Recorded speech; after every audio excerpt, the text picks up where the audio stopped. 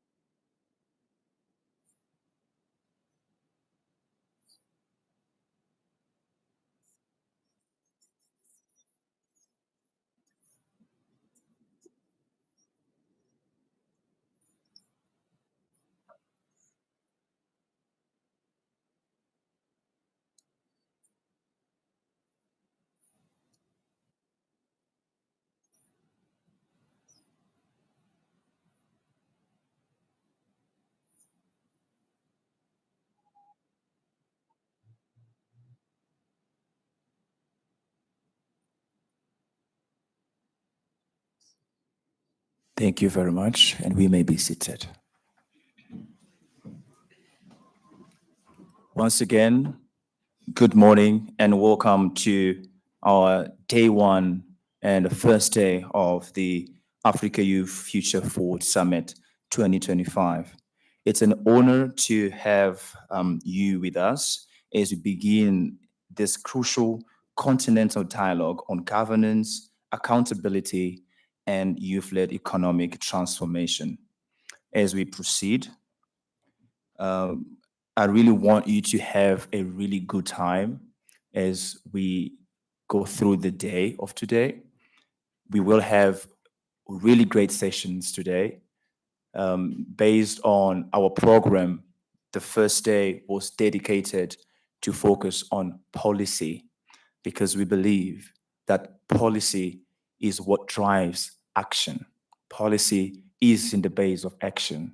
Without good policy or without inclusive policy, many things that we would like to achieve in our daily activities everywhere, from governance to politics to business, even in our own houses, we tend to struggle. That's due to policy.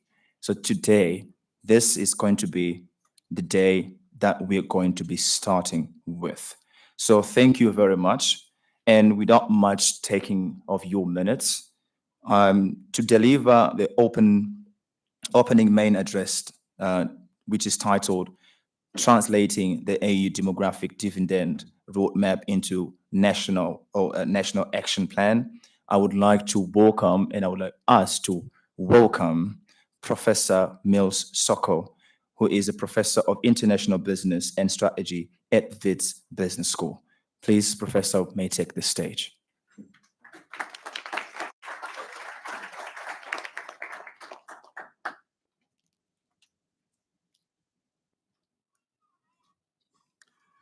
Thank you very much, Program Director, Lucy, right? Okay. Good morning, everyone. Good morning. All right, good morning. So good morning, ladies and gentlemen, esteemed guests and friends. My name is Mills Soko, a professor of international business and strategy, as well as Director of Development and Partnerships here at Wits Business School. Welcome to Wits Business School, and more importantly, welcome to this momentous occasion, the Africa Youth Future Forward Summit.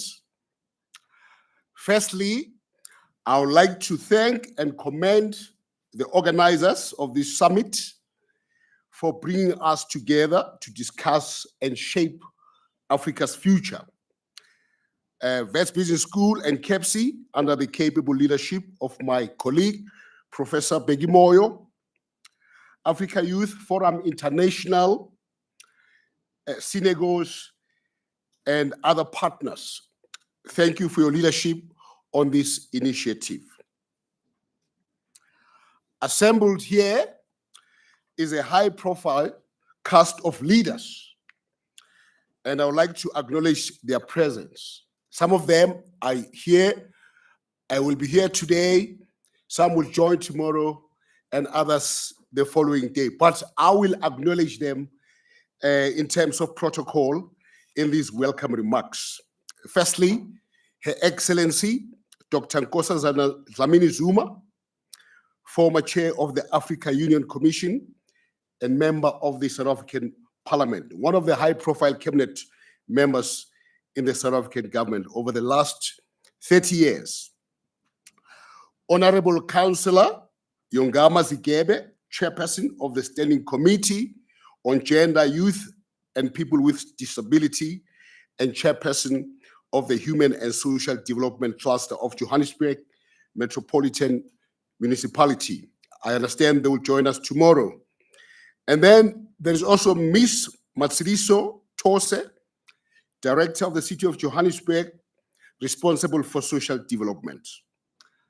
I also want to acknowledge the presence of His Royal Majesty, King Mpembe. Uphi inkosi uMpembe. Aw. Siyabonga baba. Siyajabula ukubona. And then I also want to acknowledge Her Royal Highness, Queen E.M. Mpembe. Siyabonga. Welcome. Induna yenkosi Banda is here. Honorable Phumzile Mgcina, Deputy Minister for Minerals and Petroleum Resources, who will also join later. Mr. Simpiwe Studuzo Ngoma, the Chief Executive Officer of Mkabatini Chamber of Commerce and Industry, and others. We are here today to celebrate the power, potential, and promise of Africa's youth. As the continent's most valuable resource, young people are driving change, innovation, and progress. Our theme, we shall address in this welcome remarks, is translating Africa's youth dividend into actionable plans. This is a call to action. It is a reminder that our collective efforts can unlock the continent's full potential. Over the next few days, we will explore ways to accelerate youth-led development, foster entrepreneurship, and promote sustainable growth. We'll share best practices, forge partnerships, and inspire collective action.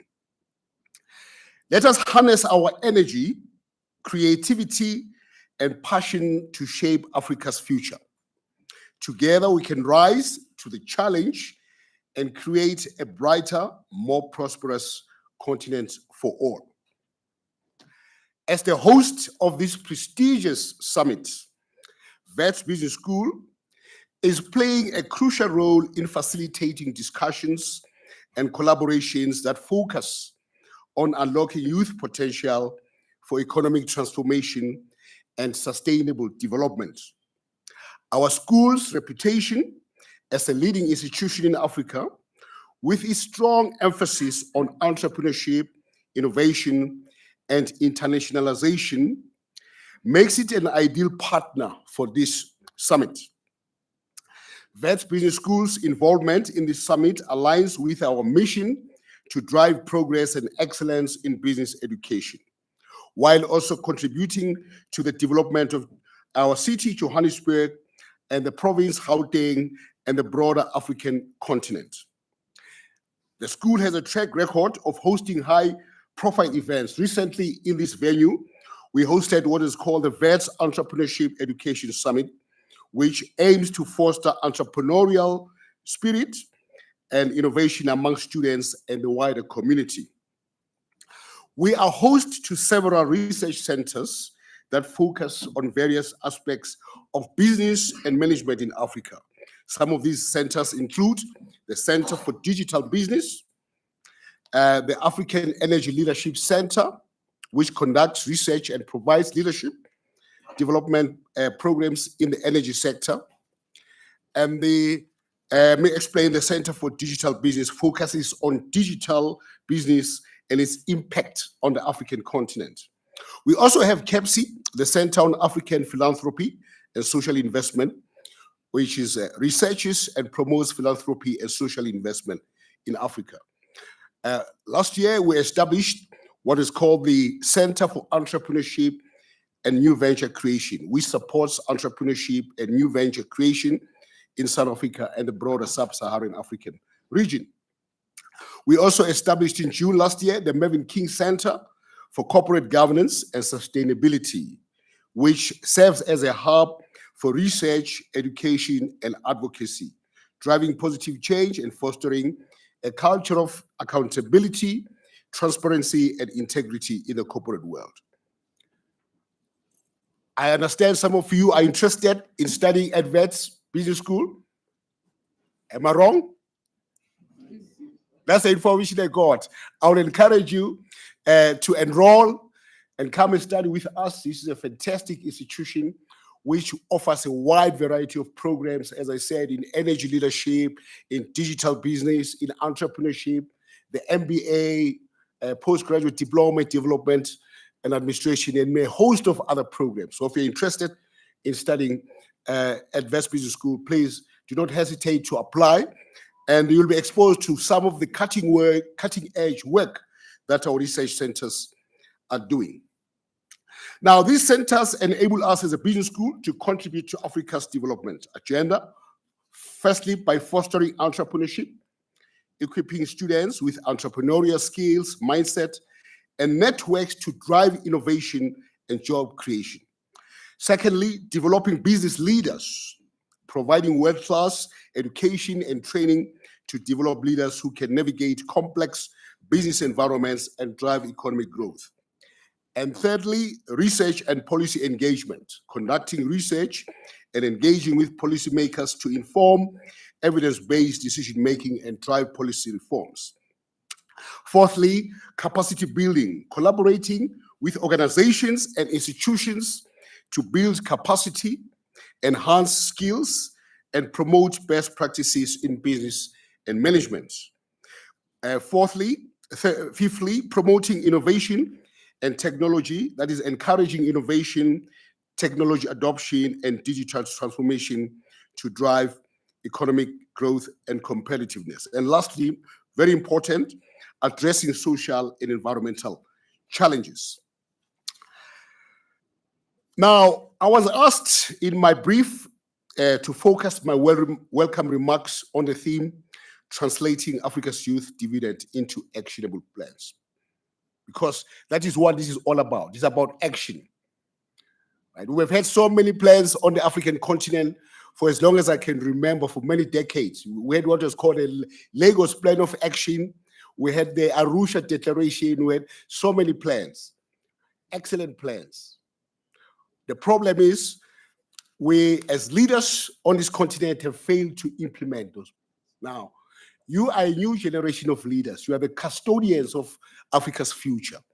And you need to differentiate yourself from your previous predecessors by being seen to be action-oriented, right? So how do we translate this youth dividend on the continent into actionable plans? This will require a multifaceted approach. Among others, it necessitates a focus on education and skills development. So we need to focus sharply on that, implement technical vocational education training strategies to equip youth with market relevant skills. We also need to foster partnerships between training institutions and industries to address labor market needs. And the second part is youth employment and entrepreneurship. I cannot overemphasize this. This is our focus as a school, because we believe that if we are to address the high levels of unemployment, poverty, and inequality on this continent, we need to focus on entrepreneurship development, especially with regard to the youth. So we have to create sustainable job opportunities through public-private partnerships, and also support youth-led small businesses through targeted investments and operational integration. The third main area we need to focus on is governance, peace, and security. We have a history of conflicts on this continent. As you know, we have made enormous progress over the decades in terms of reducing the incidence of those conflicts, but they remain a thorn on our continent. So we need to strengthen youth participation in governance and decision-making processes. We also need to ensure youth access to resources, opportunities, and services. We can't talk about youth development without reference to youth health and sexual reproductive health rights. So it's important for us to focus on improving access to healthcare services, including sexual and reproductive health education. Another important area we need to focus on in terms of our actions, and you decide what you want to focus on, right? It's agriculture, climate change, and environment. Identify one area that you as a young person want to focus on in terms of facilitating the development on this continent. Whether it's entrepreneurship, whether it's agriculture, whether it's climate change, identify one area and focus on that. We need to support youth-led initiatives in sustainable agriculture, climate resilience, and environmental conservation. These are some initiatives that I want to touch on. They're not, conclusive, but it just highlight the variety of areas that we can focus on as young people in terms of driving the development agenda on the African continent. Of course, there are some initiatives that are already underway. So it's not as if you are starting from scratch. There's a lot of progress that is being made already in specific areas. For instance, the African Union's Youth Volunteer Corps, which is designed to recruit and deploy young professionals across the continent, as well as the African Development Bank's Youth Jobs and Skill Marker System, which prioritizes youth employment and skills development. There's also what is called the Gold Youth Development Agency's peer education model, which empowers young people to drive social and economic change. All these efforts aim to harness Africa's youth dividend, driving economic growth, innovation, and sustainable development. In conclusion, I would like to thank and commend once again the organizers of this summit for bringing us together to discuss and shape Africa's future. Your efforts are crucial in harnessing the potential of our youth and driving sustainable development. As we deliberate over the next few days on the crucial topics that are on the program, summit program, let's make a commitment to translate our discussions into actionable plans. Can't overemphasize this. Can't come here and have another talk show.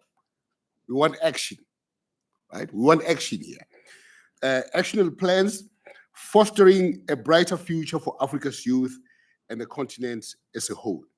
Thank you, and I wish you all a productive and successful summit.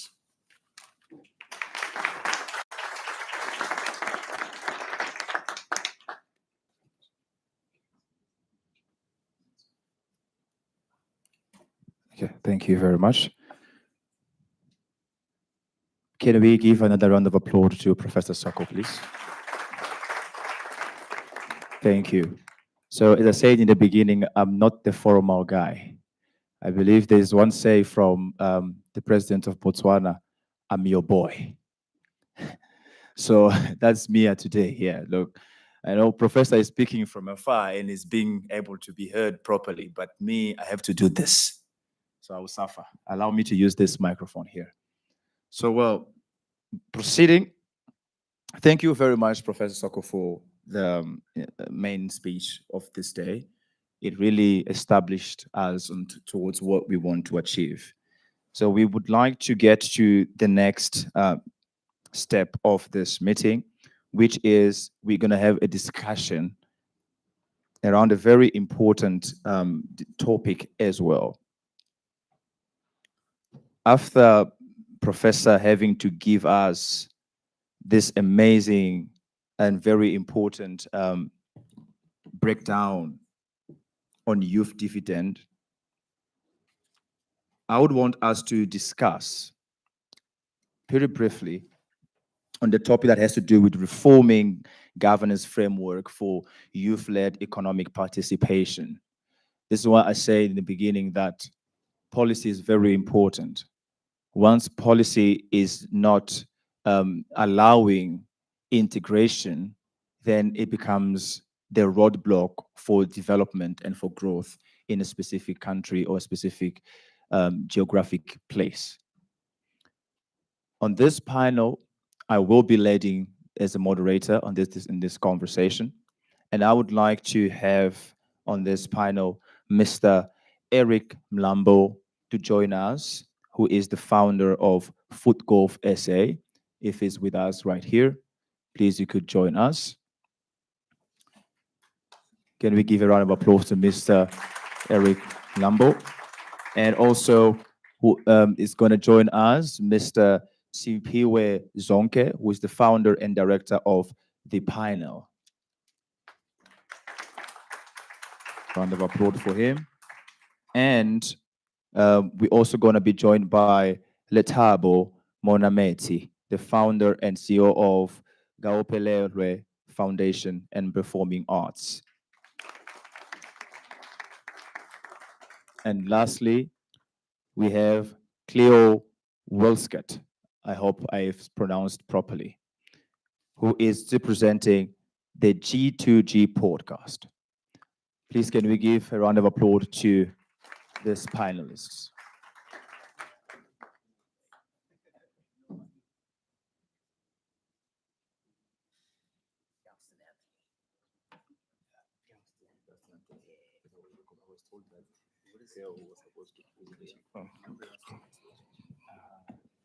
Thank you for that. Okay, as the tech is getting the speakers ready, are we ready as well on our side? Are we here? Look, you know, in my culture, when there is a gathering of young people, there is always noise. I don't understand why you guys are very quiet. Serious. Are we here? Okay, so for the sake of good pictures and also for the sake of having a very nice video on the internet, can we just move a little bit closer? Because I see you are very comfortable being far from me. Please, if you can just move a bit closer to the seats which are empty in the front here. didn't prepare for this shit. Can I get my phone? How you doing? Why do I have to sit in this corner? Sorry? I want to sit in the middle. We are talking about youth inclusivity, and you are excluding yourself.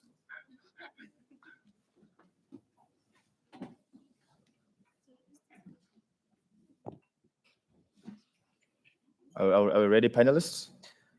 Yes, we are. Amazing. On that side.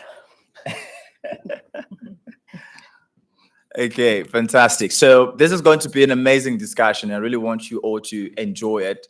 We're going to have a very good time, plus a couple of questions here as well, maybe 2 or 3 from the audience, just to make sure that we give the panelists a hard time. You know, very important, eh? Yeah, because they like talking, but don't want to answer questions. So today, it's our day, okay? So the topic of today, as I said, it is very much focused on reforming governance framework for youth-led economic participation. So before I get started, I would love each of the panels to give at least a little brief of who they are. I would love to be here and start giving, explaining who they are, reading the whole bio, but I'm telling you, that's an old school stuff. Let's go to new school. New school is you introduce yourself the way you want people to know you. Isn't it? Correct.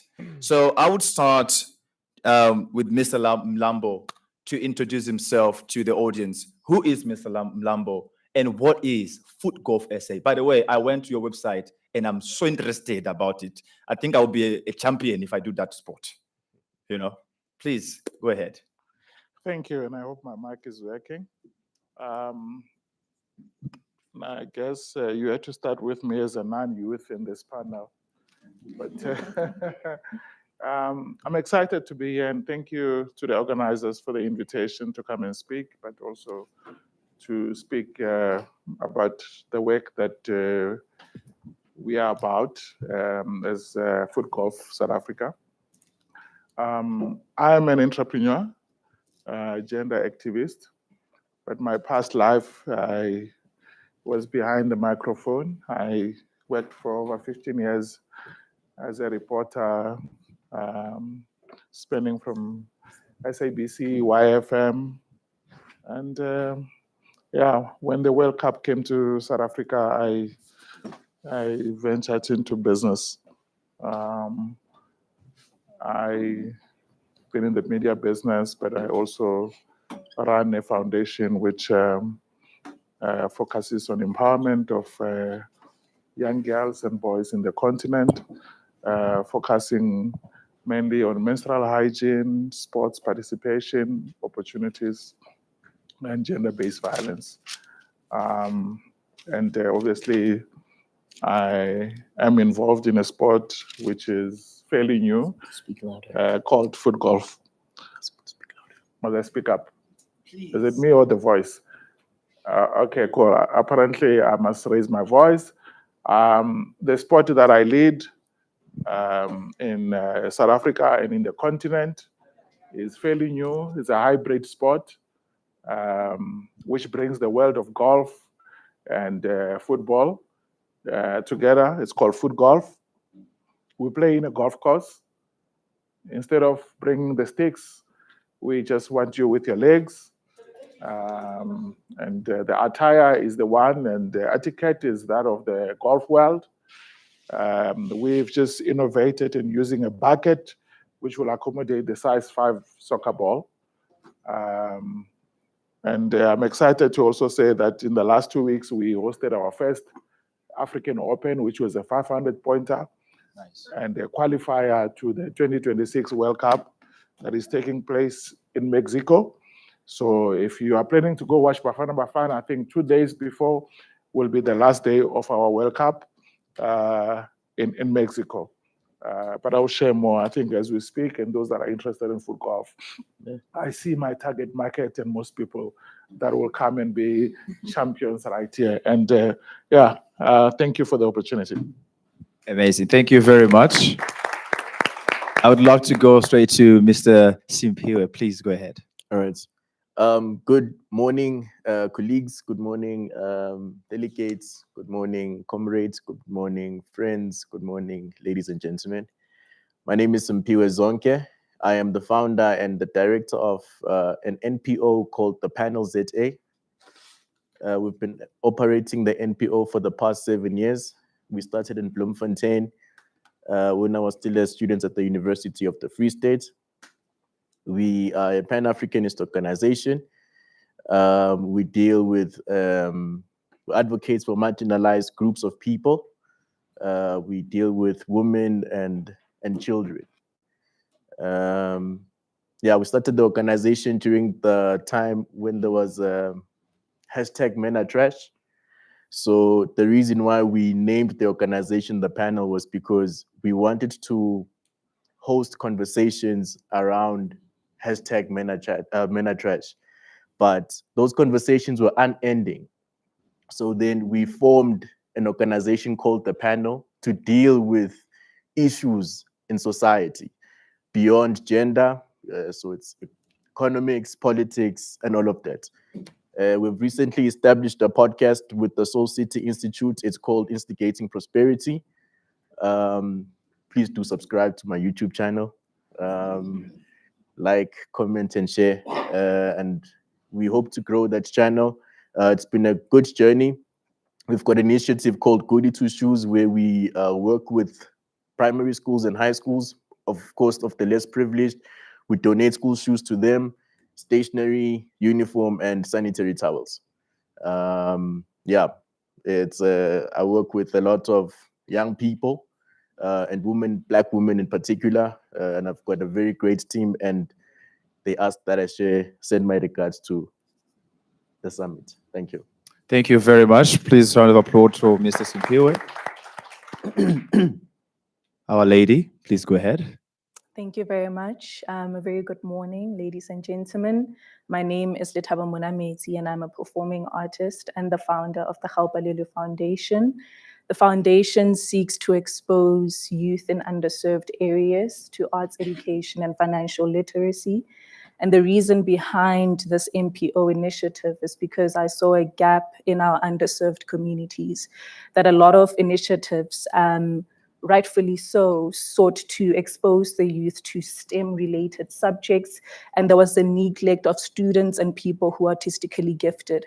And as someone in the art space and as someone who's seen the effects and the power of the arts, I sought to create this platform in order to expose the youth, because I've seen its impact on mental health. I've seen its impact on creativity and how it enhances critical thinking, creativity, communication, team skills, and so forth. And when I saw those effects in my life, I just wanted to make a platform that is able to expose other people to this particular gift in the arts. I believe that, unfortunately, in our society, I feel that with children who are artistically gifted, there tends to be a neglect, and there tends to be an assumption that they are not academically talented, or they're not intelligent, or they're incapable of surviving in our economy. And with the foundation, that's exactly the gap I wanted to tackle, that it's not about whether one is artistically gifted or not. It's about having the skills and the tools that are able to equip them to survive in our economy. And that's one of the critical things that we focus on. We also focus on financial literacy, because I believe that in order to reduce poverty in our communities, we first have to speak about the exact thing that is the issue of poverty, and that is financial literacy and the ability to manage finances. Topics such as investment, saving, budgeting, taxing, those should not be reserved for certain rooms. They should be already discussed in schools, in public schools, in youth, children from the age of 7. They should be able to know that this is what saving means, this is what budgeting means, this is what investing means. And that's one of the things that with the NPO we seek to focus on. So that is who I am. Thank you very much. Please a round of applause to our lady here. Mr. Gelton, please go ahead. Good morning, everybody. My name is Galston Anthony. I wear a lot of hats. I'm an entrepreneur, a creative entrepreneur for 22 years. 22 years will be next year, actually. 21 years. I'm a podcaster, the G2G podcast, which travels all over around Africa, trying to have conversations with heads of states, major celebrities, and very compelling people. I am also running for the city of Johannesburg mayor. So my introduction is a lot shorter than everybody else's. Amazing. It's good to be sitting here and discussing with I'll not say the future, I'll say the potential future, because I don't want to be in trouble. This thing is being No, filmed. the right now. We are the right nows. It's right now, eh? The right nows, not the Right now. future. Right I'm now. trying to play safe, guys. Yeah. So I would like to get into a very, very important question, which is when we speak about governance framework enabling youth-led economies, what would you say is the single biggest structural barrier holding, or that is holding young Africans back? I would like the panel to start with Mr. Mlambo to address that. I think for me, maybe let me start with where I come from. I come from a village, Limpopo. Mhm. You want to talk about governance just as a subject. If I'm there and I'm imagining myself as an 18 to 25-year-old, where do I get the platform to play a role in policy discussion? Yeah.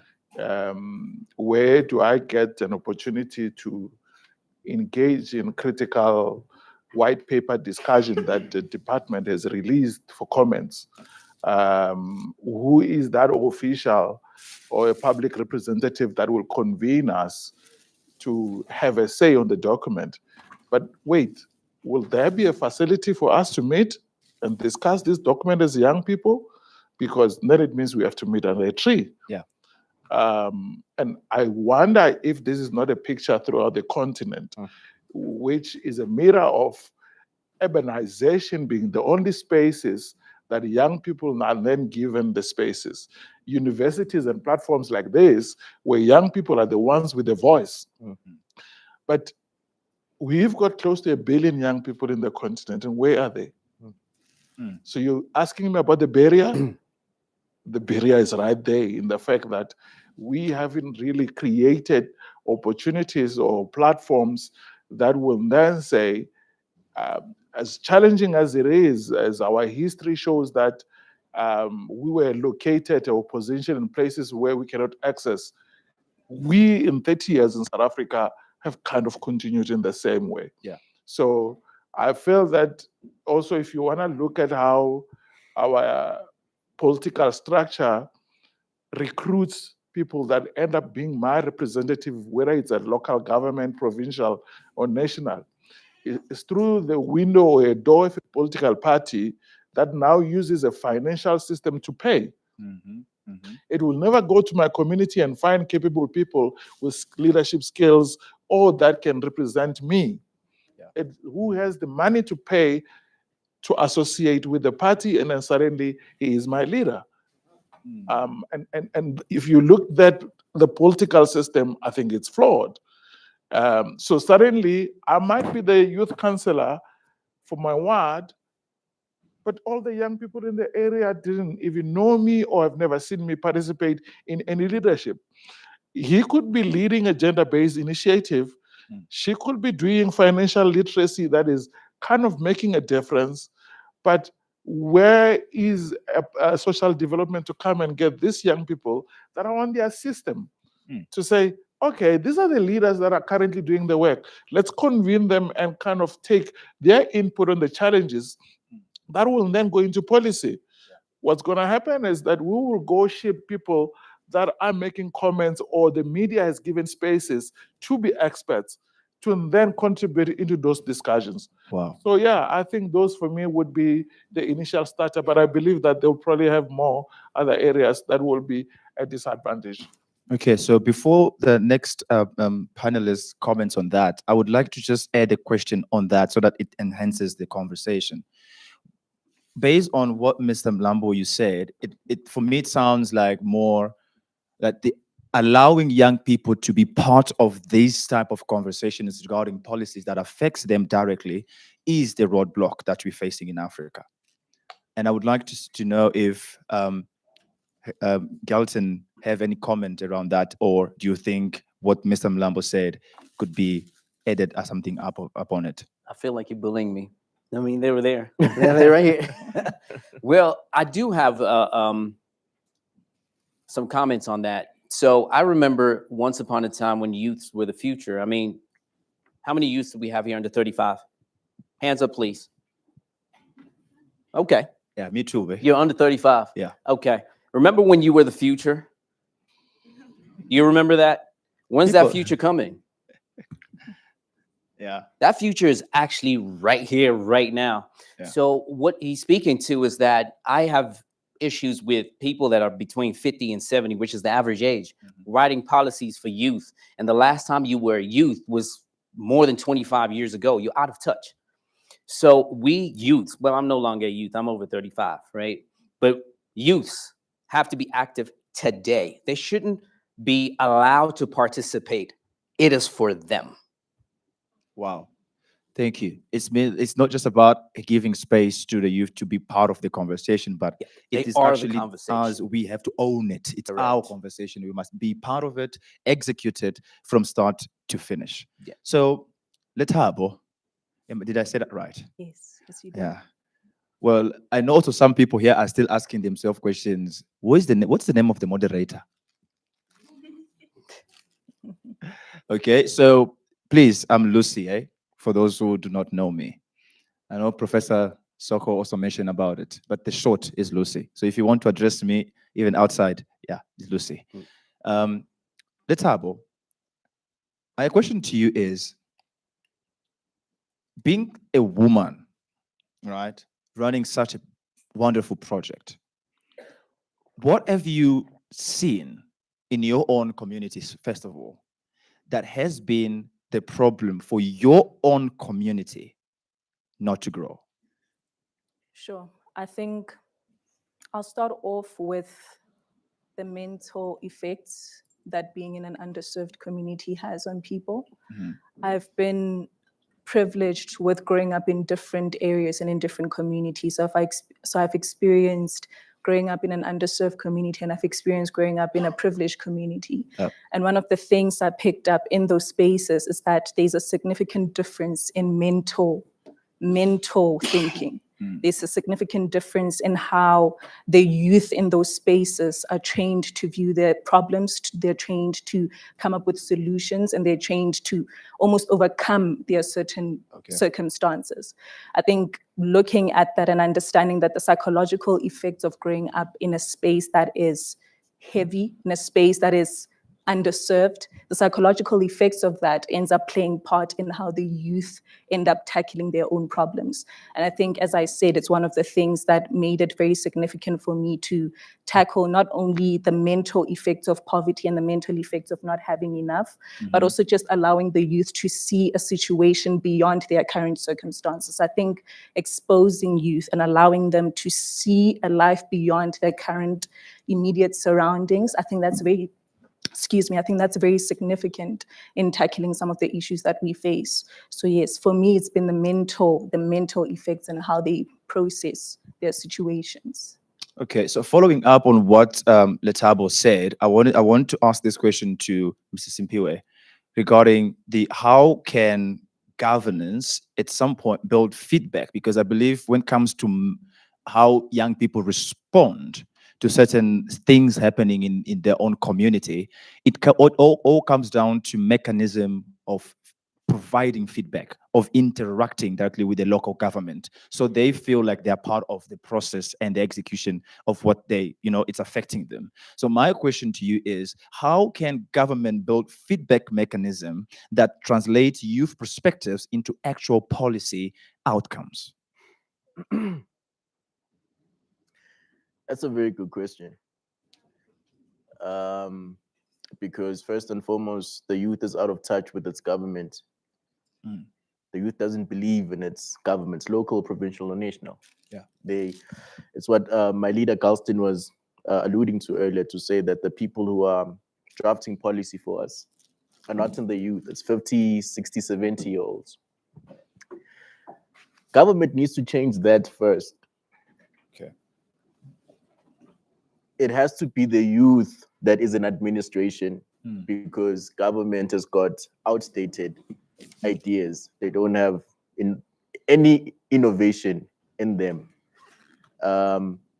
So government needs to include more youth in the various portfolios in the country. The NYDA is supposed to be serving as a instrument of liberation for the youth. It's what the government is supposed to be focusing on as an institution to improve the materialistic conditions of the youth. But my problem with the NYDA, and I apologize to the leadership of the NYDA if they're here present, but I'm very disappointed in the NYDA because the concept of the NYDA itself, if you grasp that thing, the problems of the youth eradicate. How many of the people here, young people, know the leaders of the NYDA? Are you familiar with the leadership of the NYDA? Nope. Well, I know them personally. Nobody here is familiar with the leaders. 2, 3, 4. Hey, this is a problem. Look at Can that. yeah. It's exactly my point. The youth does not know its own leaders. And the government is supposed to be pushing the NYDA to solve the problems of the youth. Yeah. It should be the instrument of liberation. But we don't know the NYDA. We just know that they're in their offices in Sunning Hill. So those are the things that need to be fixed. The leadership of the NYDA has to introspect. Yeah. Thank you very much, Mr. Simpiwe. I really want to be careful as well because I know this is being filmed. I don't want to be shot outside because I allowed talking bad about NYDA. And if you are here, please. I actually wanted to.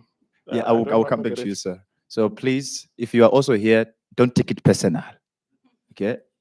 It's part of the process. We are trying to get solutions here. So please, Mr. Mlambo, we can go ahead.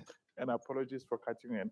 No problem. I wanted to politely disagree with him on the Your microphone. NYDA issue.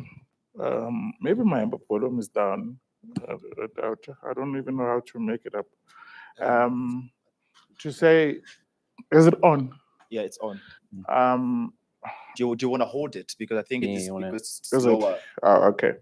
I am of the view that if you look at history, it's littered with evidence of people that have been bold and taken decisions. And today, you will read of theorists and others in the times of the Romans. There will be people that were leaders we speak of. My question to young people today is, who is that person today that is taking the bold step? Why do you want the NYDA to lead you? Why are we not standing up and doing what we need to do? We will complain up until we die. If you don't stand up and do anything, we cannot be blaming those people. I've already shared with you that if you look structurally on the NYDA board, they come from the youth structures of aligned to political system. They will serve the interest of whatever that they're meant to serve, and they're probably serving them. But you need to stand up and create a platform that can serve yourself. So for me, I just feel that if you look at democracy on its own, it's meant to govern and make us to be orderly as a country. But it's also very restrictive as a people for us to do certain things. So right now we've got a president that looks like he's crazy in the USA. He's dismantled the order and done things that doesn't look like it's okay. How they report about him as he's crazy, he's mad, but he is also creating opportunities for some people. So in that disorder, there are things that are happening. In Burkina Faso, the president there took over power illegally through a coup. But what has happened in the last 2 or 3 years is that he's been able to make structural changes that has benefited a lot of the people in that country. So I'm not advocating for a coup, but I'm just saying, as a young person, there's a council sitting here in the city of Joburg. As a young person, have you ever walked in there and demanded to be given something that is yours? No. So instead of asking who's the NYDA, let's go target what is yours and say, I'm a young person, read the policy that says that this is all about. I'll give you a practical example. I've got a small farm in Limpopo, and I read the policy of rural development. It says that we will give money. I wrote to the DG, I says, I've started a farm. These are my workers, South Africans. I don't have a tractor. I don't have this. They delivered equipment for 4 million rand. I did not apply. But I quoted all the policies that were written within their staff. But I think if maybe I stood up and went to the province, I would have gotten more. But I'm just giving to say sometimes, can we stand up? Can we stop complaining? Forget about the leadership of the NYDA. You are doing something, my brother. Find what you need to do and go get it, okay? Thank you. Amazing. Thank you very much. That's the sound of that. Thank yeah. you very much. Okay. Mr. Galton, do you want to comment on that as well? I think he did a good job. And of course, like I said earlier, to actually support both of them, it's like definitely we need to take NYD into account. You are our leaders. I keep saying our, I'm not a youth anymore, but you are our leaders. So if they're in the room, take accountability for that and start working on it. I do know the CEO himself and quite a number of people there. It's time that they get to the party. However, what he's also saying is 76. The whole idea is that you stood up and did something. Now, here's something interesting is that I was doing this discussion with somebody saying that we live in the most empowered generation of youth of all time. But here's the caveat. They might be the weakest generation of all time. That disappoints us because with all the information you had at your age, man, we would have been powerful as millennials. But the information you have and doing nothing and complaining about it is an issue. You also said something is that government structures need to change and start handing it over to young people. I don't think that's going to happen. Pensions are not going to hand over. You have to go get it. Go take it. Okay, Do so something. I think on that same note, there's a question Uh-oh. being a potential mayor. My question to you is, because you mentioned around a line of digital, right, and creativity and creative industry. And there's so much interest of young people in the creative space. And that I'm talking about digital space, your social media, you know, now we have more young people, millionaires as a YouTubers than millionaires as a real entrepreneurs, you know. And there's so much information that goes around, which both comes down with to government informations. And I remember I had a discussion with the Department of Communication of the Western Cape government. And one of the struggles that I had with them is that they created a platform to share information regarding what's happening in the Western Cape government and, you know, new updates, but literally nobody knows that platform exists, right? So now most people prefer to get information that around policies through social media. They are on WhatsApp, they are on Facebook. Now we have channels on WhatsApp where you can get information and news. But now my question going to that line is, from what you have seen engaging with the young audience, because I know you have been engaging, you need that vote, right? Vote for me. Vote Yeah. for me. So from what you've been engaging and saying while engaging with the younger audience, how do youth perceive current governance institutions and what narrative needs to be changed? He answered it earlier. They're disconnected. It's complete disconnection. As to how it could change, the line is actually very simple. Start getting involved. This country is yours. You are literally the majority. Start acting like it. I have a counter on that, if you allow me. Go for it. Because Africa today lives in a season where the great majority of strikes and manifestations in the streets are done by young people, right? So now I ask myself a question. If we as young people need to be involved and we are still complaining, even though our seniors in power tell that you need to be involved. Yes, we're trying to be involved. We're walking towards trying to get there. But it seems like there is a power repelling us. Therefore, more manifestations led by young people are happening across the continent. What do you have to say about that? You know what? Let me try and engage with that answer a little bit differently. We all know Traore, right? Do we know? That's yes, right? What about Bobby Wine? How many people here know Bobby Wine? Fewer people know Bobby Wine. For those that do not know, Bobby Wine I think he's still in the youth category, if not just over. He's basically trying to take rulership away from someone who's been there longer than he has been alive, General Museveni. He's been a president for 40 years or something like that. Am I correct? Mm-hmm. And the youth are standing up in Uganda and they're fighting. The unfortunate part is that a lot of lives are being taken in the process, but they're fighting. Bobby Wine basically won the elections, but he's not sitting as president. In January, again, he's running for presidency, and many youth are standing up. We do not know if he's going to win this January or not, which is just next month, but what the youth are doing is standing. They are against it. Now, we have it a lot easier here. They're going against an army, an actual army that can take them out. Whereas here, it's a lot easier. We got social media. We can walk up to parliament. We could do something about it right now. So to answer your question is, we are much stronger. We're in a better position. Why don't we just stand up and start doing something? Many of the youth here are very creative. They know ways how. Sims, you mentioned something there. I do not want you to be nullified in any formal way. You are correct. Like, we need to find our leaders that were put there, NYDA, put them to response, but also edify your point and say, do something. Yeah. Great. Thank you very much, Mr. Gaitan. I didn't want to put you on the spot, but You did.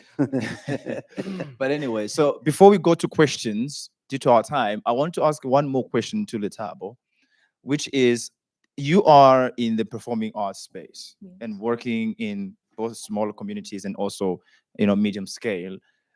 My question to you is, how can governance frameworks integrate arts and culture as a legitimate economic engine rather than just a side sector?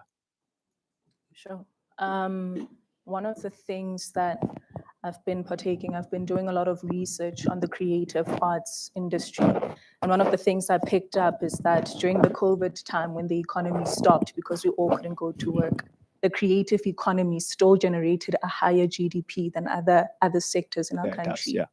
And I look at that research and I realize that one of the things we are struggling with in our current society is that we still have a government that's very traditional and very old-minded in terms of how it views the creative arts.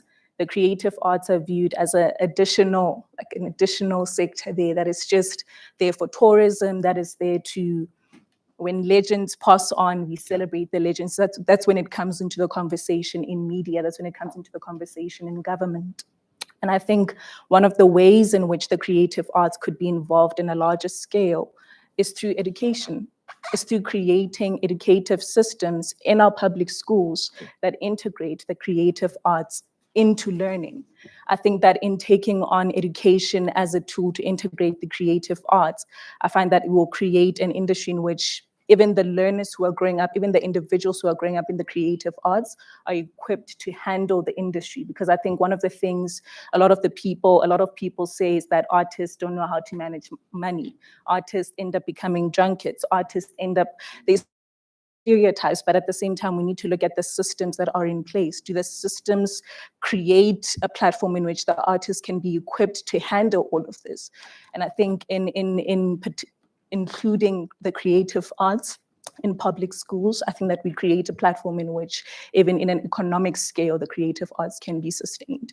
Amazing. Can we give a round of applause to the panelists? Can I make a comment on that? Do you want to comment on that? Oh, before the round of applause, we just keep it there. No, We will please continue. give a round of applause. Mr. Gelson, please go ahead. You would like to comment on that? Being a creative entrepreneur for 21 years, I'm saying 22 because I'm looking for January. She's 100% correct. Here's also something interesting. Entertainment around the world, but we talking about in South Africa in this instance, it is 95% Black, right? Now, you want to know something, so is it 95% under 35. So the creative economy is literally ran by youth. But who sits at the CEO of SABC? Not a youth. Who sits as a CEO of any other platform around the country to run these organizations? Non-youth. What are we going to do? Can we find ourselves in those positions, please? Yeah. And I think being myself a producer, because I also been in the creative space for a very long time, doing movies Yeah. and acting in the modeling space and all these things. I think this is also a major problem. And I remember I had a little bit of an issue with the multi-choice when we wanted to pitch a potential sci-fi movie, where they told me they didn't have funds and they couldn't help. But after 2 months, a friend of mine pitched and got funds, right? And now you can see that there are things around the creative industry which is blocking the creative industry in Africa to grow. I also sit in the board, the marketing board committee of the Cape Town Films. And those are discussions which we have sometimes to find solutions on how to empower the film industry and the creative industry, giving especially local filmmakers and creators to get access to market. It's a big issue in South Africa. The young filmmakers, especially independent filmmakers, are really struggling to get into the space. And I think, is there any creative person here in the film industry or something? You're here? Great. We can have a chat later. Yeah, I'd like to During hire the you break. because I need a few people in my team. Great. So now, going forward, yeah. So now going forward, I would like to get some questions from the audience. Oh, look, there's a rent there. Already. We'll take a couple of questions from all of you. And please be precise in your question. Unless you have a comment, it's fine. But if you have a question, please let it be a question. Okay. Good morning, everyone, and to our panelists as well. Thank you for that amazing talk. My question goes to everyone in the panelist.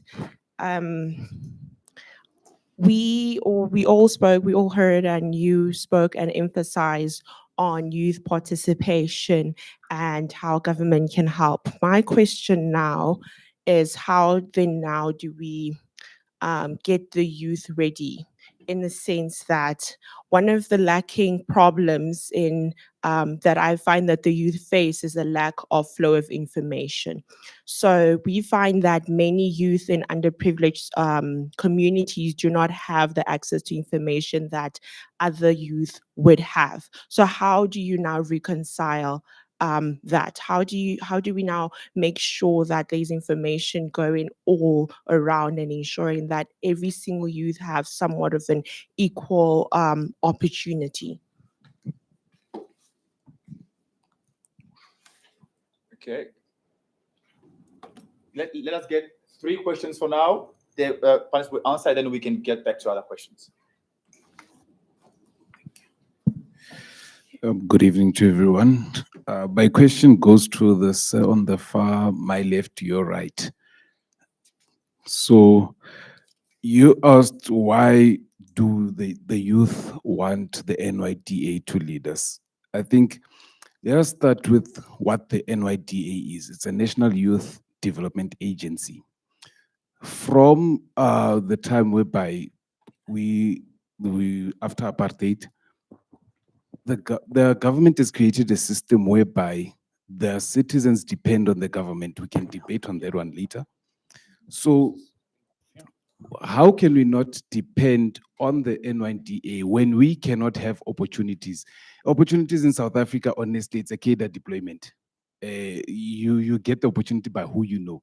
So now let's go to the schools in the township areas who don't know about the council in the city of Joburg, who don't know about their leaders of the NYDA. How do you get them to actually get that type of information to say, no, stand up for yourself and whatnot, but they don't have the necessary information. I mean, even in their schools, their infrastructure is dilapidated and the government is not even involved in that. So how do you expect such a person to again try to find information when they don't have resources to begin with? And that today.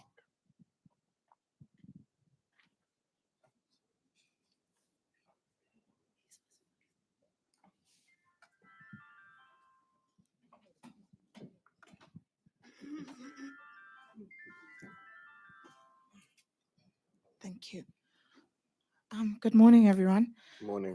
Mine is not necessarily a question, but rather a comment to agree with Ulitabo on what she said about the creative arts being seen as a by the way or a hobby of sorts within our governance. And I believe that there is actually space for integrating creative arts into public schools. I myself I am an educator. I work in the private sector, and I see the importance of creative arts. It's taken very seriously. It's offered as 3 subjects.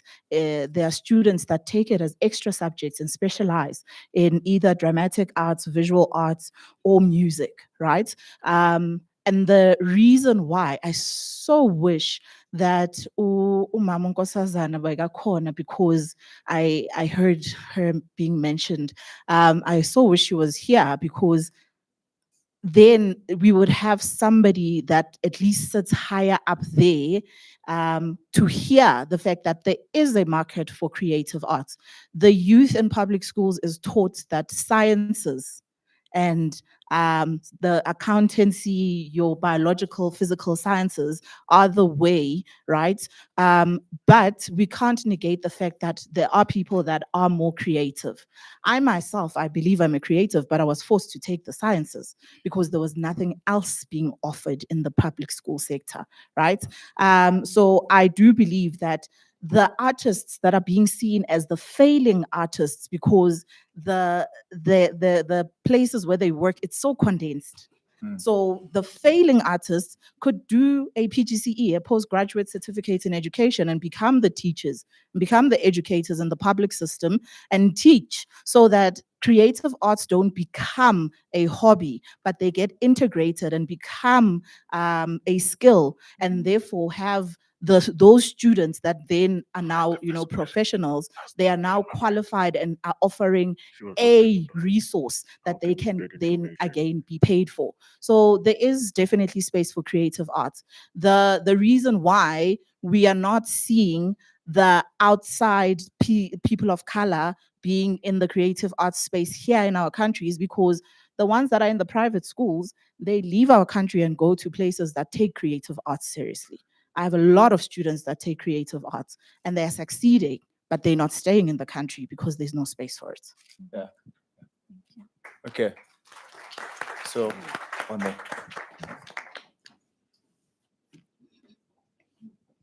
By the way, just to respond, my lady, Dr. Zuma will be here tomorrow.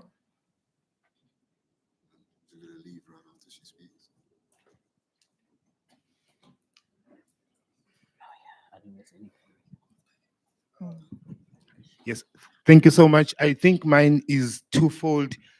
I'm with the idea that we need our youth to represent us in parliament and police. But my question is, what criteria then can we use, to, for youth leadership? Is it just by virtue of being a youth that, we make the preference? But the major question is, what guarantees does education in the creative provide? Because a lot of people that are making it in the industry, they don't go through formal education, system. So what does it mean to be educated? Because probably it can, reduce one's possibilities of expanding. Thank you very much. Just before we go, before the panelists answer, I see that the questions are going very towards creative industry. It feels like there is an issue that we need to solve. But I want in the comments, please be broad, as in different aspects of youth integration, and rather than just being fixed on the creative space. Thank you. Is it answer? Please go We're ahead. looking for the answer. Yes. You want to start? Who can start? Okay. No, I think I would like to answer. The first question was on how can we reach young people. I think we need a hybrid. And I'm glad that we've got traditional leaders here. The older system was that in each community needs to have its own meetings where you could disseminate information, whether it's both ways. And I believe those platforms can still be very useful. But young people must also create their own platform that they can own. up to and control. You've seen that when there are countries that will do a lockdown, or young people find ways to communicate. And in this case, that you just need to force your way to get someone to hear what is it that you're trying to communicate to them. But at the same time, South Africa has a constitution, which, if you look at, there's something called the referendum. You could try and mobilize. There's a protest. There's other ways in which can be used to send message. So I guess you need to find the right one for the right message that we need to send it to. In terms of policy and how we can influence it, do we read when they publicize these documents? Do we make the inputs? Because I think maybe that's where we fall short. And once they gazette that into law, then they use that to control, and we don't really have a voice to kind of say anything. And I think for us, we have to take responsibility as well to say, what is it that we are doing in order to affect the communication channels? Yeah. And may I add? Yeah, please go ahead. One of the things that we also need to acknowledge as youth is social media. We, on the 21st of November, we all gathered, most of us gathered for a movement led by Women for Change. And we need to acknowledge that in that moment, social media was used as a tool to reach thousands, millions of South Africans. So as youth, we can't merely rely on formal institutions. We can't merely rely on formal organizations. We need to use the tools that we have. We have social media, we have WhatsApp channels. I know that as much as there's a digital divide within certain communities, most of us have cell phones, most of us have WhatsApp, most of us have smartphones. So we need to use those tools and not wait for somebody else or other people in higher positions to grant us those tools. We need to really use what is in front of us, and that is social media. And I think, as you mentioned earlier on, with our current youth, we have all the tools, but we still don't yet know how to use them with impact and with effect. So yeah, that's the input I would like to add on the statement. Gelton, you want to go? What was your name again? Eric, is this microphone on? Eric, don't you wish we were in the generation of the Gen Zs and we have all their power and we were as young as they were? The power you guys have, you underestimated.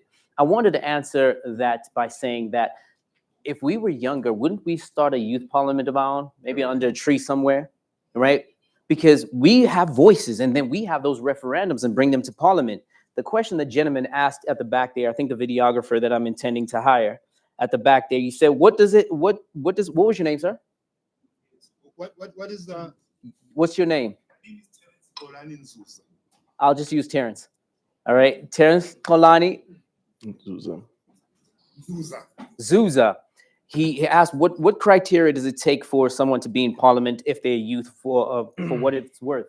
I believe, Sims, you studied governance. Yeah, and I mean, that's a good start, governance, because policy means it's a framework of what is going to be done and sometimes how it's going to be done. Governance is making sure that that happens and people take accountability. So people like him are qualified, but it's not limited to just people like him. People in creative sides. Creative is a large economy. I believe podcast is a 300 million rand economy in South Africa alone. Jeez. There's other various creative things that makes a lot of money. People that could speak about it, such as herself. She could sit in parliament. She's young. You in your 20s, right? You can't say a lady's age. People like these actually qualify because they are pundits for what is needed in our time now, as youths. So youths, young people, understand your power. Hell, you probably have a better idea than I do. Create your own parliament. Ask the university to use this place to discuss ideas. Get somebody to be and he disappeared. The person that's going to be directing it all. Choose a madam or sir speaker. Get it to work. And if I may add one last time, I think one of the successes of capitalism, the current state that we live in, is pushing forward individualistic ways of thinking and individualistic way of managing affairs. One of the things that during apartheid South Africa, one of the things they managed to do well is bring community together. Communal rights, communal thinking, communal activism was one of the greatest successes that led to the current South Africa that we have. And unfortunately, with our current youth, a lot of us tend to think for ourselves, my individual journey, my success, how can I get wealthier? How can I get richer? How can I climb the ladder? And I think that's one of the gaps that we're also seeing, that as much as we would like to look at the government, we also have to acknowledge that in our own ways, we are fulfilling this system by pursuing our own journeys and without involving other people, without thinking about other people. It's very few youth, it's very few people that want to bring other people as they succeed. Very few of us are in that mental state. And I think it would be good for us to also challenge capitalistic ways of thinking as we engage in these conversations. Mr. Sipiwe, Yes. do you want to comment on those questions? On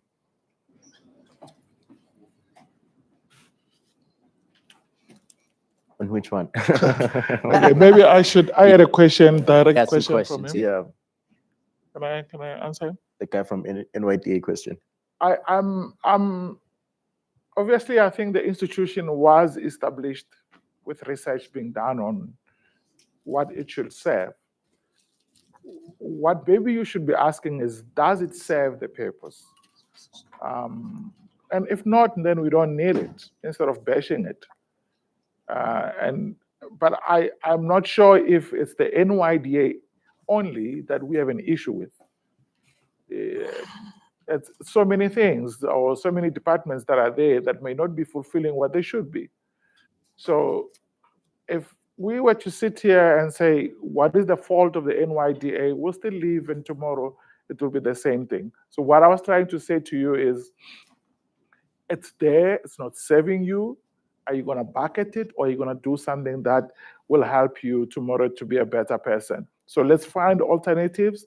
But if that alternative is challenging government to say, this institution doesn't serve us, why can't young people then take it to government to say, create this, and this is how it should serve us better?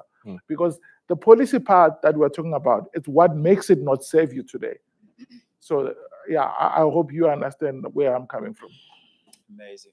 Thank you very much for those. Can we get 2 more questions? Oh, sorry. It's May a I lot please of- answer Terence? Did you answer Terence yet? Yes, he asked about education. Please answer Terence. He's looking yes, at me I'll like, make it if you quick. don't get the answer. You asked why the creative arts need to be taught in schools. For success and being a billionaire.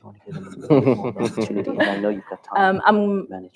With our current world, we are currently seeing the rise of artificial intelligence.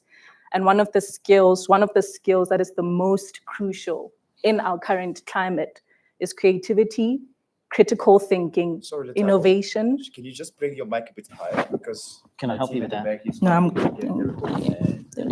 Is that perfect? Is that fine? All right. Thank you. Yes, one of the things that we are seeing is that critical thinking, creativity, innovation, teamwork, all these skills are critical now because of the rise of artificial intelligence. Some of the STEM work, some of the jobs that have been created because of STEM subjects, in 10 years' time, we don't know if they'll still be existent. We don't know if the mechanical engineer with robotics, megatronics, with all the rise of technology, some of these jobs will not be there. So when we think about why the creative arts is important in our education system, it's here first, the mind, what it trains the mind to, how it trains the mind to think. It doesn't guarantee that a person will become a rich artist, but it does guarantee that a person will think creatively and be able to tackle the economical climate that we're currently facing. So that's one of the most crucial things. That's one of the reasons why I believe that creative arts needs to be involved in schools. It's first in the mind, and then we'll see the fruits of it over time. As one of our delegates said, in private schools, there's a specific way in which those children think. I was exposed to dance. I'm a dancer. I was exposed to it later in my life, and I saw the impact it had on my thinking. I saw the impact it had on my ability to seek solutions for myself.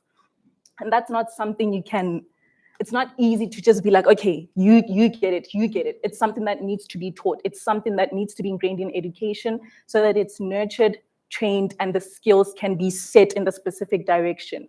Yes, we can all learn how to dance at the street and so forth, and that's fine. It's part of creating. It is part of the process. But just having a formal institution that is able to guard that process and to guide it, that is the most important thing, I believe, in our economy right now. In that perspective, which Letabo mentioned, I would like to also add to Terence, right? Is that there is a problem in the creative space where creatives are not business minded. Okay, majority of creatives are not business minded. They are creative mind, right? They prefer. I love this. I do it because of it's a passion, but there's no business acumen, right? This is why we're not succeeding in the creative space. Lack of that. Yeah. So you can be talented, but if you're not a trained talent, it becomes a problem. You have a lot of skills, powerful. I can tell you, I'm sitting here. I play drums, I play keyboard, I sing, You dance. I dance Yeah. in the bathroom. Okay. I do quite a lot of things, trust me. There's sometimes people ask me, what can you not do? I do a lot of things. But the key is mix it with a skill that can help you grow it. Yeah. Okay. 2 more questions. Okay, hi everyone. I'm Tebo Kwena. By profession, I'm a civil engineer. So I just wanted to also just correct Letabo there when she mentioned that there won't be any jobs for engineers and stuff in the future. Touch my chair. Look at the building we're in. You need to have a home. You need to have clean water. You need schools. So STEM-related subjects are very important. As a civil engineer in the design space, we do use design-led thinking. So we do use creativity. If you look at architects, they work with people in fine arts, etc., and all that stuff to design certain things. So it's more about collaboration and not necessarily working in silos. So I'm going to agree with everyone in the panel saying it's about us as the youth going forward, making sure that you actually take the first step. I recall when I was in university in Cape Town at CPUT, I took the first step by saying, look, let me join a professional body, the Engineering Council of South Africa, South African Institute of Civil Engineering. From there, volunteering as a student, I was involved in governance at that age already, to a point where now I'm head of, or basically an ambassador for Africa or Sub-Saharan Africa for sustainability and engineering. And in Uganda, I do agree, gentlemen. There's a lot of youth doing a lot of great things in Uganda as well. I was there in September when we're launching a learning management system for Africa, an online university for African engineers. And we saw a lot of creative stuff. You know, everybody in Africa uses those scooters and they use a lot of petrol. Bodas. They call them bodas. Basically, now they're using batteries. Who would think, you know? So when I was part of the Black Business Council as well, the youth chamber, we're also involved with the Black Management Forum, BMF. My gentleman, so you'll tell me, Mr. Eric, they'll be turning 50 next year. It was youth, and they created a movement. Hence, we have execs and JSE listed companies. Your Simpiwes, your Bonang Mahales, Mike Dickes, they come from that movement, Black Management Forum. So we're not trying to say that the opportunities are not there. We just need to stand up. We've got the internet. We created our own golf group where we're just a bunch of engineers, doctors, whatever. But there's a separate WhatsApp group for business specifically. So if there's any opportunities, you just drop a link in there. Someone puts their hands up, and we work. So it's up to us to actually, take the first step. But I'm keen to have conversations after. Let me not take too much time. And that's why I wanted to just talk about sustainability, because we need infrastructure. Thank you. I can speak to that. Should we take the one question as well? Yeah. A couple of questions. Just want to comment and then we'll come back to you. Okay, thank you. I'm going to introduce myself later in the discussion in the day, but my just is a comment to most of the questions or contributions that are coming, that young people, the opportunities are there. Let's be available. Let's look for them. Don't worry about mainly when you get into a room about the people in front. Get the information. Check the person next to you. You might be sitting to your destiny changer. I've just noted Mr. John Mteba. You can just wave. He's the chairman of the Pan-African Chamber of Commerce, and many other people who are in here. So the opportunities for young people are there. What we need to do is we need to identify, we need to be hungry for them. Before you leave this place, identify 2 or 3 people that will contribute to the escalation of your destiny. My sister, you said you're in engineering, but you have a mind for creativity. The filmmakers are here. Let's create a film about engineering. I'm sure there's a lot of funding. Right now, I'm also involved in climate change. There's a lot of funding that is being availed to young people, close to 100,000, 200,000. But it's the information. Do you have the information and the requisite processes to do it? So let's tap on that. And also, lastly, when we want advice, when we want to provoke the leadership, for example, want to contribute, let's not provoke. Let's not go and, well, I come from a diplomatic background, so I'm not really for demonstrating and everything. If you go to your father and you say, we have been eating with vegetables the whole year, and you fight him, you're not a good father, do you think he's going to buy meat? But if you go to him and say, you know, it's also good that we can add a bit of minced meat once in a while, definitely he's going to be provoked and bring the meat. So that's my comment. Thank you. It's quite a few questions given. Good morning. My name is Andreas, and my question or comment is in relation to, I guess, policymaking and youth activism, right? I've recently launched a project called The Harvest, and I've been privileged to work with an organization in Kenya, DRC, and the Republic of Congo. And having worked within the DRC specifically, Focus Congo, the children and the youth view the world based on who they are exposed to, right? And in, like for example, in Congo, the Republic of Congo, it's a very authoritarian government.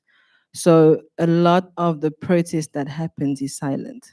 So you have churches and women that it's because of how stifled, activism is. You have to have trust in the people with whom you develop a sort of community to have a form of activism, right? And so when I look at how we process activism, how we engage youth, it has to be context specific.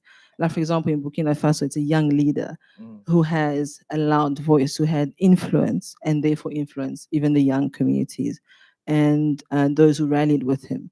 And then you have governments where a silent process is needed so that you can now focus activism within community, within a specific context that is more applicable to them. So how we engage youth then becomes a question of what works best for that community, right? So you have an authoritarian government that the youth have the will to speak, but they can't speak. So now how do you target them? Whereas in South Africa, yes, we have the resources, we have the means to engage youth, right? But how much work are we doing in the smaller communities or in the context to which we have the biggest issues so that the impact is then domino, like a domino effect in the long term, right? So I think as youth, we have a voice. And the question for me is how do we apply action that is context specific, which I think is something that I'm highlighting a lot within the work I've begun. Thank you. Back to the panelists. Would like to hear what the panelists have to say about the concerns of the youth. Can I start this one? Excuse me, sir, what was your name again? Thibault. And your last name? Quena. So you're a very insightful human being, and I like what you said, and your comments were very optimistic. Can you get a round of applause, please? Reason why I did that is I wanted to acknowledge you for that. And you were saying something about my sister over here, right? So let me just defend her for a couple of seconds. Look, I'm a creative entrepreneur, and I keep saying that to make you understand that in my creative entrepreneur's lifetime, I've made lots of money and lots of losses. I've understood in the 22 years how it works. And one of the biggest problems, which I'm not going to get very deep into, is actually gatekeeping. People that are so much older, they gatekeeping that. That will be a conversation that we will tackle on another day. I see your question, sir. I'll give you an opportunity. But then coming to you, I'm a son of an electromechanical engineer. So I come from a background where it's about numbers and science all day, every day. I don't know how I became an entrepreneur in the creative side because that's not my background. I'm the first in my line.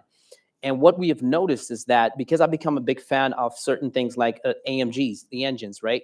So the Megatronics, they built it by hand. But what started happening is that AMGs found it too expensive to actually build it by hand. I was there in the Falterbucks. I did the whole tour because I'm a big fanboy and everything. And they realized that spending 6 hours paying Megatronics 6 hours has become too expensive. Why don't we just build smaller engines, build machines that will mass build that instead of building it by hands? So the engineer that is getting the job is that one or two or set of engineers that is building the machine that's going to help people press buttons to build the car that we drive. So a lot of engineers are losing jobs. So as much as you are correct, what's happening is that engineers are being funneled to be a smaller and smaller and smaller group of people. And we've seen worldwide the shortages of engineer, and that problem was solved by creating machines that just need button pressing. So there's that side of things. Yes, Africa is still behind, so we've got an opportunity in Africa, but in some time it's going to disappear. Not disappear, it's going to lessen, you know, and be gate kept that way. Sir, you also mentioned your name, sir? Albion. Did I say it right? Okay, you mentioned look at the guy next to you.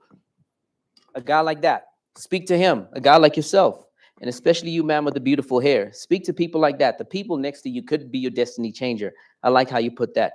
And ma'am, your comments as well is also important. The fact that how do we get things done within our communities, the questions that we keep asking ourselves. But let us be the ones in this hall responsible to make sure that happens. We appreciate your tough questions, but it seems that you guys are actually knowledgeable to get it done yourselves within yourselves. So keep that up. Amazing. Any other comments from the panelists? I think for me, the challenge the sister mentioned is looking at how also not to think South Africa only, but to think continental. And I know that our continent is subdivided. There's an issue of language, for, the Francophone and the English. But if we can find spaces where as young people we start to speak of policies that will kind of work across the continent, it will benefit us. I mean, I know that there are initiatives that will try to open up for trade.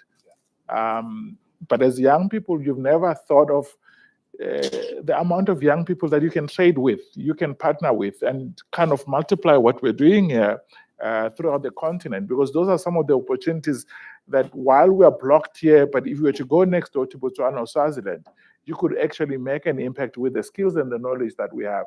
So for me, I think we should also push NEPAD, the African Union, to open up these spaces for us to influence the policy at the continental level, as opposed to me looking at what if in South Africa only, because maybe there is better opportunities next door. And I'm saying that because I've seen the challenge we're having with foot golf now, trying to go to recruit African countries. And I find that in Zimbabwe, they've got a different sports system than Namibia. And we're finding it very difficult, but you want to try to do the same thing, and the hurdle here is not the same, yet it's just one continent. Yeah. And if I may add, as leaders and as people who have insight into what is happening in our communities, it's important that we involve ourselves. It's important that we visit the communities that we want to serve. It's important that we hear the stories of the people who live in those communities. Because as much as we would like to create solutions, as you say, those solutions have to be context-driven. They have to be specific to that particular community that we are serving. But in the same breath, as we are serving that particular community, it should also be linked to a larger framework, a larger vision, that we don't just focus solely on that community, but we focus on that community, ensuring that we equip them for the longer run. We equip them to integrate with other communities. We're equipping the community as a whole. So I think it's one of the most important things. Know the people that you're serving. Live with the people for some time, understand who you're serving, so that you're not just creating an idealistic solution, you're creating a practical and realistic solution that addresses the needs of those particular people. Okay, Mr. Sipiwe, you want to comment? Yes, I'd like to agree with that, with the brother over there, the civil engineer. You spoke some truth, brother. The solutions are amongst ourselves, and we need to participate. You spoke of BMF. I know of BMF as well.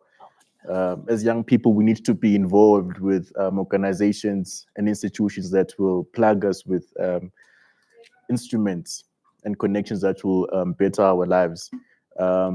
When I spoke of the NYDA earlier, I know that was going to be a trouble. That's why I had to make sure. Yeah, no, it's because of the question and the manner in which you asked me about the government and the role. And Eric was right in the sense that yes, we can talk about it the whole day, but I was just trying to show you that there's a disconnect between government and the youth. Not necessarily to say that let us rely on the NYDA type of thing.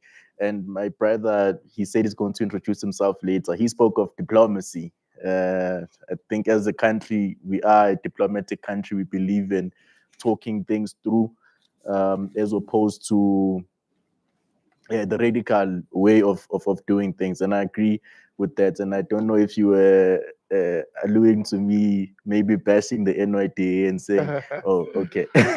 Okay, but I generally agree with everybody here, the delegates, in the sense that we are the solutions. We here need to live with each other's context. We can build something far more powerful. Thank you. Amazing. Thank you very much. So before we close on the question, there was someone who was, his hand is already tired. So let me just get him. Please be precise on your question.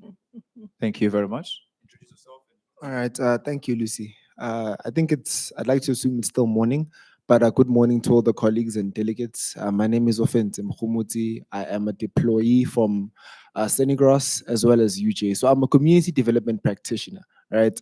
And I want to kill, I think, 3 birds with 1 stone. So as people in Gen Z say, let me cook. So, number one, my first question is, and Mr. Eric, I can't agree with you more about politics, right? Because politics, instead of acting as an enabler for the youth, they act as the biggest hindrance. Because if you don't have political affiliation, you can't find yourself in these spaces. I see this in university. I'm involved in politics, not for the love of it, because I understand that there's something I need to receive, and without these people, I'll receive hindrance. So my first question is, how can we dismantle the political structures, which instead of enabling the youth, are in fact the biggest hindrance in the social, economic, and overall development of the youth? Then touching to what Sir said over here, right? When you said that instead of violently going to the government or people in power and more or less requesting for what is yours, we should use diplomacy. But this is my catch to it. My question to that is, what alternative forms of citizen expression can we use that are not violent but can still get the results that violent protests receive? I want to be honest.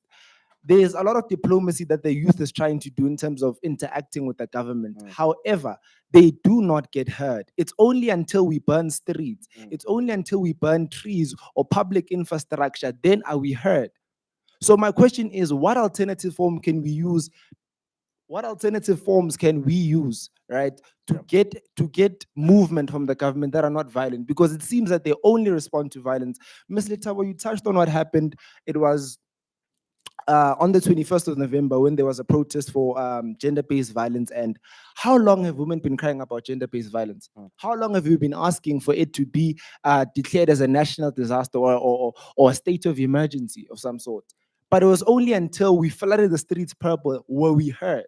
So I really want to find an answer that what alternative form besides violent protest can we find to shake the government? Because it seems like they only hear us when we make a noise. Then, ma'am, I'd like to touch on what you said as well. I truly agree with you. Like I said, I'm a community development practitioner, right?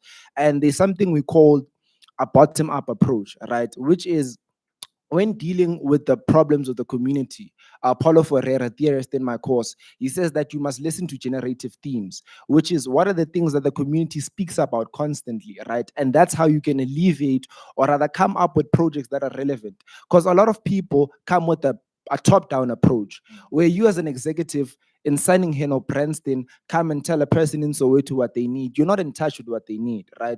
So what people need to do is that we should partner up with community development practitioners who are established overseas, but it's still emerging right here in South Africa, right? So our job is to act as a bridge between those in power and those in not, right? Because we interact with the community and we act as a line of chain so that you can speak with those people. Thank you. Yeah, everyone's here is going to have a hard time answering that question. Should I start or I can. you want to go first? Yeah. Okay, go first. I know because he mentioned me, but I'm also excited to speak to you, Yeah. Offense, because you are challenging something that maybe we haven't spoken about here. The power of a collective. You are asking how can we do it without using violence? I think violence also works in the power of the collective. You cannot use violence alone against the state. You need to mobilize and get people to go ban the street.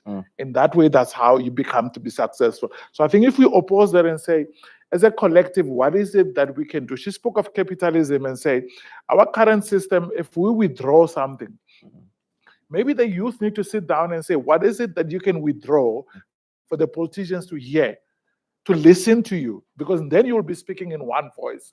So in that way, for me, I think we'll be successful. And I also agree on the concept of starting down and trying to come up with solutions. So if I'm sitting as the minister and young people are not bringing solutions to me, I will come up with a solution to the problem. So find that collective and maybe take it to them and say, we want this to be implemented. Whatever we come up with, guys, policy is controlled by money. So how do we contribute to the national budget? They ask us for our views every year to give us the 2 minutes. And then they quote a line when they read the budget speech. Does it really find expression in the actual line, budget line? Maybe that's what we need to target, to say, how then can the budget be collective? Because we all contribute the tax money, which then creates the budget. So if we target where it will hit everyone, because even the people that steal, they target the budget.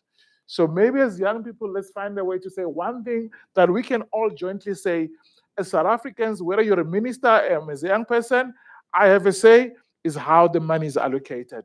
And if we do that, maybe it will be the first step to actually control the policy. Anybody else? I definitely have. Can we have opportunity?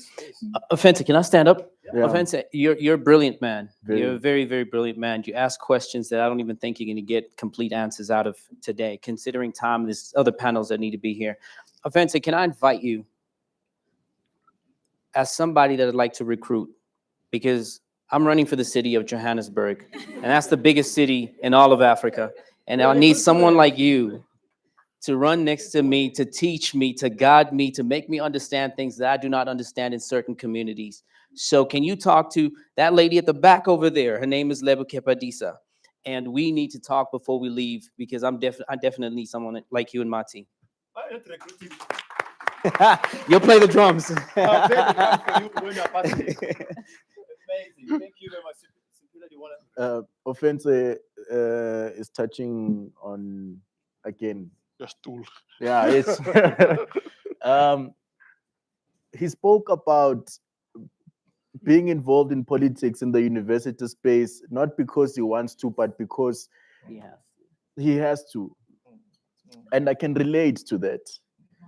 When I started the panel 7 years ago, it's funny. It's because I had lost an AGM of the ANC Youth League.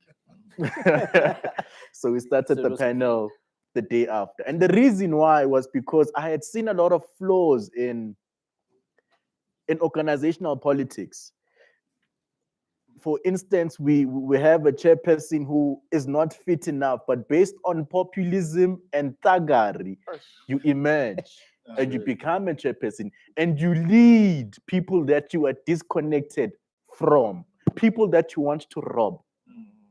So we then went and we formed an organization in the university space that was for activists and young people who want to make an impact.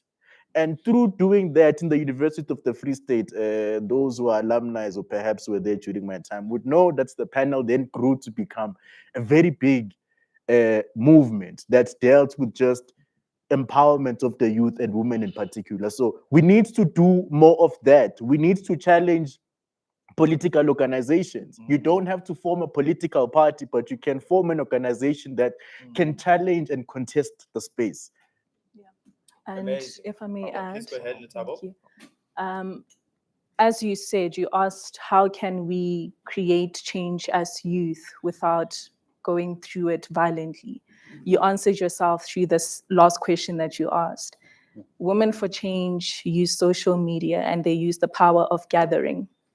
And they also said, if you can, please do not partake in economic activity. One of the things that are key in our current society because of how capitalistic it is economic activity.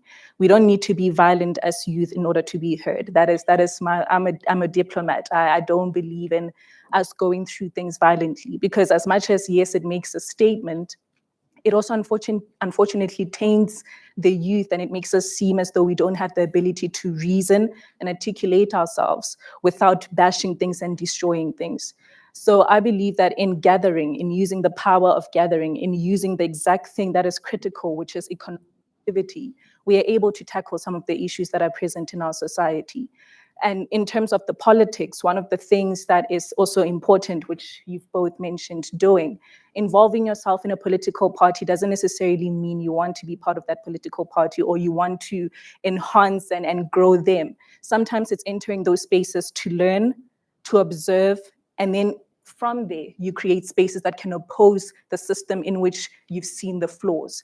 We don't need 27,000 political parties to exist. We need strong organizations that are able to stand in resistance against the current political parties and their runnings.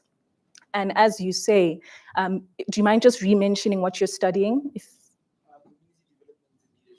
Education. I'm going to go back to education. People who are educated, people who are studying politics, people who are studying governance, people who are studying social development. We are the people who can use these particular tools to create platforms that can then enrich other people in communities, more so in underserved communities. This kind of room, this kind of workshop, this kind of summit needs to be brought to Soweto. It needs to be brought to Alexandra. A community hall can be used to have these kinds of conversations in those spaces. We need to go to them. Expecting them to come to us then deals with the information gap that we are speaking about. And the information gap is a very complex and intricate thing. We can't control whether someone is going to read an article. We can't control if somebody's going to open a post. Algorithm is a complex thing, but we need to go to them. We need to force the information to them. And then from there, we can speak about how we can create initiatives or fund initiatives in those spaces. But yeah, that's my contribution Mr. Abiel, to your please go question. ahead. Thank you. In under 60 seconds, I think the first thing for me as a solution is you as yourself, number one. If I'm to ask the room here, young people under 35 who participated in the general elections of this country, you realize that most young people are not even interested into getting the elections because they have a perception that there's a kind of a result that will come out. So the number one solution is use your vote, whether it's local, whether it's provincial or national. Number two, I agree with my sister here. Really, violence is not really the solution. Number one. Number two, the law will catch up with you. So in all these, like I said, I'm from the diplomatic background. I'm here as a visitor in South Africa. I just landed yesterday. If I'm gonna overstay in South Africa out of my days that I'm given by South African authorities, whether I like it or not, I'm subjected to the South African law. So these are things that you need to identify and listen and hear. Back home in my country, at some point, I think 2 years ago, the students' union in one of the university, they wanted to burn down the library. And I was called because I work with young people to say, come and talk to these young people. We don't want to involve the police. When I got there and I sat down with them, one question that I asked them is, if you're gonna burn down this library, where are you going to study? You see, let's have a conversation with the management and change the things that you want to change. And then that can be taken forward. Richard Branson, the owner of Virgin Atlantic, one of the best airlines in the world. Do you know how he started his airline? It was after frustration. The British Airways had canceled his flight. And out of frustration, he went down, sat down, and came up with an idea that I want to start my airline. So sometimes frustration should push you to start your dream. Never look back. You're young. There's an opportunity. You spoke about hiring you now. Well, that's your decision and your conversation. But I'll be interested at least to impact 1 or 2 people. I know of a fund. You said you're in community development. Let's sit down, let's talk afterwards, and let's see if you can't get funding for what you're doing. My sister spoke about getting on the grassroots. I don't know if there are young people here represented from Maibuye, from Soweto, from Alex, who are here. You see, this is where the grassroots has to start. The conversation has to start from there, and practical examples have to start. And I urge the organizers of this event, the next step after this discussion, let's go on the ground. Let's go in Soweto. Let's actually do the work. Let's find 2 or 3 young people that can be empowered. We have got business people in here. They surely can fail to raise 5,000 or 10,000. If you allow me, maybe by the end of the day, I'll be willing to identify 1 or 2 young people. And out of this room, I'm not going to look for money outside. Mr. Johnny is here, sure he can support me. Let's raise at least a minimum of 20,000 rands, and we can practically give to 1 or 2 young people so that at least there is a step in the right direction. Because for sure, we have been talking forever and we need to action. Thank you.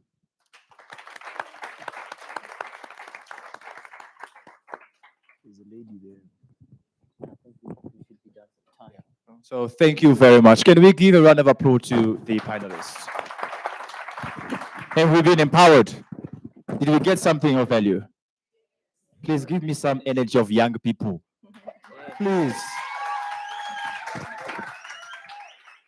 Thank you very much. I would request now for the panelists to stand up and take a little picture, please. I don't know if Tando is here.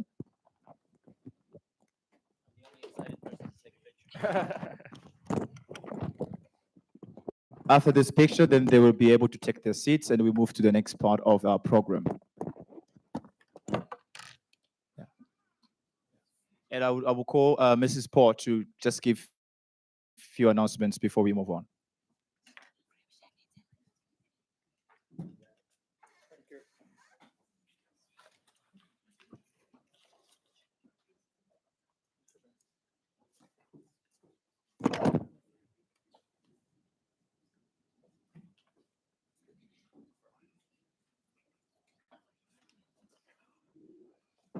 Good morning, everyone. Give yourselves a round of applause. Give yourselves a round of applause. I just wanted to make a few announcements. We have exhibition stands outside. Please make sure that you visit those exhibition stands before you leave today. We're going to take a 5-minute break, literally. We're going to take a 5-minute break and then we're going to come back so that we can go into the next session of the discussions, okay? Just so that we know, the exit doors are up there. Just where you entered, those are the exit doors. Our emergency doors are just down at the bottom. As you exit, turn into your left. There's a long passage that leads you to the bathrooms. That's where the bathrooms are.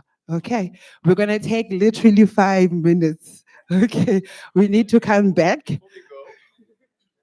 Before we go, just a minute. Before we go, I would like to acknowledge someone very important that also joined us. She is the founder and president of the African Young Indigenous Leader, a large community of royal community in the continent. And she is Dr. Princess Nikiwe Bam. Can we give a round of applause to her? She will be with us also in the discussion. And I would like to call someone, I invited someone to do a wellness exercise for us because I see people are tired. You want to do it after? Come back. Are you sure? They will be energized already. Okay, 5 minutes and we're back. Thank you. Can get some water, exchange numbers, will be very nice.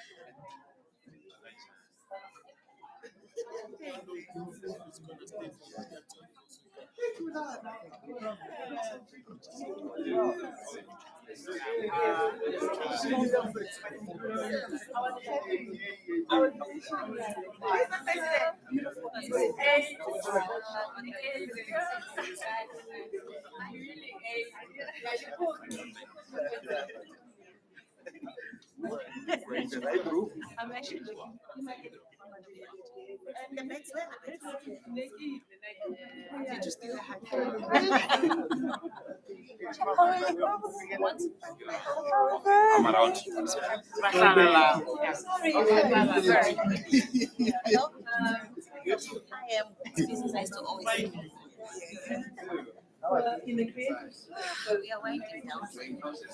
Yeah.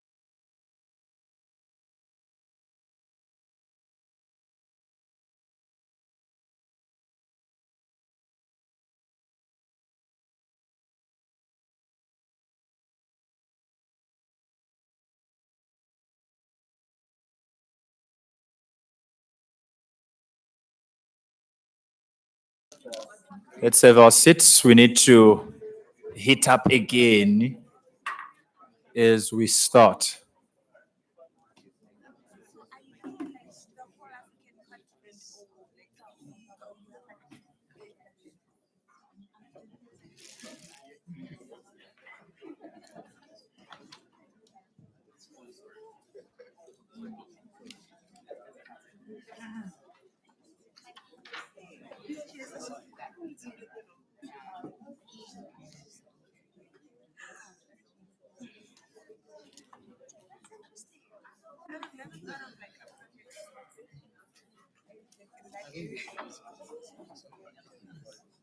Okay, are we ready to start?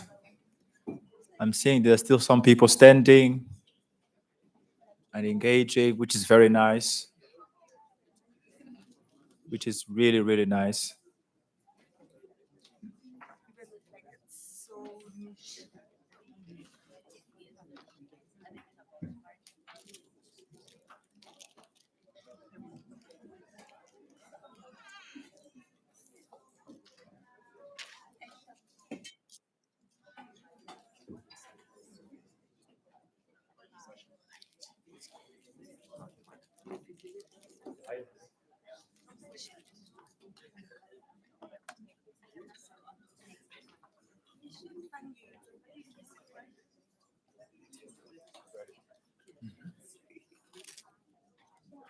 Okay, are we ready? Can we kickstart? Where's my wellness coach? My wellness coach.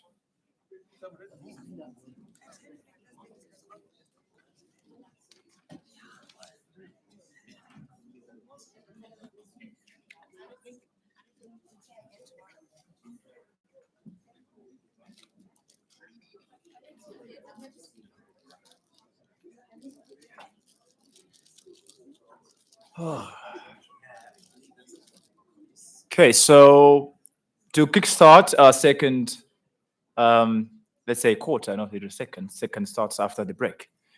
So our quarter side or quarter part of this session, I would like to invite the founder and president of South African Youth Business Council to come right here, Mr. Sipilanje. Please tell me how to say it properly. Sipilane Nkosi. Hey? Jesus. Can you give him a round of applause as he comes up?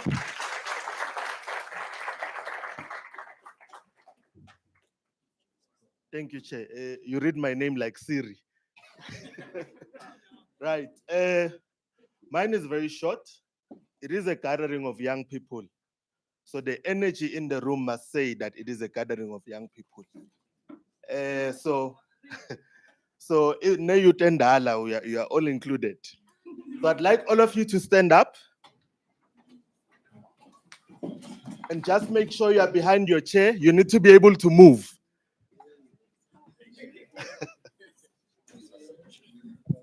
Right. So we're going to get the energy up. This is a sing-along game. So you do what I do, you say what I say. Right? Right. Even the right is not agreeing, right? Right. That's more like it. So the game goes like this. Hi, my name is John. Hi, my name is John. No, guys, you just said cough. No, let's give it more life. Hi, my name is John. Hi, my name is John. I work in a pattern factory. One day my boss came to me and said, "Hi, John. Are you busy?" I said, "No." He said, "Push the button with your right hand." Hi, my name is John. I work in a pattern factory. One time my boss came to me and said, "Hi, John. Are you busy?" I said, "No." He said, "Push the button with your left hand." Hi, my name is John. I work in a pattern factory. One time my boss came to me and said, "Ralston, you're not moving." "Hi, John, are you busy?" I said, "No." He said, "Push the button with your right leg." Hi, my name is John. I work in a button factory. One day my boss came to me and said, "Hi, John, are you busy?" I said, "No." He said, "Push the button with your left leg." Hi, my name is John. I work in a button factory. One day my boss came to me and said, "Hi, John, are you busy?" I said, "No." He said, "Push the button with your head." Hi, my name is John. I work in a button factory. One day my boss came to me and said, "Hi, John, you can sit down." Wow. Can we give a round of applause to CP? Can we give? Wow. My brother, I'm out of breath. Serious. Ish, it's better for me to run than to do this. But anyway, this was very helpful. I can feel like the energy has changed. Are we good? Fantastic. The only time a politician does that is when he knows the vote is coming. Okay. So, right. I would like just now to go to the next stage of our program. And I'm pretty sure that as we started this program, we have really been empowered and getting a lot of information, a lot of knowledge. We had a lot of people in the room. I don't know, there are some seats that are empty. There's still people outside. Hopefully they get on time as we start. But we would jump straight to another panel discussion, which is also very crucial for us as we discuss on the topic today regarding policy that really affects the youth. In this panel, we will discuss about transparency and anti-corruption, ensuring public funds drive youth development. This is a very important topic that we're going to discuss. And I'm going to introduce the moderator of this panel. She is a co-lead of ICOYACA, South Africa, which is the Independent Continental Youth Advisory Council for the FCFTA, an organization which I lead the Southern Africa and the Central Africa regions. I would like to call her as she comes up. Please give a round of applause to Sanele Vokwana.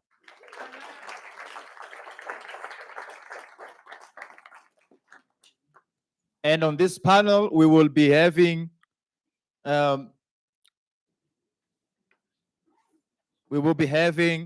Makosazana Ndlotlisang, I hope I have said it right, who is the deputy chair of the Mahang.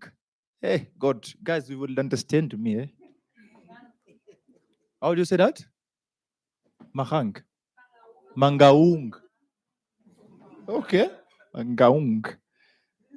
So she is the chair deputy. Please, can I have a seat? Chair deputy of Mangaung Municipality Youth Council. As she comes up, please, we can give a round of applause. And also, she will be on this panel with our HRH, Dr. Princess Nikki Webam, who is the founder and president of African Young Indigenous Leaders. Please a round of applause. And we'll be also having on this same panel, Mr. Abiel Elson Mawere, who is the executive board member of Non-Aligned Movement Youth Organization. Please a round of applause. And lastly, they will be joined by Anele Simon, who is the Secretary General of the Independent Continental Youth Advisory Council for the FCFTA. Round of applause.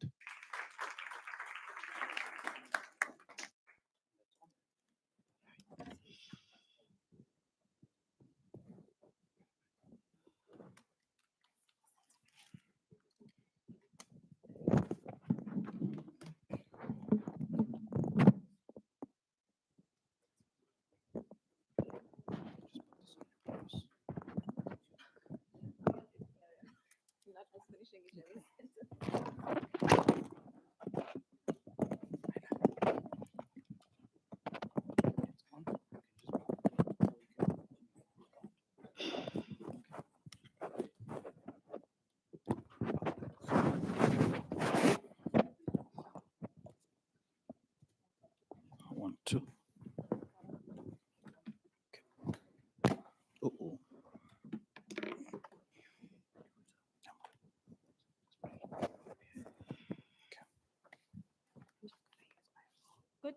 Good day, everyone.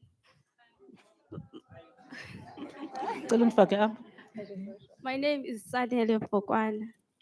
Let me briefly tell you what I do.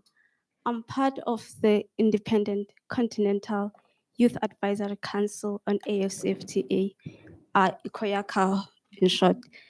The African Continental Free Trade Area agreement, which help us to trade easier and pull Africans out of poverty through trade. At ICOYACA, we advocate for the inclusion of young people in AFCFTA processes. As the South African chapter, we work with various institutions such as universities, municipalities, and international organizations.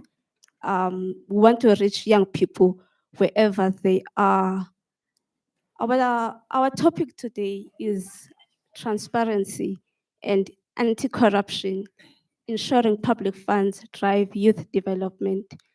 This conversation is about making sure that resources set aside for young people truly reach and benefit them.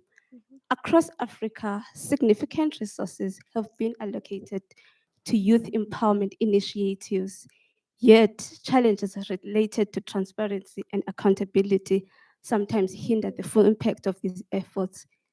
Research indicates that strengthening governance and oversight can significantly improve the effectiveness of programs targeting young people. Today, our focus will be more on solutions than on problems because you already understand the challenges. We want to explore what is working, what needs to change, and how can we ensure the funds meant for young people truly benefits them.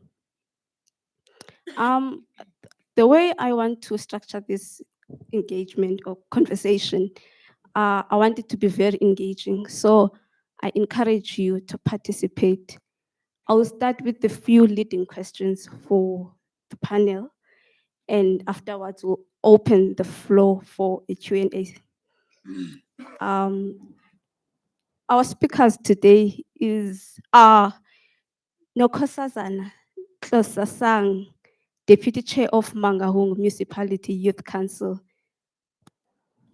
Dr. Princess Nikiwe Bem, founder and director of African Youth Indigenous Leaders, Abel Mawere, executive board member of the Non-Aligned Movement, Miss Annele Simon, Secretary General of ICOYACA.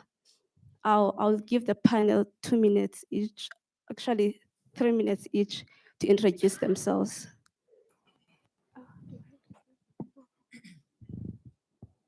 Okay. Yourself. I'll start with you, Dr. Pep. Just a disclaimer, guys. It's my very first time moderating, so please bear with me.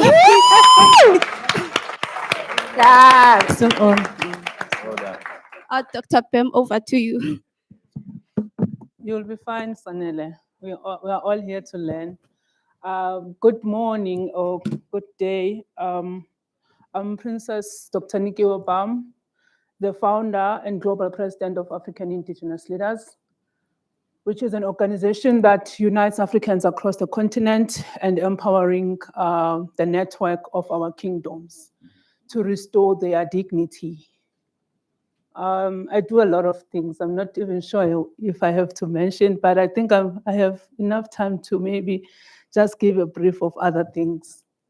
I was fortunate enough to be the lead facilitator for the C20 working group on cultural diversity, recognition and embracement under the G20 SA presidency. I'm also a chief in Tanzania. Yes, well, it's very important because, I mean, that's why we're here as Africans, right? Yeah. So I'm also a global ambassador for PALI for South Africa. PALI is a Pan-African Leadership Institute based in Ghana, but we do virtual courses on leadership. And yeah, just also a founding member of the African Royal Chamber of Commerce. Very important. It's a new baby for African indigenous leaders, but it's going to be blooming and growing because we want to make sure that our kingdoms and businesses within our kingdoms benefit our indigenous leaders and their communities. And I think it's important because we are going to be tackling things like that at this moment. My greetings, Navezita and the Queens. Thank you so much for joining us. And greetings to everyone, all the leaders. Thank you very much for having me within the session. Thanks. Thank you. Thank you, Dr. Pam. Dr. Sang, over to you. Is it on? Okay. Chair, I don't see Chair around here. I just wanted to rectify it. The woman Kosazana. Kosazana Vimbi from Mangaung Metropolitan Municipality in Free State. So I hope you get that right. It's Mangaung. Okay, like I said, Kosazana Vimbi. I am the current sitting deputy chairperson of the Youth Council, a former ambassador of Nelson Mandela Children's Parliament. Yeah, I've been with many leadership spaces, the current president of the African Transformation Student Movement. Yeah, I'm actually honored to get an invite actually from here because I think we are the change makers. We saw that we need to be. That's why you have to be the change you want to see. Yes. So I saw that I needed to be one. Hence, I found myself in this kind of platform. Yeah, thank you.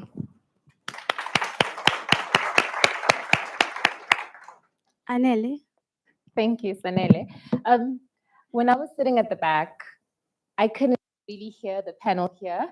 And now that I'm sitting here, Yeah, it not sure sounds if to the panel like we're loud enough. So I just want to be sure people at the back, you can hear us well enough. All right, great. No, My name is, no? Say no. Please project. A bit louder. Project more. Oh. That's a lot of instructions. My name is Anela Simon, and I'm an international trade lawyer by profession. But my main hat that I wear is that I lead the Ikoyaka Foundation, which is the Independent Continental Youth Advisory on the AFCFTA. And just by a quick show of hands in the room, do you guys know what the AFCFTA is? The African Continental Free Trade Area. Right. So we have a lot of work to do. We have South Africa chapter as well. I've been working on this trade agreement since I finished my master's in 2020. So it's almost been 6 years. And as much as we think we're doing a lot of inroads and creating a lot of capacity building awareness, it's clear that a lot of young people still don't know much about the trade agreement. So I think I'll speak more in terms of what we do. And also I can't mention international trade law and not mention that Wits University, our host, is one of the few places, one of 5 universities on the continent where you can actually study this degree. So any lawyers, would-be lawyers in the room, you're in the right place. Thanks, Anele.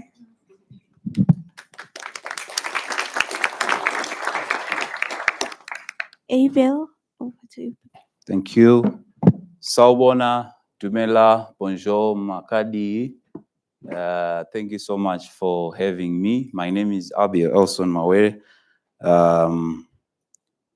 I'm an African, so I belong in every African country, but I was molded and born in Zimbabwe.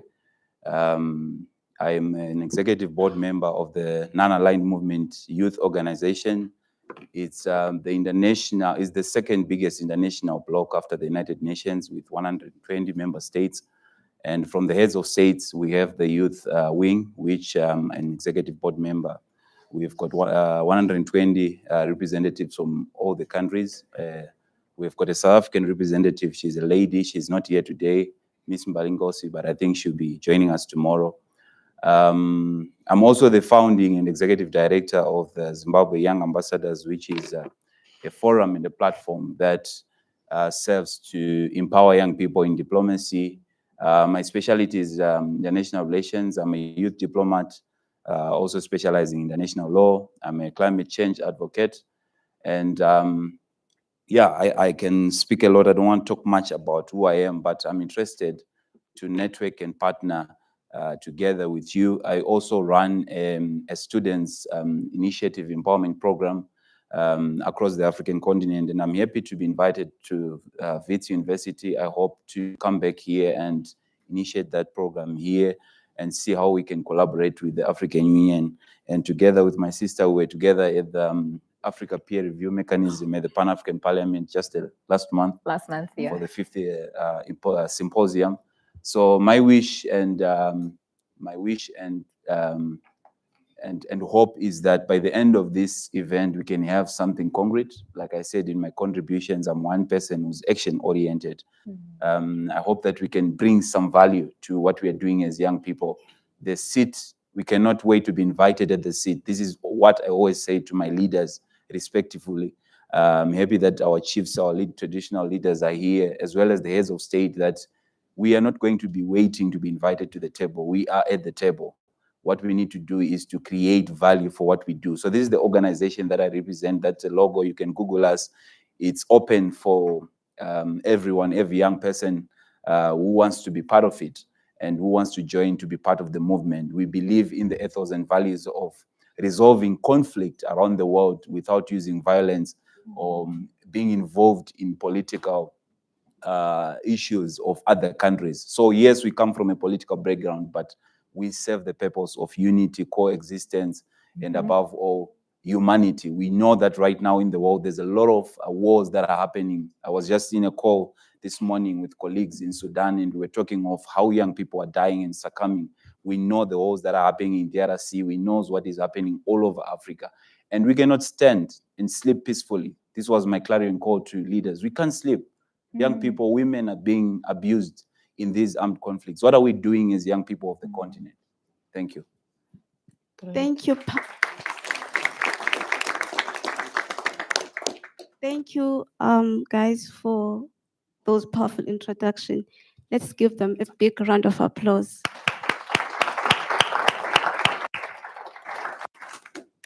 Abel, youth encounter significant obstacles from corruption and limited transparency. What specific actions have been implemented to guarantee a meaningful youth participation in institutions like the African Union, enabling them to actively shape and reinforce governance system? Wow, that's a very deep and relevant question in this generation. I think firstly, how many minutes do I have? You have to guide me because I get passionate when I speak about it. Okay. I think for me, the very first thing that we need to understand and underscore is that when we talk of finances and transparency and corruption, given vis-a-vis what we want as young people, the very first thing that we need to acknowledge is the efforts that the governments are doing. You know that countries, including South Africa, are parties, are accredited to the African Union. And there are member states. We've got regional blocks like the SADC, we've got ECOWAS and all those things. The very first thing that we need to understand is that there are decisions and policies that are made at heads of state level, including the financial issues where we have ministers of finances sitting down and coming up with budgets. But how do they come up with these budgets? They're actually implemented from member states. So for example, in South Africa, I hear a lot of conversations around economic activities, and I'm happy we have people like Mr. Johnny Mteba here working in the commerce industry. You realize that South Africa actually is a privilege because South Africa is actually currently, as of 2025 statistics, you are the #1 GDP country in Africa, followed by, I think, Egypt, Nigeria, and all. So we are not in a small country. And we're talking of, I think, about 63 million people in South Africa. So the economy or the financial status of young people in decision-making coming to affect the African Union is actually more affected by South Africa because it's commanding the African economy. But how do we tap and how do we monitor what is happening? There was a conversation earlier on in the earlier panel where we were discussing about how opportunities are coming or how we know funds are moving. The very first thing that we need to understand is we need to be part of the process. There's a consultative process that happens. She's with the Africa Free Continental Trade Area. The agenda for 2063 for African Union is 2063, and I think we had a conversation at the PRM saying, why are we focusing on 2063? What about 2025? You see, so these are some of the conversations that we need to look into. But anyway, let me just rush into some of the things that I believe we can use to monitor. The very first thing is to establish transparency or funding processes. Like, how do you monitor? You need to have like these processes, be involved. So there's a way that you can be part of these initiative processes. For example, the African Union, one of the biggest, youngest person in the African Union cabinet is actually from my country, Chidom Pemba. She's the youth envoy to the African Union chairperson. And you realize she sits on the cabinet of the African Union. So how do we become part of it? There are programs. If you subscribe to the African Union portal, you realize that there are programs for young people that you can benefit. And I think 2 or 3 South African ladies that benefited recently from the 10 months program where you go out and you are accredited to another country and you get an allowance and you do what you're doing. That was a STEM project. So that process, when the fund is released, there's a process. Everything is transparent. They will tell you we are releasing a fund of this, how much, and it's going to work this way and that way. But for us as young people, we need to be involved in those subcommittees. Actually, these things are open. Even Chido's appointment was public. There were more than, I think, 40,000 applications across Africa, and she managed to get it. So most of the time we think these things are done, in nepotism or whatever. Yes, I wouldn't say I can vouch for every process, but I can tell you that there's transparency. So let's establish transparent funding processes. Let's strengthen oversight and accountability. We have people that are in finance here. How do we become part of that? Like I was saying, check the person who's sitting next to you. Some of these people sit in boards that make those things happen. Definitely, there can be transparency, but you have to have someone that at least to be able to know the information, to get to understand what is happening. As I wrap up, I know the 3 minutes are out. Let's have a partnership with our local institutions that are involved in these financial institutions. For example, in South Africa, I always follow African news because of my work. There's always a budget in South Africa. But before a budget is done, I'm sure, I don't know if the South African budget has been done by now, but in my country, just last week, we had our national budget. They start from the beginning of the year to do consultative processes. Young people, let's look for those opportunities.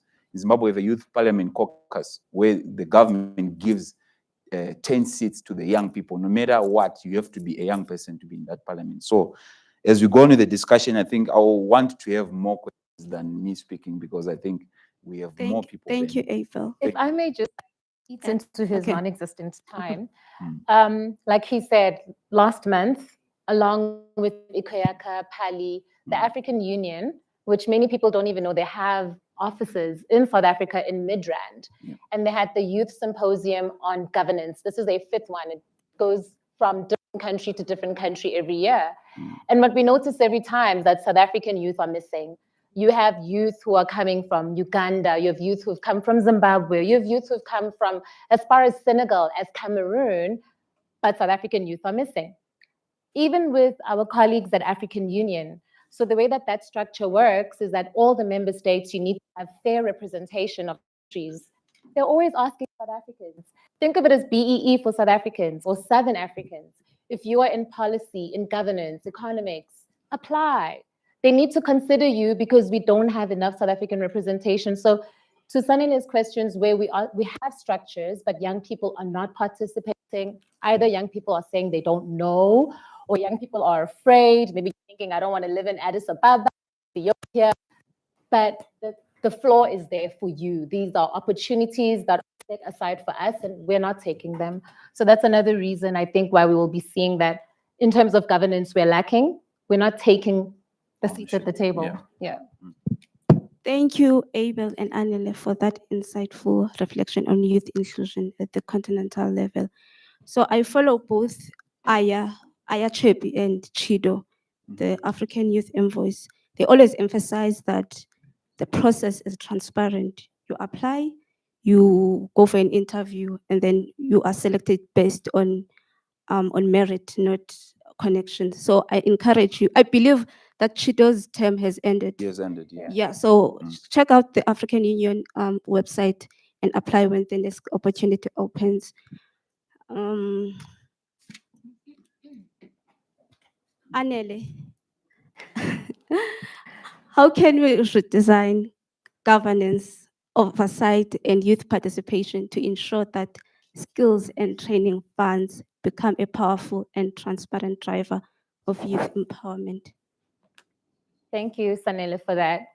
I mean, when you're talking about redesigning governance, I don't think there's a one shoe fits all approach because all of our countries are different. You need to look at the needs of that specific country. For me,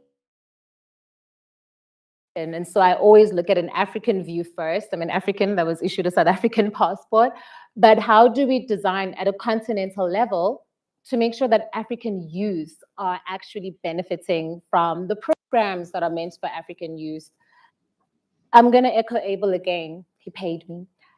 Firstly, it's making sure that those structures, it's not just about letting young people into the room. Like, oh, we've got young people in the room, we tick a box, we move on. You want young people in the decision-making table.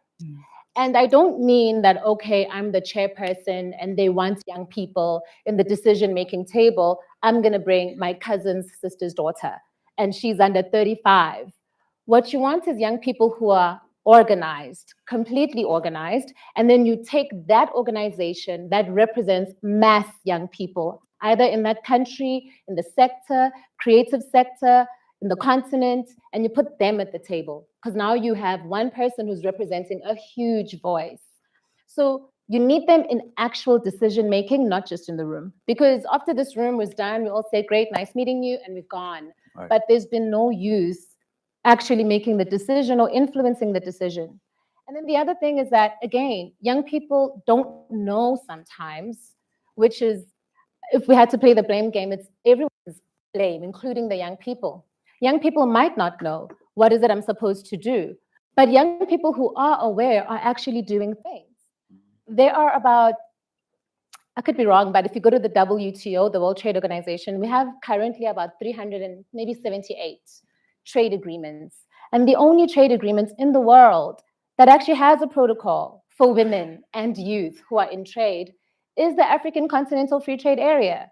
How did we even get there? Because it came after that agreement was signed, and then young people who were organized said, we reject the trade agreement. Plain and simple, they said it to the Secretary General, we reject this trade agreement, we were not consulted. Women's groups also said we were not consulted. And then last year, 2024, February, in Ethiopia, the heads of state summit sat, and then they adopted the protocol on women and youth in trade. And I can guarantee you that more than 50% of this room has never heard of a CFTA protocol on women and youth in trade, which enables better trade, a better trading environment for women and youth in trade.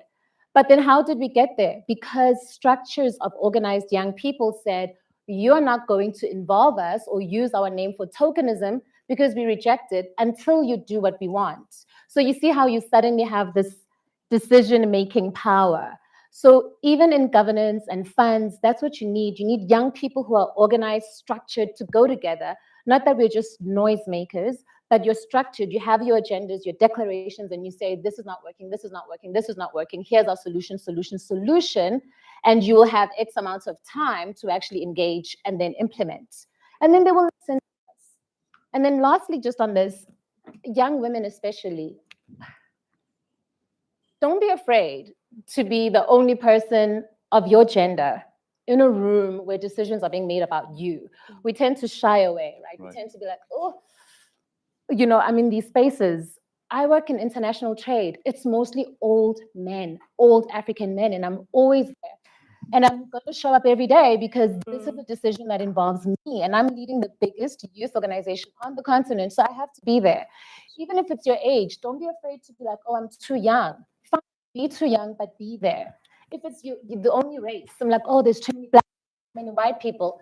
You need to be represented. So if we don't have decision-making of the people we're deciding for, that is a very pointless exercise. Sorry, No, Sanele. thank you, Anel. You mentioned that young people must not just participate, but they must be part of the decision making. That's a powerful point. Dr. Bem, which accountability and transparency measures can be enhanced to guarantee that public funds allocated for rural youth effectively provide genuine access to opportunities and development programs? Okay, thank you very much. I think one of the challenges that the rural communities face is the information. Information does not reach many young people. And the other challenge is that we are having a lot of young people who are sitting at home, who are not employed, who never finished school. Others, they drop out from school because of unable to reach the school or other issues like poverty. So if we cannot access information, right now, I can't even say that maybe the municipalities can account or they can tell us where the money goes, because even the opportunities that are there are hardly reach out to the people, like more especially the young people. So I come from the Eastern Cape in rural areas, but I work in Johannesburg. But some of the challenges, like I've mentioned, is access to information. We might be sitting here thinking that maybe our young people are lazy, young people are not interested in the opportunities. Sometimes because you don't have a matric, you feel like you don't belong anywhere. You know, especially when there's going to be funding that is going to be available, but where is the funding going? And most of the time, we don't even have programs that actually teach our young people about trade. We can't be sitting here talking about trade. What are we trading? Do we even have the goods that we are talking about? Are we even having programs in our rural communities that talk to the young people that you can sell? And what I also notice is that young people don't want to sell, you know, they really don't. People are sitting in our communities, they are just waiting for jobs. I grew up selling sweets and I never asked money from my parents. I will ask a top up if I want something. But if you look into the young people today, it's still the mothers that are still selling the fat cakes to educate them. But when they are educated, they don't see that as something that can make them survive. So we need effective structures in our communities that can actually guide. We need to empower our traditional leaders because most of the time they are programs that don't reach the communities, but the traditional leaders are able to consult the municipalities or get that information maybe from the municipalities where they can have like, let's say fortnightly imbizo to share that information. We also need our traditional leaders to be empowered in terms of budget. I know that there are very well developed traditional leaders that actually do a budget for Ilukhotlha, like they will do a budget speech for their communities. This shows that they have plans, they know where the money should go, they know what programs need money in their communities, and sometimes they know where to find that money because you'll find that there are funds that the municipalities have. There is that national development plan that the municipalities have. Sometimes they do road shows, but not all the villages might be reached by such. But once you start to develop and empower the traditional leaders, they are able to take that document to the community, and then they see in the community, what is it that needs to be done? Where do we get the money? And some of the things that we need to also understand is that not all the money from the municipalities can meet our demands. So meaning that when we empower traditional leaders to create partnerships with private sector, they can also bring in money that can do the programs that they want to do in our communities. And through such structures, then we can know that there is money that was released and there's money that has been used for a certain program, and there's a target to train young people to do 1, 2, 3, or others can be educated, others can be sent to colleges or universities or TVET colleges. But our biggest challenge right now It's when our young people lose hope even at schools, because they just study and they don't see what is it that they are going to do. Because even us who are educated with degrees, we have nothing that we have dreamt of. Thank you, Dr. Pem. I come from a rural community and I see many people with great potential, but they are held back by those challenges you have mentioned. Makosazana,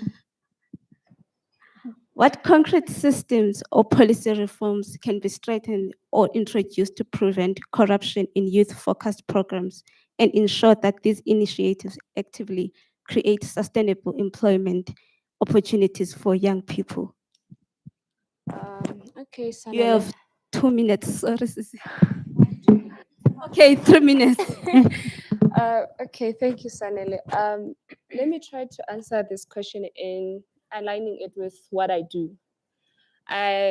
Probably someone would ask, what is the Youth Council? Well, mine is kind of different from the South African Youth Council that we actually deal with or we know. Ours is actually having to deal with the legislative part of youth.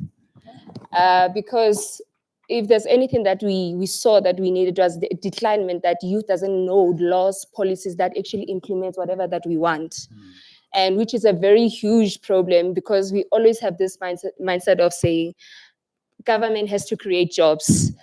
The ANC government creates laws, creates policies, whereas that thing is just null and void. So we saw it fit that we have to have a youth council that focus on the legislative part, that actually attracts youth through public participation and actually form part of the decision making of each and every law that we have or we want youth to actually participate on. So actually trying to say, refrain that mindset of saying government creates laws, because it actually starts within the local government to actually make the law that we know that is going to be the South African law. So by through your own participation, making your own footprint within the municipality, that's where you can actually create law that's actually going to benefit you in terms of what?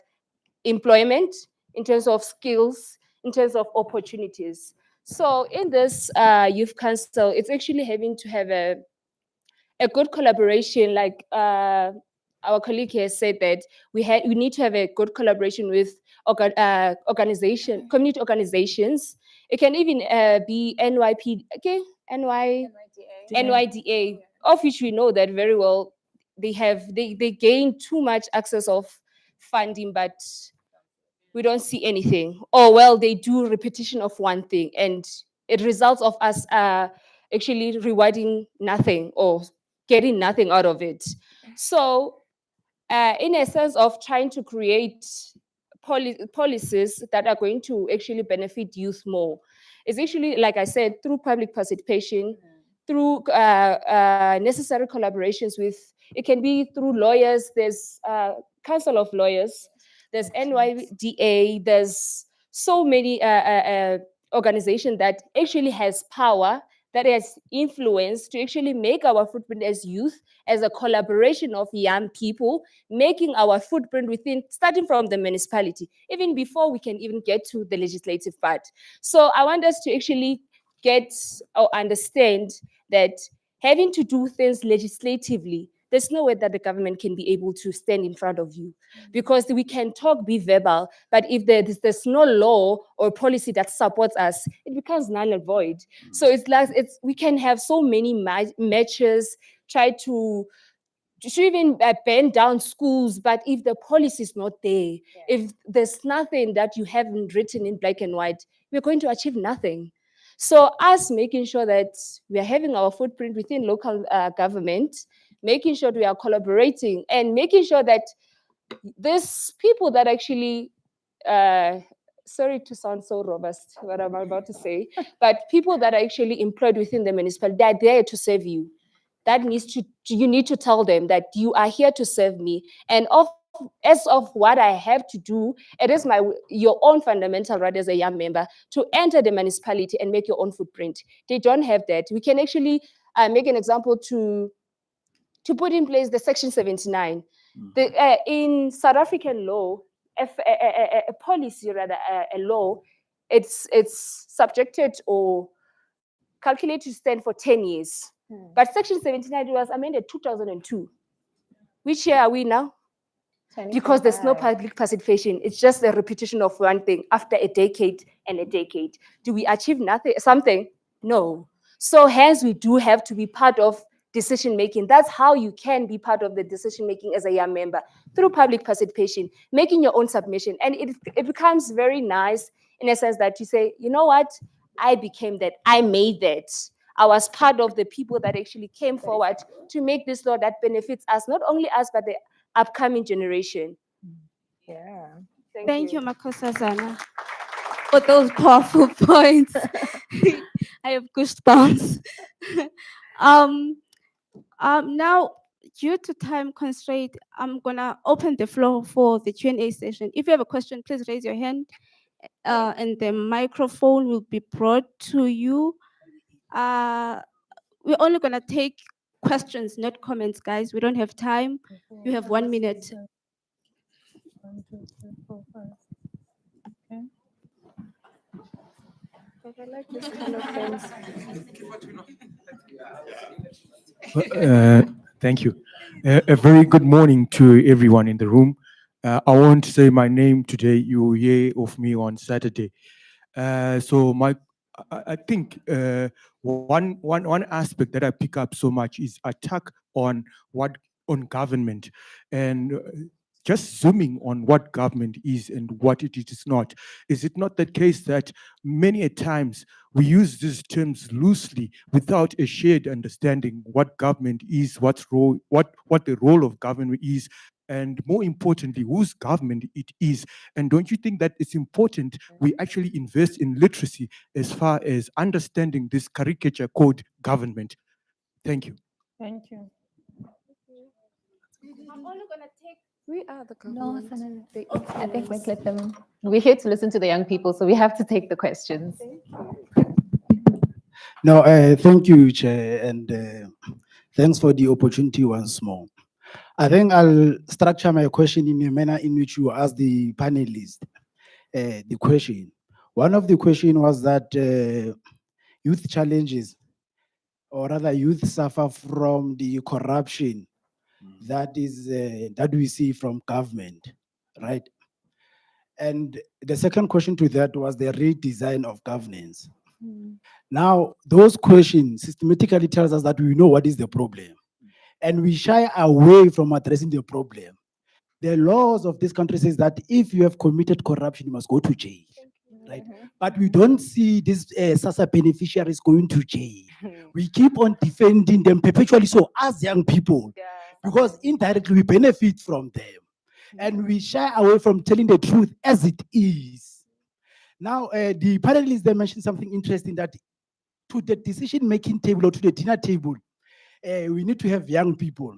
My question is to all of them, to us young people in here, is that, but who determines the representation of young people to the dinner table? Because we've got a minority representation there. And by going there, we are even channeled of issues that we must deliberate on. When you become a radical there, you know, these SASSA beneficiaries, they'll go back into your profile to look where you are coming from. And they remind you things that you've done when you were a kid there. So that every time you want to express yourself or express the interest of the young people, you are reminded that, you remember there. Yeah. You remember there. And we are unable to, because these old guards, they've made a determination of only having 1% to the dinner table, which lacks support. Why can't we have 51% or more of young people? Because they said we are the future. We are always the future. They're dangling a carrot of future in front of us, but we never arrive. That's number one. So number two, there was issue around issues of participatory mechanism.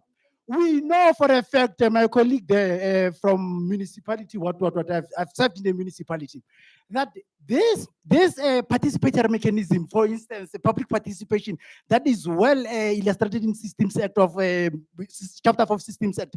We know that they are staged. We know that political parties will bring their representation there to advance their views there. So innocently you'll raise issues and you'll be crushed because of that issue. So we know that this public participation, it's not transparent, like my brother has said. There's no accountability to it. amongst other issues. So we need to be honest with ourselves as young people and say that we know what is the problem. Let's confront the problem as it is. Amongst others, we cannot allow us as beneficiaries to continue to lead us. Enough is enough. Thank you. Fanele, because there's so many questions on one person, can we like try to tackle those two ones and then we continue? No, they want to cut us off. Oh, Because okay, I yeah. think their lunch times. I think that it was gonna be nice because the minute you want to answer, you're do- already asking for the Finally, same thank thing you. to answer. Who's going to ask for the same thing? Okay, We don't have to answer one. okay, by one. so Umama there mentioned something about young people not selling, and I believe that is not true. We're actually selling. There's Facebook Market, there's all of those things, and we might not be selling on the streets, selling amakunya and tomatoes, but we are selling. We are selling hairbands and washing shoes, customizing shoes, and all of those things. So those are different ways, you know, of selling that might not look like the ways our mothers and parents did things, but we are doing things. And so yeah, so maybe the problem is that isn't that the youth aren't participating in, you know, official structures in the way that all of you all of the panels come from official structures, right? And the problem that we have is that we ignore informal participation by the youth, and I believe that is where a lot of us are participating. And yeah, so the problem isn't that we're not participating, is that the way that we participate is not officially recognized. So just because I am not in the free trade, what, and all of that, does not mean that the youth is not participating. Right. So can I just say one thing? So my question to you guys is, what are you guys doing to actually go to the youth instead of just wanting the youth to come to you guys? Come on. Thank you. There's no way. Like that. Can you just answer and then continue? Can we answer? Can you answer? Because now there are too many. There's too many questions, yeah. I think we'll just comment. I don't think Anele? I wanted to take so many, but I'll take yours. I feel that young people always say we are participating, but it's informal. We are voting, but on Twitter, not in the actual elections. We are voting on public policy bills. We're just not doing it formally. Who do you think is capturing that? No one's going to come to your friend group, WhatsApp group, or come to your Twitter feed and say, I've captured, I've captured. That's why we are saying young people need to organize. When our Ikoyaka was started, it was informal, it was young people. We only started being heard when we formalized, registered as an NPO in several countries. Now the government can't ignore you. Now you need to sit on those tables, and only then are they going to hear you, but they're not going to come to your living room. So yeah, you do need to actually formalize. And as I think, as Umama was saying, in terms of youth are selling, youth or whatever, organize, join trade associations for young people so those can be captured. There is no way someone is sitting in government in Joburg CBD or Pretoria CBD that knows what you are doing if you're hidden. This whole thing young people like to do sometimes, like we move in silence, that's great, but you need to collaborate so that people can see and hear your power. You guys don't seem to understand how much power you have. Like when I was youth, like he was saying, we didn't have this much power. We were trying to get our foot in, and now we are watching young people have this power and then refuse to participate in a formal way that can actually be captured and recorded. So it needs to be formal. Thank you, Anele. Abel? Thank you. If you allow me, I've been sitting too long. I'm not lecturing, but I want to say this passionately. And I hope this is being recorded for the record.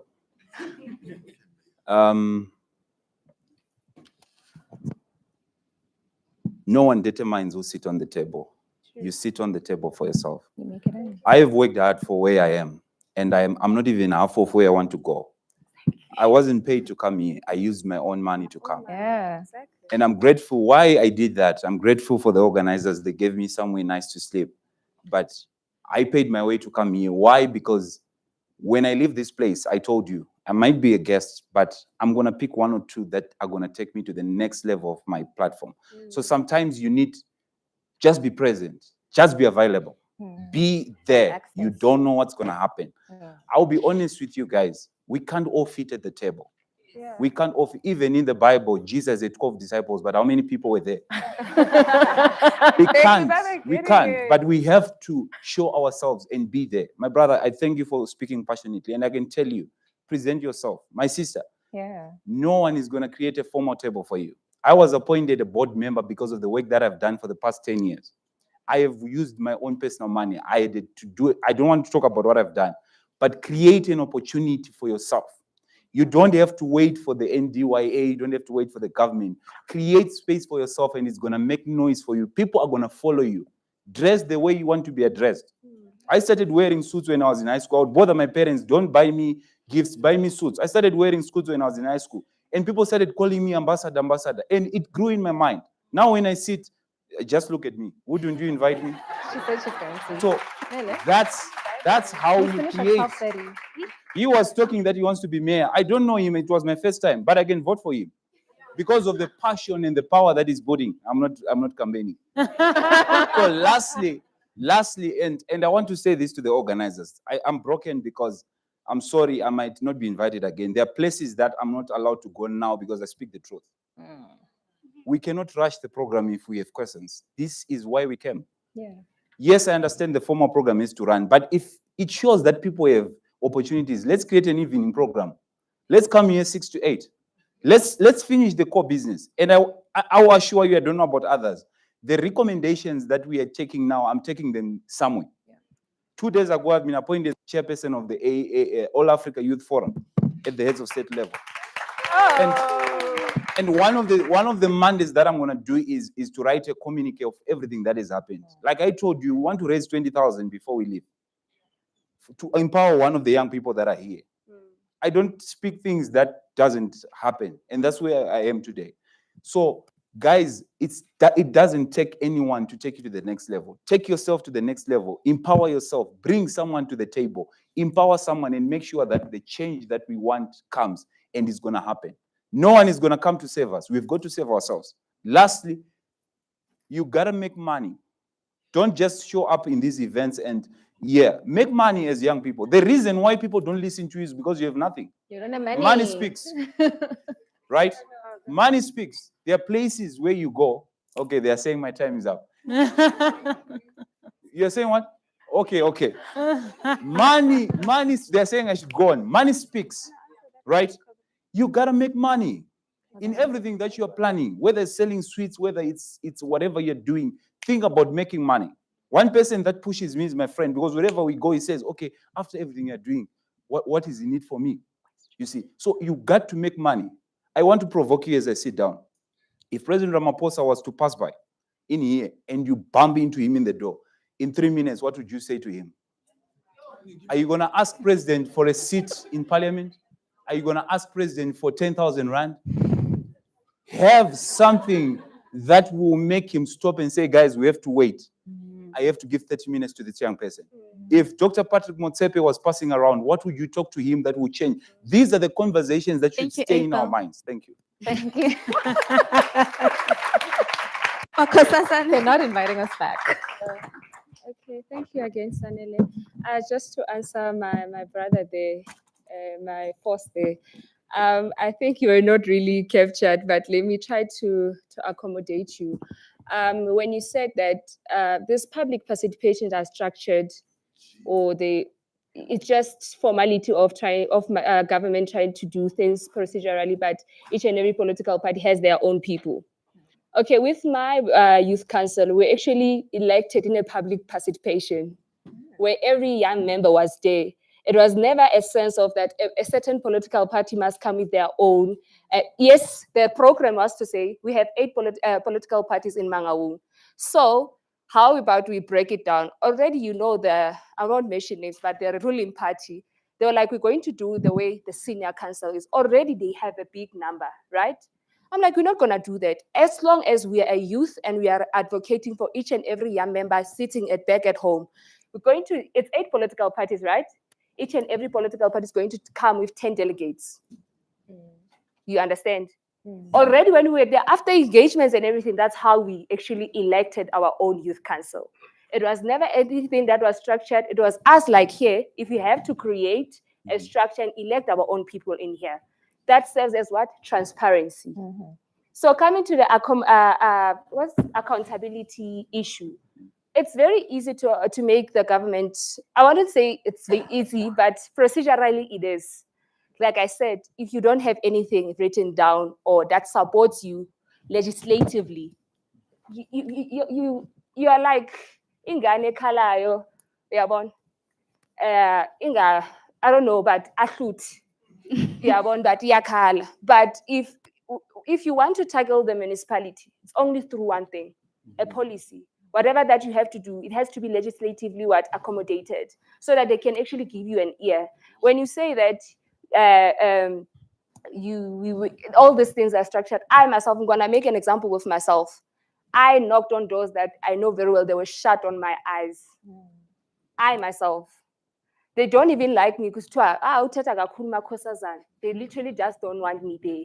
But because I'm in opposition, it says me also, put me in a right platform to actually challenge the current ruling party. Knowing any policy within, I'll say basics policies within the municipality to say, at the end of the day, you are here to serve me.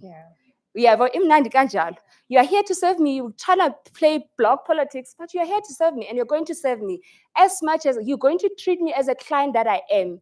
Because for you to exist and for you to have an employment is because of me. It's high time we teach the public servants that we are the clients. Without us, there's no government, there's no municipality. So you get yourself through the top. Also just the last one, going to UCC there, saying, when are we coming to the youth? Actually 23 years of age. I've led in many platforms, like I've been saying. I was an ambassador for 5 years of Nelson Mandela Children's Parliament. Afterwards, did a degree, still I'm not getting a job. I was a debater. I'm now a debate coach in one of private schools in Bloemfontein. They pay me money. It's not about the government to create an employment for me. It's about me using my own skills to create an employment for me. Sana, I deal with contracts. Every month, again, sitting at home.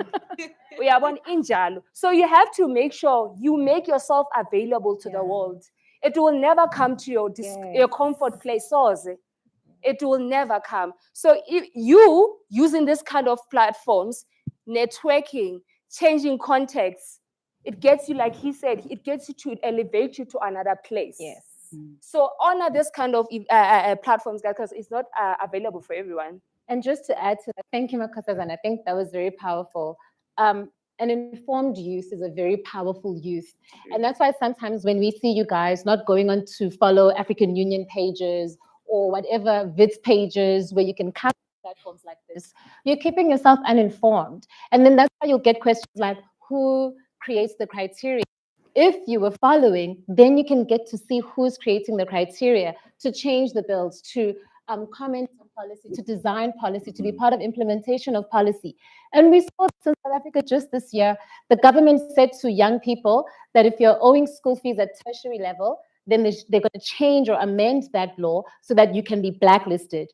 Young people suddenly, they stood up, they commented, they sent emails. That was one of the fastest amendments that we saw failing because you guys actively participated. But then you're not participating on fiscal policy. You're not participating on governance. And then you get questions like, oh, we were not informed. It's rights and responsibilities. That's why we're here to inform each other and exchange. But we kind of forget sometimes the responsibilities part, that it's my responsibility to be informed, my responsibility to make noise, my responsibility to organize. And then, like she said, at only 23 years old, she's here representing Mangawong. Who would have thought? Thank you, Sanel. Okay, thank you so much. I just want to add on the issues of transparency. Like my sister was talking about young people that they are selling. I cannot consider Facebook as selling. I know that it's e-commerce is all that, but we must understand that in rural areas, there are people who don't have access to data, access to internet. Even myself, if I have to go home, I can stay the whole day without even communicating with anyone because of network. But there are advocacy actions that we can also take. Like we have programs like agencies like SEDFA. If we just advocate that, they go to rural areas, they have those mini offices there to support the businesses so that the businesses are organized, because they do have other agencies that run programs, more especially on financial literacy, on compliance, because we have challenges of compliance. And if you don't have a registered company or a business, it's difficult for you to access some of these funds. So that is why we need to make sure that the departments actually reach out to our communities, regardless of the roads and all that, because still we need the same services as other people who have got access to infrastructure. So there's also a current program right now for asset assist program that is run by SEDFA. And if you are not well informed of their processes or what is happening there, you'll find that such things that are supposed to boost small businesses, the funds will still go to people who are already well developed. So we need to be there, we need to be informed. And there are a lot of other organizations that are there now to support small businesses. Sometimes people get to be trained, and then you tell what you want. If you're washing shoes, then you can say, okay, I want soap, or I want something like this. Or if you have a car wash, then you can now get into, get material that now is no longer using a lot of water, because you also know that we have a lot of challenges regarding water shortages. So there are other things that we need to motivate our young people to do. And some of the chemicals or anything that you are doing, you can also manufacture this. So that is where I was raising a challenge that sometimes we have young people who are sitting and waiting to be employed in a spaza shop instead of asking for funds to open that spaza shop and start with soap or essential things that they know that in this community, we need a kankli, a matches, children are there, they need some sweets. So we need to start there and then we develop. But we cannot have businesses that are also not trading into other countries. Currently, we are partnering with some people from America. We are going to be asking people to make crafted things, African crafted things, to hang in their Christmas trees. We are late for now, but from next year, actually at the beginning of the year, I already identified in Ndebele people. I've seen those small balls with beads. So I was like, this is what we want. But there's a lot of opportunities that we can bring from the rural areas, women crafting, fashion, and take it to other countries. You know, we have Africans in the house, and I'm also going to be coordinating at the Maasai Cultural Tourism Festival in June next year. I'm their ambassador.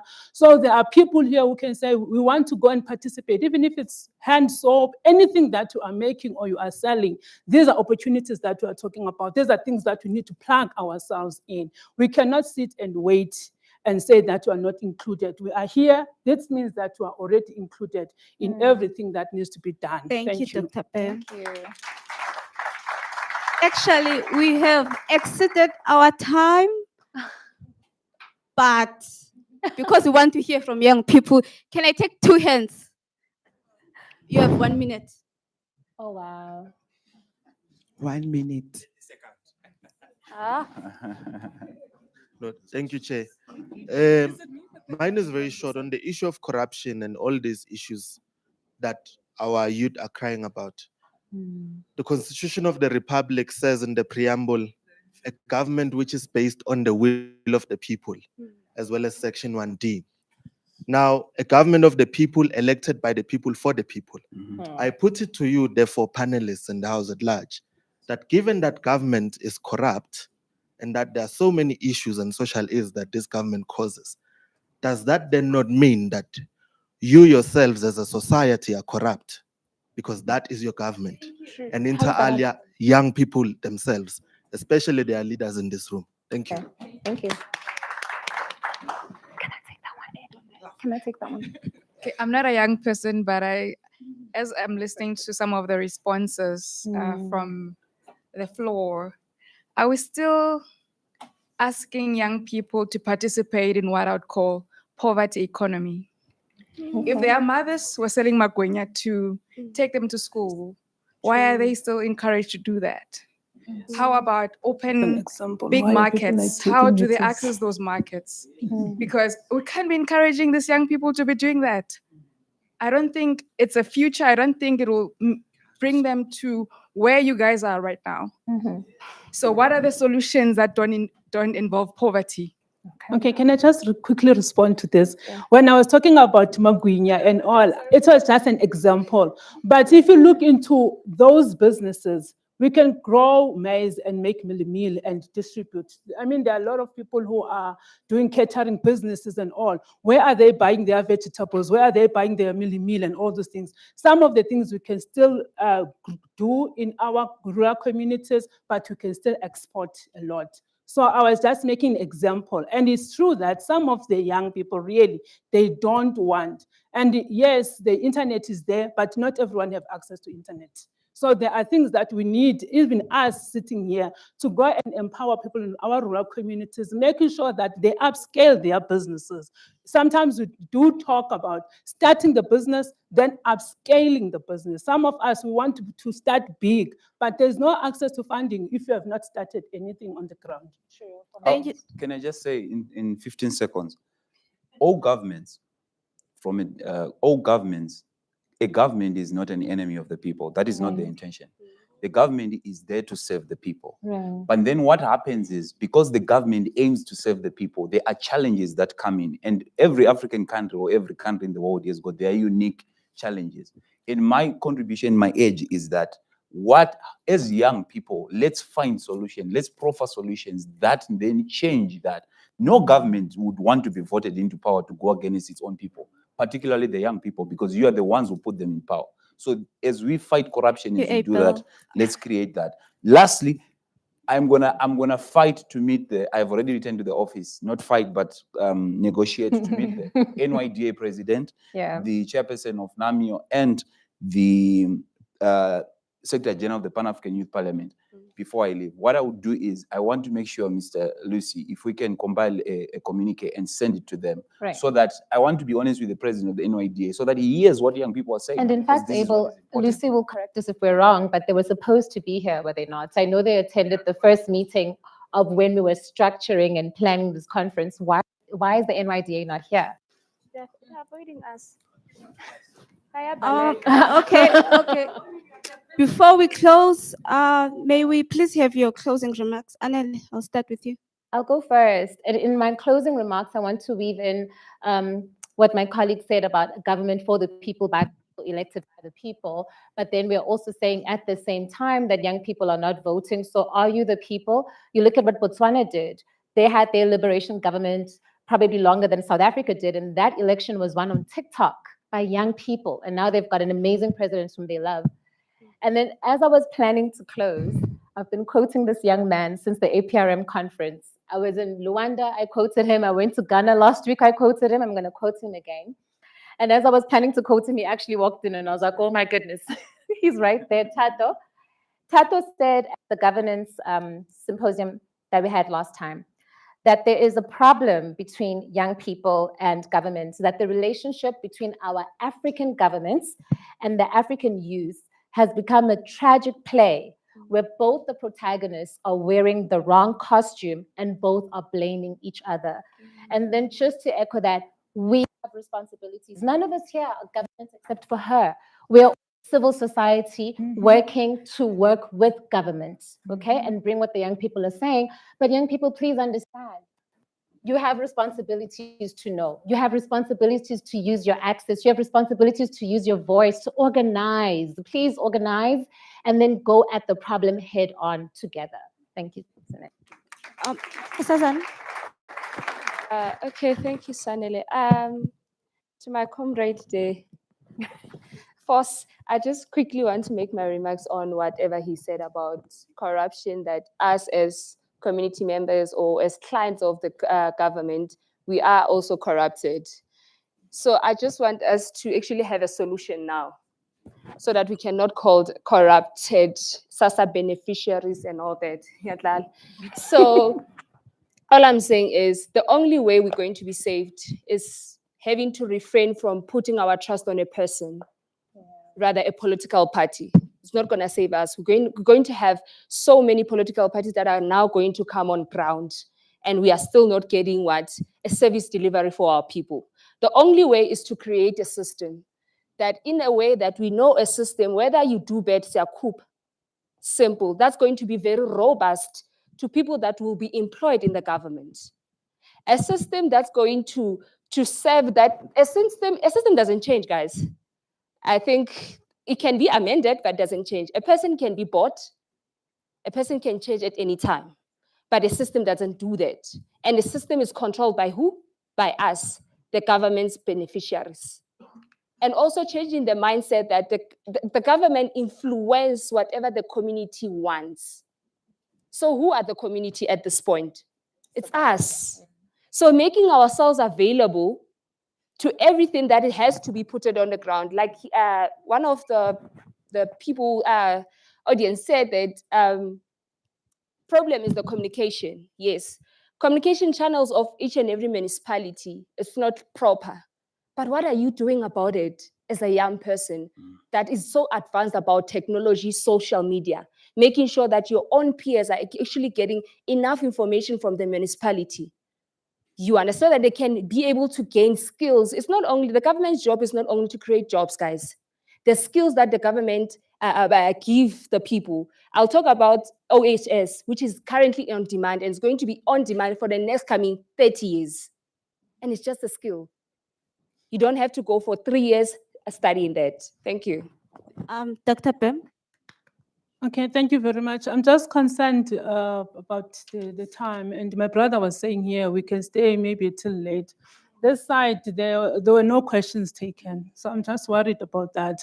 Because such platforms, I mean, really, we have sacrificed a lot to be here and not be able And to it's hear just from us the and people. lunch. I think lunch can wait 10 minutes. Allow me to do this. I think I had to step in. Otherwise, we're going to really stay here. The fairy godmother of the Yeah. session. So what we're going to do is this. I know we still have questions, and this platform was really and exactly made for this, right? So please allow us to at least gain some energy. We go first, get some food, okay? No. Eat as much as you can, No. okay? Then when we come back, Take Can we vote? Can we vote on Take those 3 hands and then you go for lunch. And then we come back Yeah. to wrap up. Ladies and gentlemen, I do understand, and this platform, correctly so, is designed for these robust communications that we have to have. Unfortunately, on our campus, we also have other programs that are running at the same time. So the knock-on effect is going to be detrimental to the whole entire system. So we are trying to uphold that system, okay? We will come back to this. We will come back to these discussions after lunch. Thank you. Okay. But why All don't right. we trust you? We're going there. We can actually shorten the lunch. That lunch was scheduled to be for an hour. I think a 30-minute lunch will then we come back to this engagement. As you go outside, turn to your left. We are going into the garden. Thank you. Oh, man. okay, thank you very much.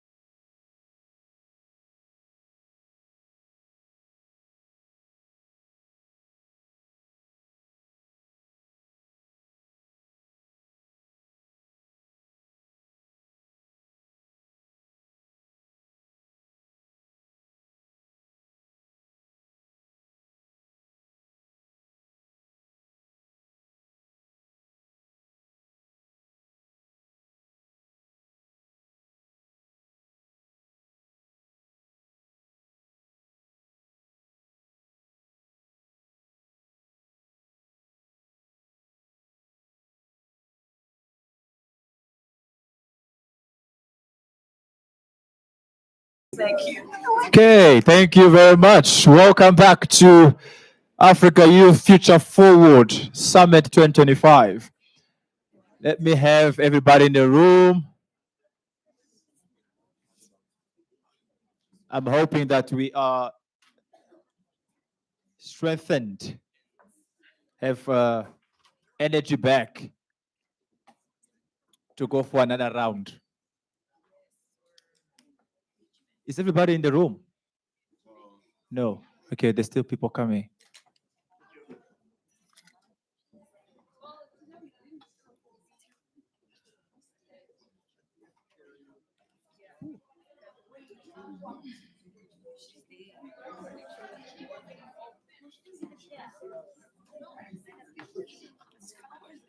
Okay, we're starting in 1 minute.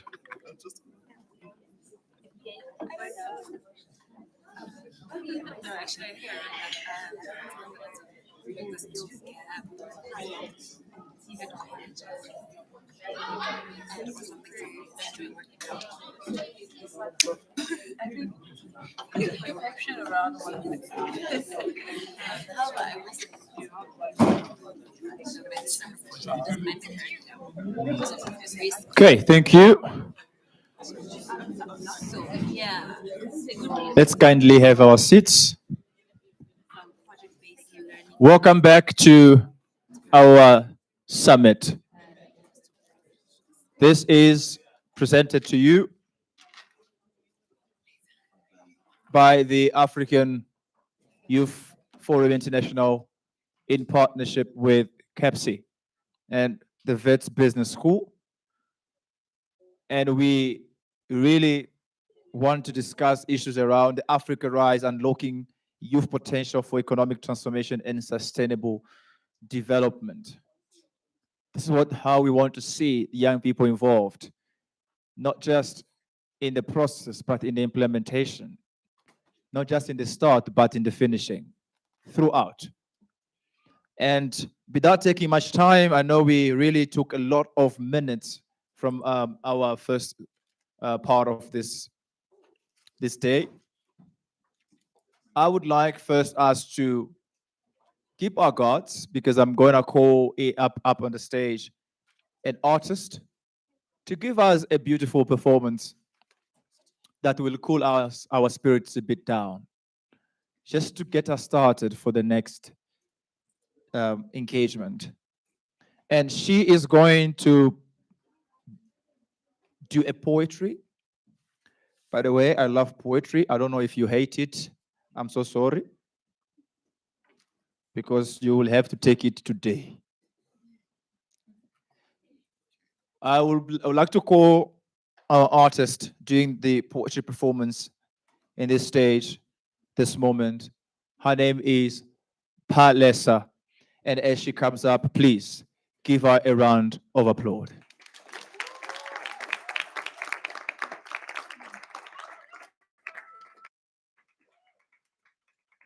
She's not here yet. Give her a round of applause.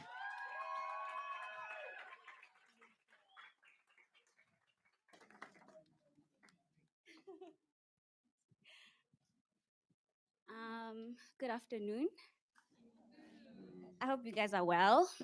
I know we just ate, and most of us really get tired after eating. So my name is Palesa Makwata. I was born in South Africa, but raised in Lesotho. So I like to say I'm the best of, both countries. So it's actually a set of 3 poems, and I hope everybody enjoys. A song arose from the deep caves of Africa, echoing ablaze the mountain curves caught where the sun seeks its nations more.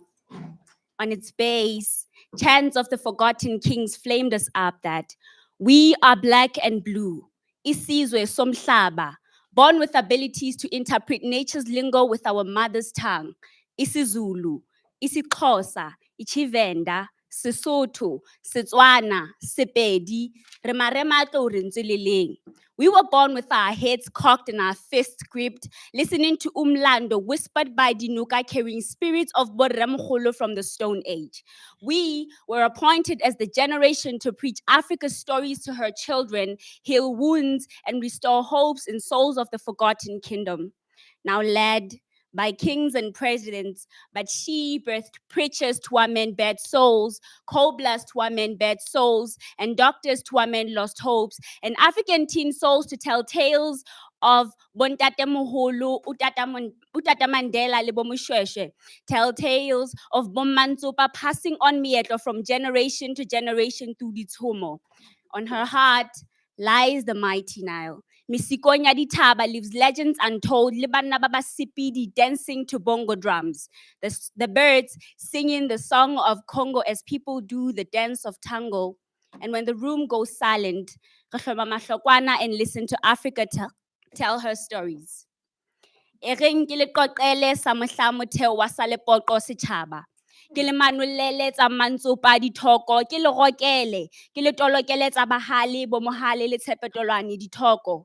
Ke romilwe ke mokgatjhane ho tla utolla nalane tsa bontata rona moholo ba fuhlileng dithota, thoto ba di sikile mahetleng ho fihla fatsheng la Gauta, the city of gold that left our mothers widows and us a generation that knows not of metso ya sa lepoqo setjhaba botjhaba le meetlo e theohile ka ketjhe and never to come back. Ho tloha botjhabela ho tswa bophirima batjha ba jewa ke matshelanokana, the same FOMO that assassinated our forefathers, and our forefathers the holders of generational wisdom, only to be called badimo by meloko ena. Ketjhe e theohile ka sa Basotho setso. All we can do now is pray. Tlatla macholo ga mmoloki. Oh ho modimo re utlwe re a rapela. Modimo motjha rapela wa kgale. O re rapelle ho ye moholo jere mojari wa ditshito tsa batho. So we are called to obey the gods of our ancestors, but shouldn't call it. If we could turn back the hands of time back to the bad backs of Azania, with a swash of tears of the innocent infants is calamity. Wild ambitions and trembling hearts, they called us the future, so that we could reunite the country like mending broken hearts, woken minds like golden minds. So we are called to obey the gods of our ancestors, but shouldn't call it. Nyoro ke la khotso, maikutlo a nyaroha, khoboso santa kobong khabunyane la thari e maname, khabunyane la ho peptjwa ka kobo ya letairi tharing a timella madi a laere, monna ke nkuhalle, ya fenya polelo ga fela. Depression is real. Ela hloko bopua sa mmupi, di boje di botshoha, mohlaope e se re ba di tshwarisa serotswana. With the whistleblower spreading dirt instead of holy grail, we are called to obey the gods of our ancestors, but shouldn't call it. When this chapter closes, wake us up. Rake up all these heart-piercing cries we've heard enough. Pray to God our souls to keep, because the preachers are all dead. Who is going to sing Azania to our perished souls? With the whistleblower spreading dirt instead of holy grail. Blood glittering eyes, be sky staring, hoping the rain comes to sign Azania. So we are called to obey the gods of our ancestors, but shouldn't call it. Thank you.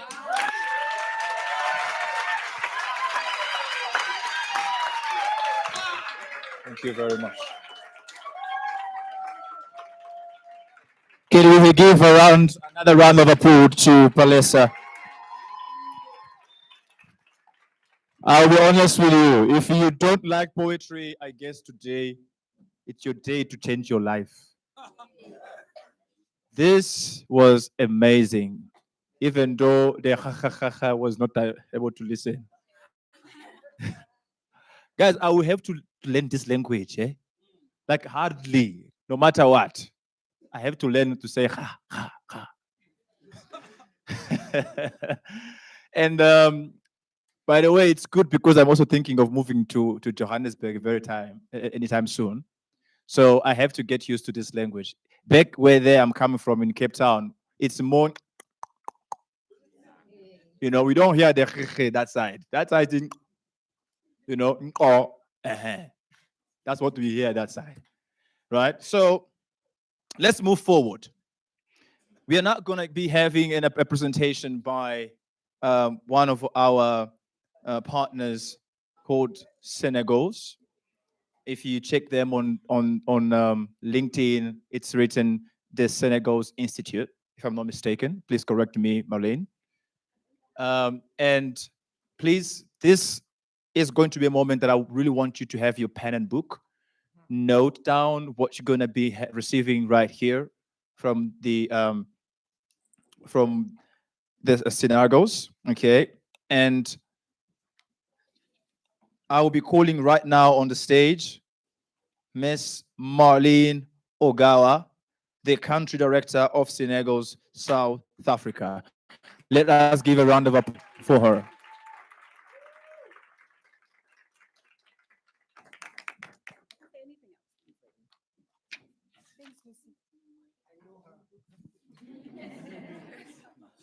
Yeah, thanks. Thank you. I admire Lucy. He's doing so many things, and it's not easy to organize. So thank you very much. Good afternoon, everyone. My name is Marlene Ogawa. I am with Senegals. I was born in Johannesburg at the time of segregation, moved to Mpumalanga, a small town called Standerton, which is where I grew up with my family. My mom is still there. And now live in Johannesburg again, a city that I love, a city that excites me and gives me energy. So for those of you who don't live here, welcome. It is the place to be, I will say, Lucy. So if you're thinking of moving, thanks. So, forwards, backwards, okay. So I want to speak because as young people, a confession that I will make, my son is 23, my daughter's 20. I was that mother who said, you have to do maths and science. There's no space for art. And if there's any forgiving that I need to get from my son, it's for that. And he still sometimes blames me, although he's found his path and he's enjoying what he's doing now. And sometimes mothers are right. So that's the other thing that I also say to him. And parenthood is hard. So how do we give ourselves grace as parents? So Senegals' work, we work across different geographies, and we focus on what we call bridging leadership. And bridging leadership is really about how we build trust with each other. And we use a particular approach and methodology for how we shape relationship. As young people, as youth, you are amazing. You have amazing resilience.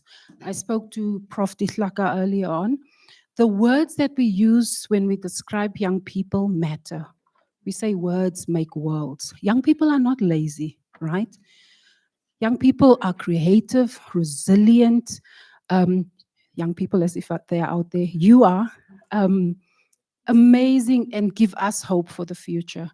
And I would invite you to hold on to that. So our work stretches different geographies, and we work with leaders across different sectors, emerging leaders, leaders who think they know it all. And what we invite people into is personal transformation for social change. And what is our work to do to take care of ourselves? So Palisa, shout out to that beautiful poem. Art that we spoke about early on creates healing as well. And so our approach that we use when we focus on bridging leadership is kind of three elements that I'm curious about how you do this. Because I also believe there's a method to the madness of collaboration. So the first is inner work. How aware are we? How do we stay resilient? And how do we care for ourselves? Inner work matters. And so when we work with leaders, I work across a lot of small towns. The question is always politicians, business people, community leaders, in your local authorities, the municipalities. How self-aware are you? How honest and authentic are you? And clearly right now, as we spoke about corruption, I always wonder when we look at ourselves in the mirror, when you know you've taken from those who do not have, what do you say to yourself? So what is that honest, authentic self-awareness that we need to show up with as leaders? Young leaders, old leaders, as well. And so increasing that sense of alignment within ourselves. So we talk a lot also about ancestral trauma, intergenerational trauma. And I know that we have so much work to do, but I also believe we have ancestral joy, right? An intergenerational joy, our music, our energy, our creativity, that's where it comes from. And I know that if we suppress our creativity, then we kind of fall apart, right?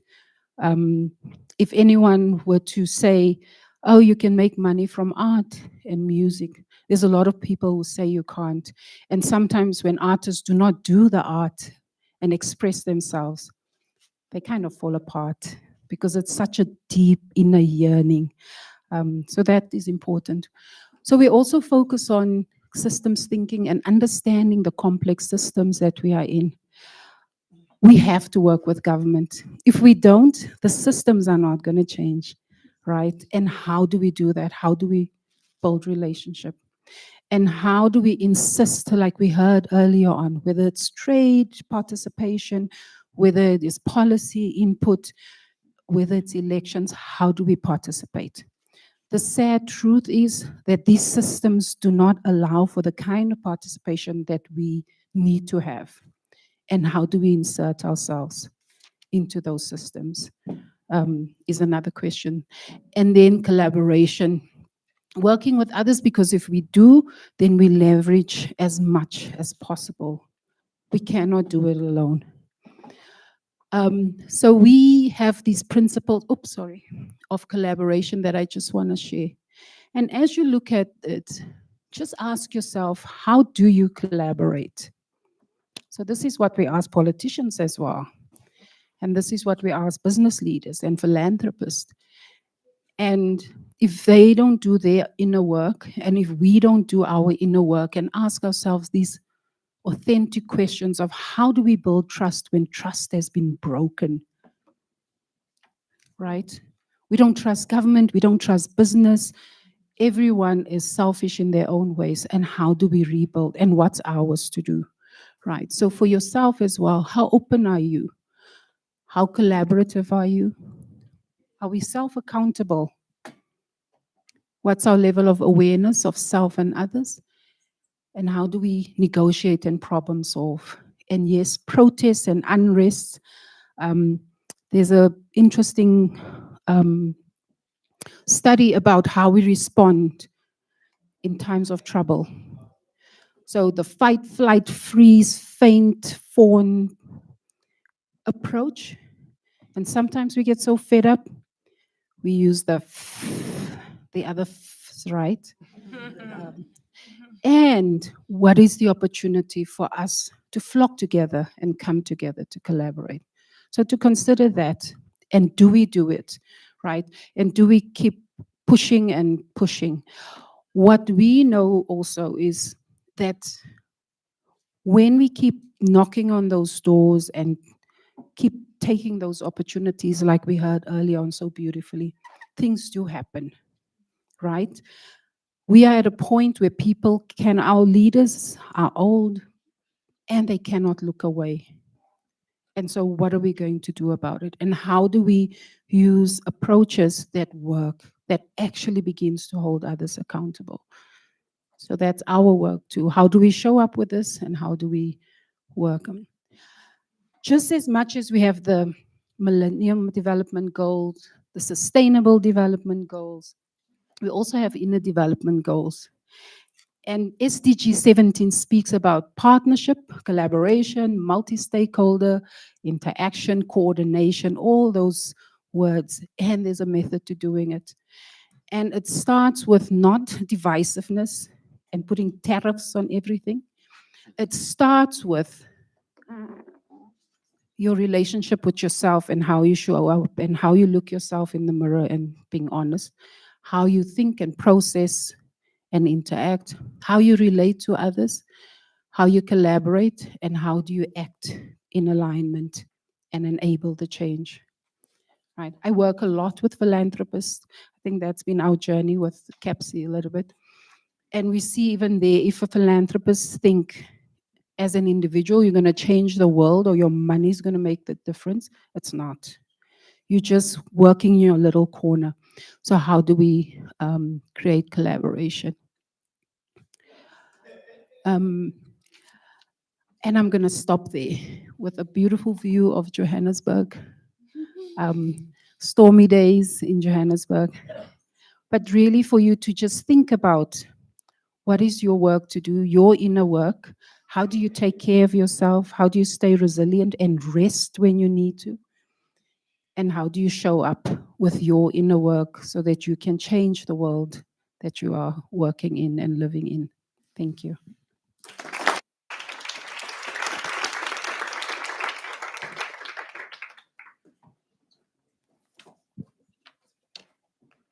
Lucy's asking me to ask if there's any questions, which I doubt. I'll start here.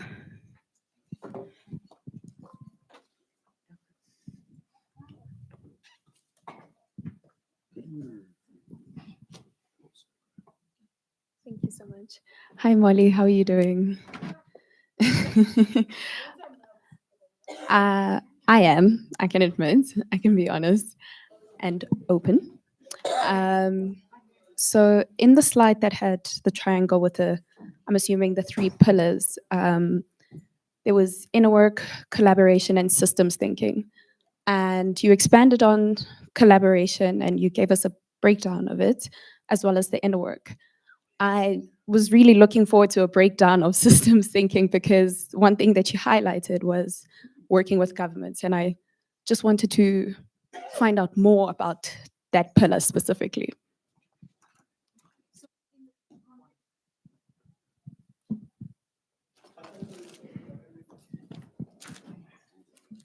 Another thing we want to add to all the things that you do. Thanks, Lucy. So systems thinking is really coming together and looking at different perspectives, right? And so, for example, we work in small towns, right? One of the towns is Makana, which used to be Grahamstown. There's a lot of water issues. They're always in the news. And so only when, with the municipality, the business, the people in the different parts of the community, because some of us still live on the other side of the tracks, see the problem of water, not only for me as an individual, because I run a guest house and what that means, not only for me as a student at Rhodes, as a young woman, what it means if there's no water for 2 weeks, not only for the municipality, because then the community are not going to pay rates and water, but everyone understands the lived experiences of what it means not to have water for 2 weeks, right? And because everyone understands that, they advocate as a collective. And that is systems thinking, because you're not only thinking about your own situation, but you think of the whole. And what that invites you to do is to solve the problem as a collective and to honor each other's stories and each other's truths. Because I feel we come from a space also where people's stories are being erased or have been erased. And so there's only a viewpoint. If you are business people, it matters that you don't have water, but it matters to the Goko as well, who would have to go down the road and fill a bucket or scoop from the stream down the road with the risk of getting sick. And so for the engineer, and what we typically do is bring people together in a room to tell their stories about what it means. And that is seeing the whole system. And from that, crafting what needs to move, who needs to do what to shift the system, right? And it doesn't matter even if the plant, the water plant is eventually fixed. If people still don't get the water, it's an issue for some of us, depending also on where we live, right? So that is the idea of systems thinking and seeing the whole perspective and having a lens, and me being able to tell someone else's story and honor the story, and to advocate for the change holistically and not just because it affects me. Right. So for young people, how do you understand some of the challenges government might be facing, right? And how do you work as a collective to change those? Thanks. Okay, so I want to take a question on that side because that side have been forgotten for a very long time. Anybody this side has a question? No one? You see, when you have people long enough, then I'm caring about you guys.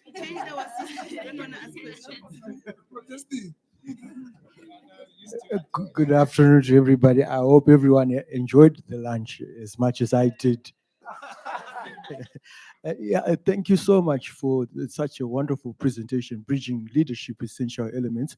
I find all too often in conferences and in gathering, there's always the elephant in the room is always leadership, especially when you look at whether it's the development of Africa or the backwardness of it. But when I look at that aspect of leadership, do you think that there is a shared understanding of what leadership is and what it is not? And more importantly, when you look at the so-called leaders, are these individuals what we call leaders? Are they born or are they manufactured? Are they made? And if they are made, which factory or at which address are they made? And are we interrogating the topic sufficiently to have this, to build this shared understanding of what leadership, what it is and what is not? Because when I look at life, we are all created equal at the end of the day, and no one has got an extra hour than the other person, or extra minute, or extra second in life. Yeah. So are we sufficiently interrogating this subject matter so that we develop a shared understanding to enable us to address the challenges that we face in our everyday lives? Yeah. Ms. Marlene, you can use the microphone at the podium. You can use that one. Okay. That's an answer. Yes, please. I have a question to you. What needs to change My friend, it's yours. Thank in you. terms of current leadership and what we need? What needs to change? Thank you for asking the question as to what needs to change.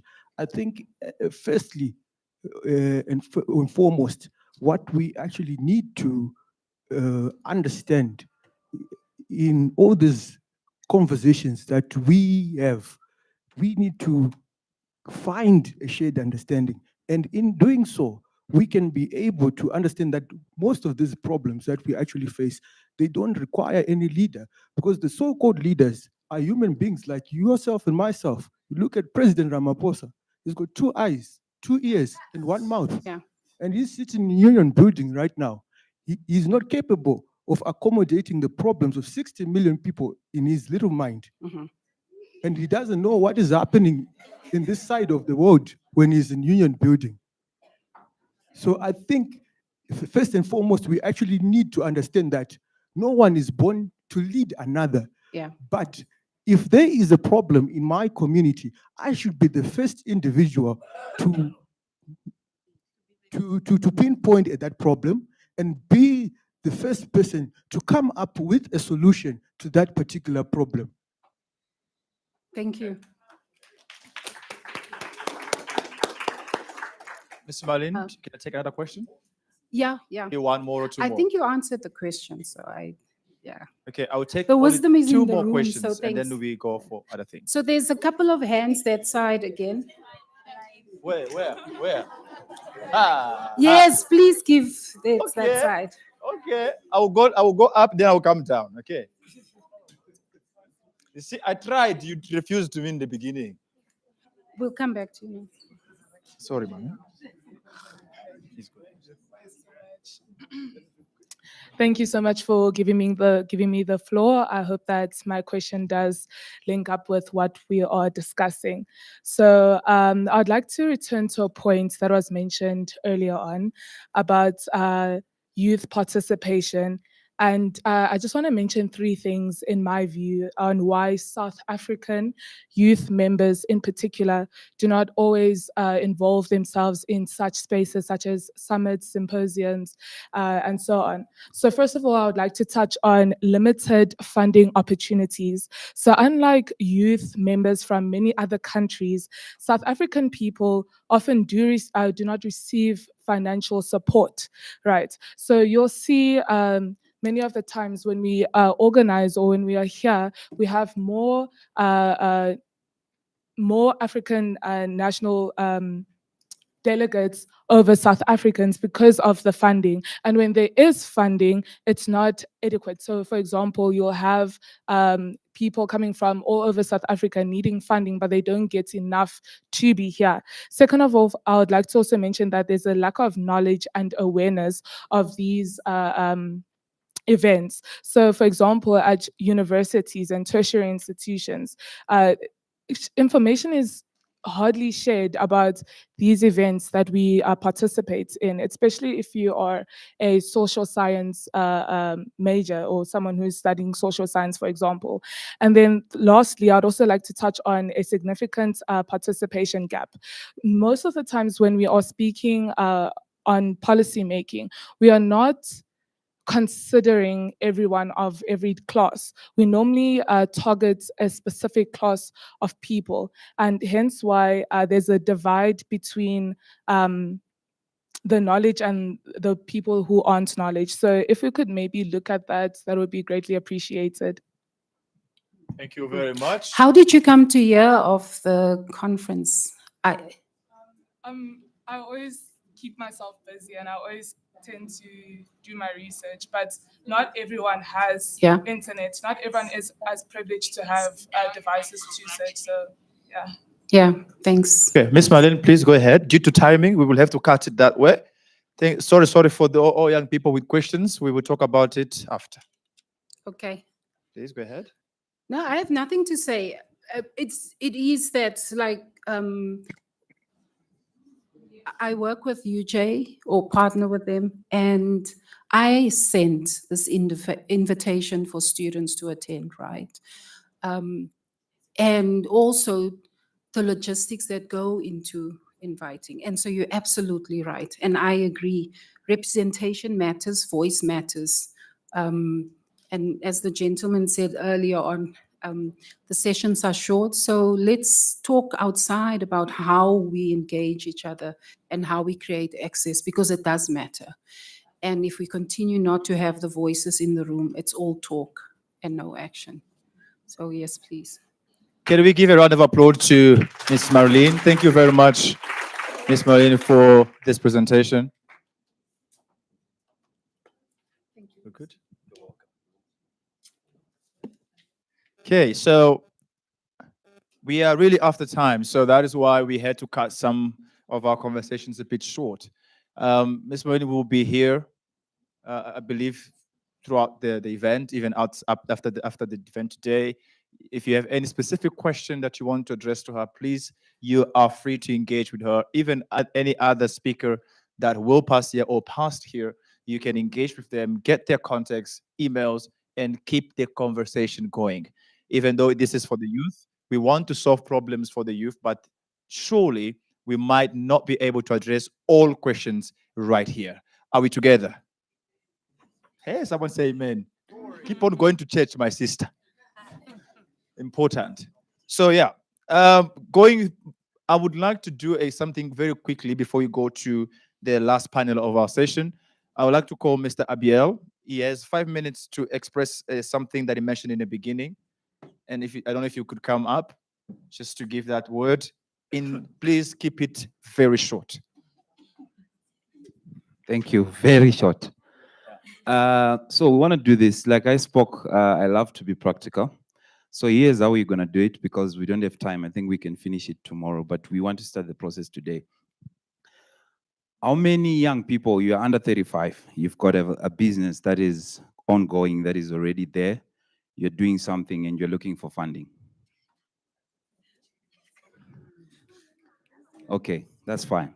I've seen you. So here's what we're gonna do. They're gonna give us the official. Can they use this one? Yeah, they can use the email directly. Yeah, this first one, lucimadio.simao@africayouthforumintel.org. I want you to send just a 2-page proposal or a project outline of what you want to do that you need funding for. The only amount of figure that I have, that I don't have right now, is 20,000. But it might go beyond, because as I was speaking, some people were getting revived to pay money. Some people have already approached me that they want to support the vision. So here's what I want you to do. I want you to email, and we're going to do it transparently. So tomorrow we're going to try to find time, and then we're going to discuss with the team lead how we're going to select, and then we see how it does. But what we're going to do is, I think we'll select number 1, 2, 3. Obviously, the money that will be available, we want it handed over to number 1. But the number 2 and 3, we'll try to find how we can get some money to support that, because I want us to do action. And we're not gonna just give you money and then you go. Some will go and marry, some will go and do whatever. We're gonna follow the money. I think Prof, you help us maybe set up a follow-up team. Okay, I'll come to you to check on that, because we want transparent, number 1. Number 2, we want to prove to the government that we are capable. So even if we're going to go through our leaders and our institution to say we need $1 million for this organization to fund startups under this project, they'll give us, because this is the foundation that we are setting. I was also talking to my colleague here. I think tomorrow we'll involve him. I know his organization is also willing to give us some money. Mr. Johnny, I know he's thinking in his mind, where can he get some funds, because he's connected. So, and other people that have already spoken to me. So we are willing to do this, guys. Let's show a step that we are serious. So let's support the idea. If you have an idea, like I said, the email address is there. So tomorrow we'll be able now to do the process. So the team will go through the proposals, and obviously with our leaders, they know how to do it, and then we can implement. My sister, I think you want to give me 50,000. Not quite 50,000. Uh-huh. Of course, involve us. I just wanted to say, because I saw some trepidation when you said send an email. Yes. And I've noticed that a lot of young people, they become afraid when you say, send me your business idea. Okay. Because they think you're just going to use it for yourself. Okay. So I wanted to suggest, maybe I should start some transparency, maybe. Mhm. We involve VITs, we involve the partners, Mhm. and maybe make it a webinar and let people pitch. That way, a lot of us have heard the idea. So if we see it somewhere else, there's some accountability. Okay. People are scared to give their ideas All right. to I one hear you. email, and then you don't hear back, and then you see your idea. But let's still do it, and also involve those who can't be here today. Okay. Thank you. All right. As I finish my 2 minutes, yes, I want to suggest. I think there's a way that you're communicating with all the participants. We'll also, as we are think it through and see the best way to do it, because you know that we are here for a limited time. And one thing that I just want to make sure is, because I said the word, I keep my word, and it's done. But thank you for that. I think that's valid. We'll consider that and see how we can do it. For those that have not spoken with me and that are willing to give something, please, can you see me? And then we can discuss how we can do it. Like I said, it will be transparent, and we're going to share what is going to happen. So please, let's make it happen. Thank you so much. Thank you. Amazing. Thank you very much. So that's how we're going to proceed. We will see how this is going to work, because we only have 2 more days to go. Okay. We will have a discussion with the rest of the partners, and we know what to do. So now, let's move to the next panel, which is a panel that will be our last panel for today. This panel discussion topic is on collaborating for dignified and fulfilling work, the role of non-profit sector in unlocking youth potential in Africa. I am very happy to call up to this on this panel the moderator of this panel, which is Dr. Wycliffe. Okay, Dr. Wycliffe Ndunga Oma. Please correct me if I'm wrong. as he comes. He's still walking. He's still walking. Give a hand of support. And Dr. Wycliffe will be moderate this panel with a speaker that is joining us. The first one is Dr. Carlos Fernandez, who is the country partner of Eduardo Mondlane University in Mozambique. And also will be joined by Upendo Ngumba, who is the country partner of University of Dar es Salaam, Tanzania. Or like others prefer, Tanzania. And also will be joined by Beverly Lee Russell, who is the Social Survey Africa in South Africa. And also be joined by Kundai Makonese, who is a PhD fellow at CAPSI. And lastly, we'll be joined by Dr. Nalukui Milapo, who is a country partner, Institute of Economic and Social Research at University of Zambia. Handing over to the moderator. Thank you.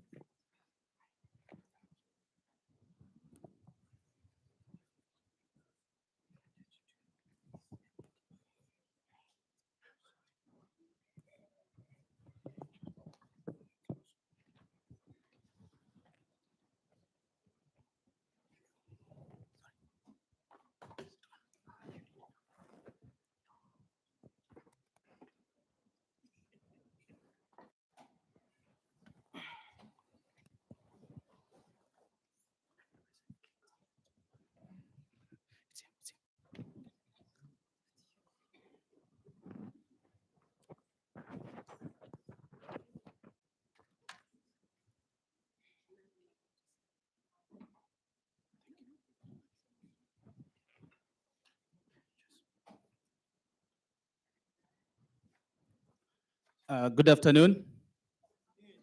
Good afternoon. The room is not youthful anymore. Good afternoon. Okay, thank you. So at least there's some evidence of people having consumed some lunch. So we are here in a panel discussion which is involving, as has been mentioned, some of our country partners whom we are implementing a project with. So we have 5 members, as has been mentioned. But I think before we go there, it's just good for me to provide a short introduction into what informs this panel, because this panel really, really fits into the whole discussion that is taking place for the next 3 days. Yeah. So currently we are implementing a 5 years project, which we are lucky to be partnering with MasterCard Foundation to fund it. And the project is focused on the contribution of the nonprofit sector to the African economies, and with a specific focus on how the nonprofit sector provides dignified and fulfilling work. But us being at the university, everything, every word needs to have a meaning from the word go. So we did commence a research project just to understand how do we define what is dignified and fulfilling work. And one of the most important, underpinnings that we've had to undergo was that we had to talk to the youth at the beginning to tell us what do they mean, what are the dimensions, how do they define whether work is dignified and fulfilling. And so from the onset, all our convenings, when we have conversations like this, we treat them as data points because we belong to the university, we do research. Our work is to produce knowledge that will inform policy and development as a whole. So this group, as they are here, the conversation that we'll have, probably, we hope, is going to end up in some article publication later in, as we go with the project. So like I mentioned, the project is funded by Mastercard Foundation. It's taking place in 17 countries in Africa. Carlos here is from Mozambique, is the one implementing the project in Mozambique. Upendo is from Tanzania. She's from the partner, University of Dar es Salaam, implementing the project. Bev is social surveys, implementing the project in South Africa. The one there is the unique one, the one next to Bev. She's Kundai. Kundai is our student, and she's also part of the project. I'll explain how Kundai comes to be part of this panel. And then we have Dr. Milapo from Zambia, implementing project in Zambia. So we have array of objectives. I'll not go through them, but the overarching objective of this project is how do nonprofit sector contribute meaningfully by providing meaningful, dignified and fulfilling work for the youth. So I'll not get into that detail. But our project is underpinned by 5 interventions. And the reason why we bring these is part of the conversation we are having here. So number one, obviously, any other project has to be strengthened. There has to be capacity built for people to ensure that all the objectives of the project are, implemented. Then our main focus is to conduct research in the 17 countries under which the project is being implemented. So another focus which involves what Kundai is education and training. So under the project, we are currently training 19 PhD students who are our PhD fellows, and Kundai happens to be one of them. And then again, which is critical to what we're having here, is the communication and dissemination. We treat a conversation or a convening like this to be a disseminating moment, where we disseminate the information that we have gathered through research, okay?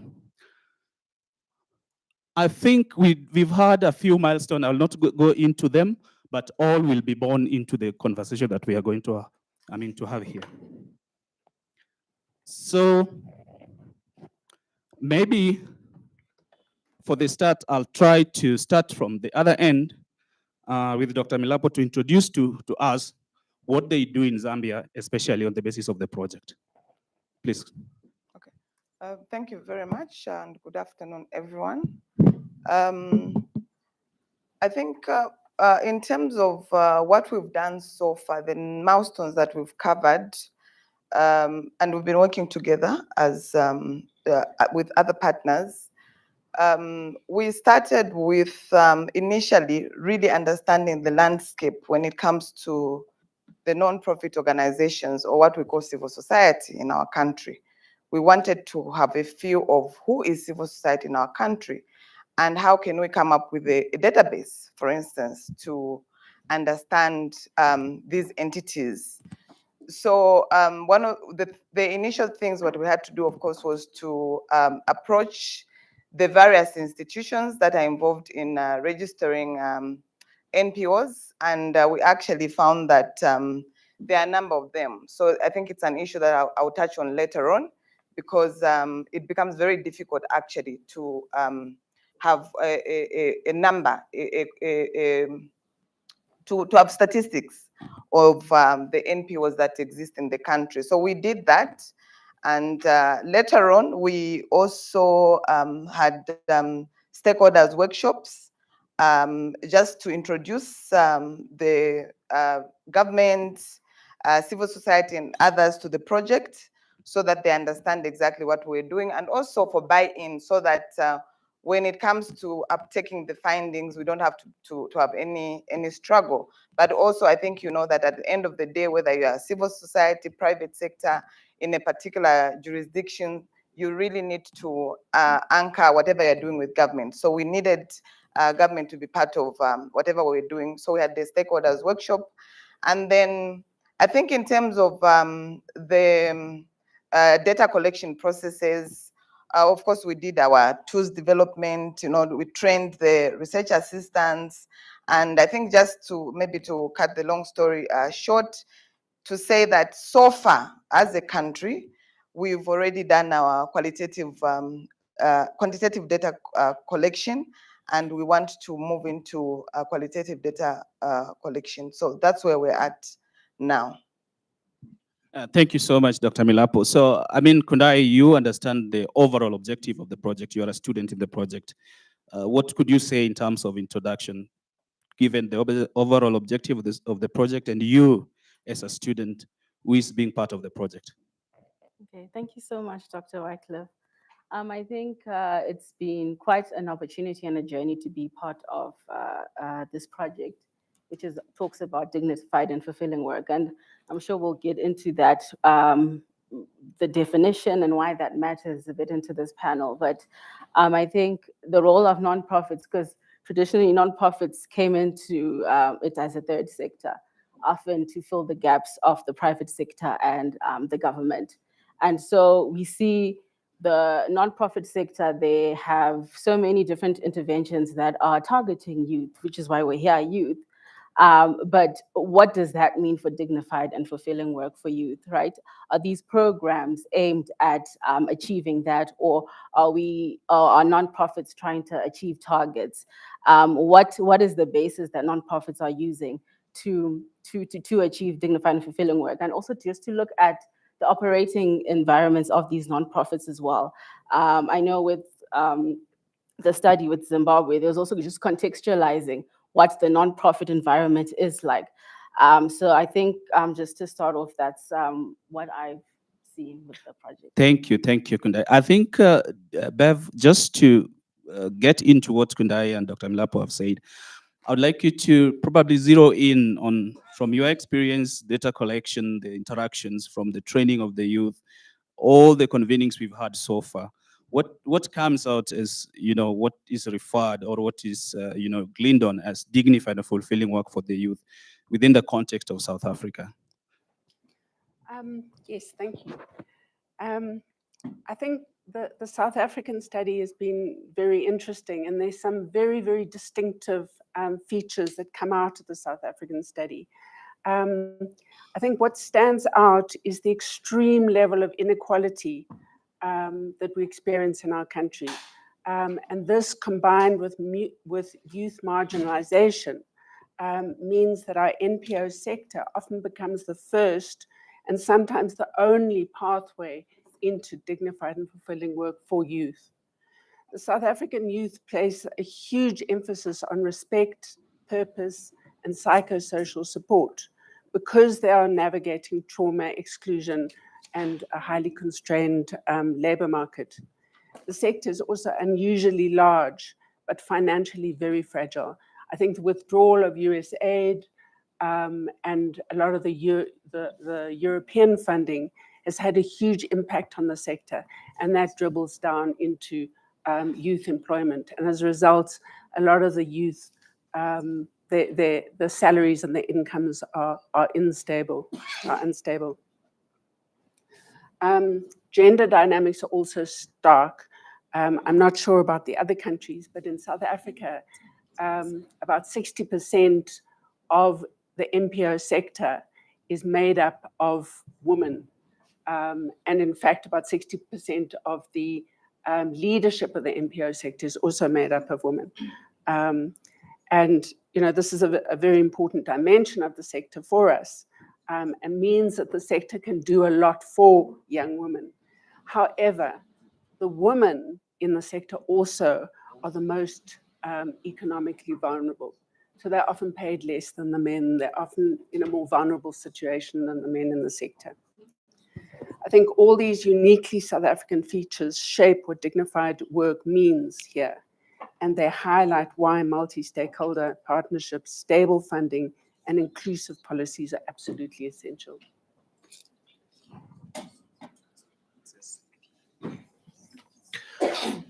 Yeah, I'm being informed that people down there, I mean, up the other side, are straining to understand. So just try to hold your mic closer so that they can be able to hear you very well.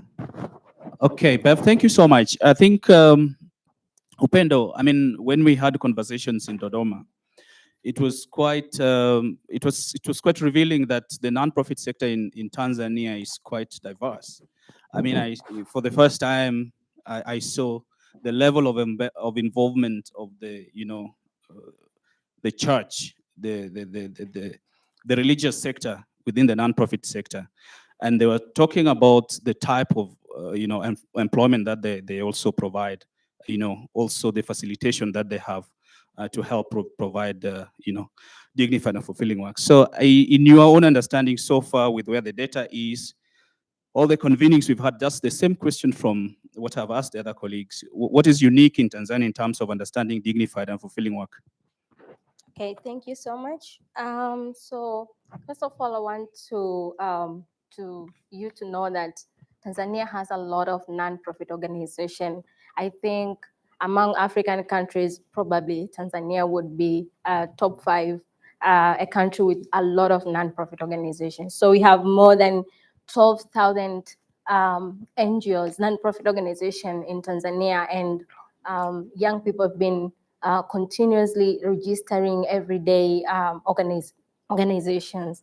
And we have different categories of nonprofit organization in Tanzania, including faith-based organization, as Dr. Omar have said. So there is a lot of contribution. They've been contributing a lot to youth employment in Tanzania, where they've been providing, they've been coming up with a lot of intervention to cover the gaps that the government couldn't, the initiative that government couldn't do or complete or finish implementing different initiatives. So one among them was to make sure that young people access skills in Tanzania. So this is so unique because there is a good collaboration between faith-based organization and the government compared to other categories of non-profit organization in Tanzania.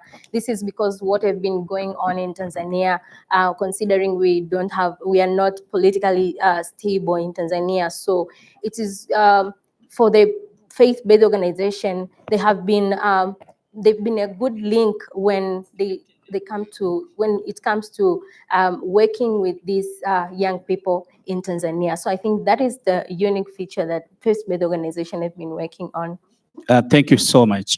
Carlos, what is, I just want to understand this from the perspective of Mozambique, because it's important for us to understand how the dignity or the quality of work differs from one country to the other. Then we can go into understanding what the data says, from the qualitative end to now more quantitative aspect of this information. I'm saying, I'm asking a question. What is unique in terms of the kind of employment opportunities that the non-profit sector provides in Mozambique in terms of understanding dignified and fulfilling work, or the quality of the work that they provide? Okay, thank you. It's an honor to be here and to join the discussion and to share insights from the Mozambican research that is conducted under the CAPSI project, right? Okay. Well, I think Mozambique historically it's different from South Africa, right? I think I'm not an expert in South African history, but you are dealing also with historical inequalities. I was reading the literature review from South Africa, and the issue of race and a post-apartheid society, right? It's very important in the picture, right? There is, yeah, the race issue. It's a big problem in Mozambique. It's different. Of course, we had that during colonial times, but we overcome that. And with independence, now it's a black majority who is in power, and the issue of race was not there because the transition was a bit radical in terms of, changing of political regimes. The Portuguese have to leave Mozambique. In 1975, when we got independence, there was this ad hoc informal decree that says that if you want to stay, you have to decide if you want to be Mozambican or Portuguese. There is no space for double nationalities. So most of the Portuguese left, and this ad hoc decree that they launched, the Minister of Interior said that you have 24. It was called 24/48. You have 24 hours to leave the country and 48 kilos to take out, right? So independence meant also, taking control of the economic infrastructure and all these things. So it's a bit different, but of course, issues of we have to also to talk when you talk about employment, when we are dealing with dignified and fulfilling work, we cannot just see that in technical terms, right? It's not just about wage income. It's not about salary. It's not about good conditions, and also it's not about a technical gap or even skill deficits on youth. This is a political issue, right? So we can this research, we have to do this research taking in consideration that we cannot depoliticize all issues related to youth employment. In this research has to take this in consideration. So issues about gender, class, and geography, right, as meaning in the Mozambican context, right? Not race like in South Africa, the post-apartheid and all the legacies of apartheid, but these categories it's very important. As in Mozambique also, it's a country that was structured by the aid development, industry. We have also a lot of NGOs, and one of the first things that we did with this research was to produce a literature review.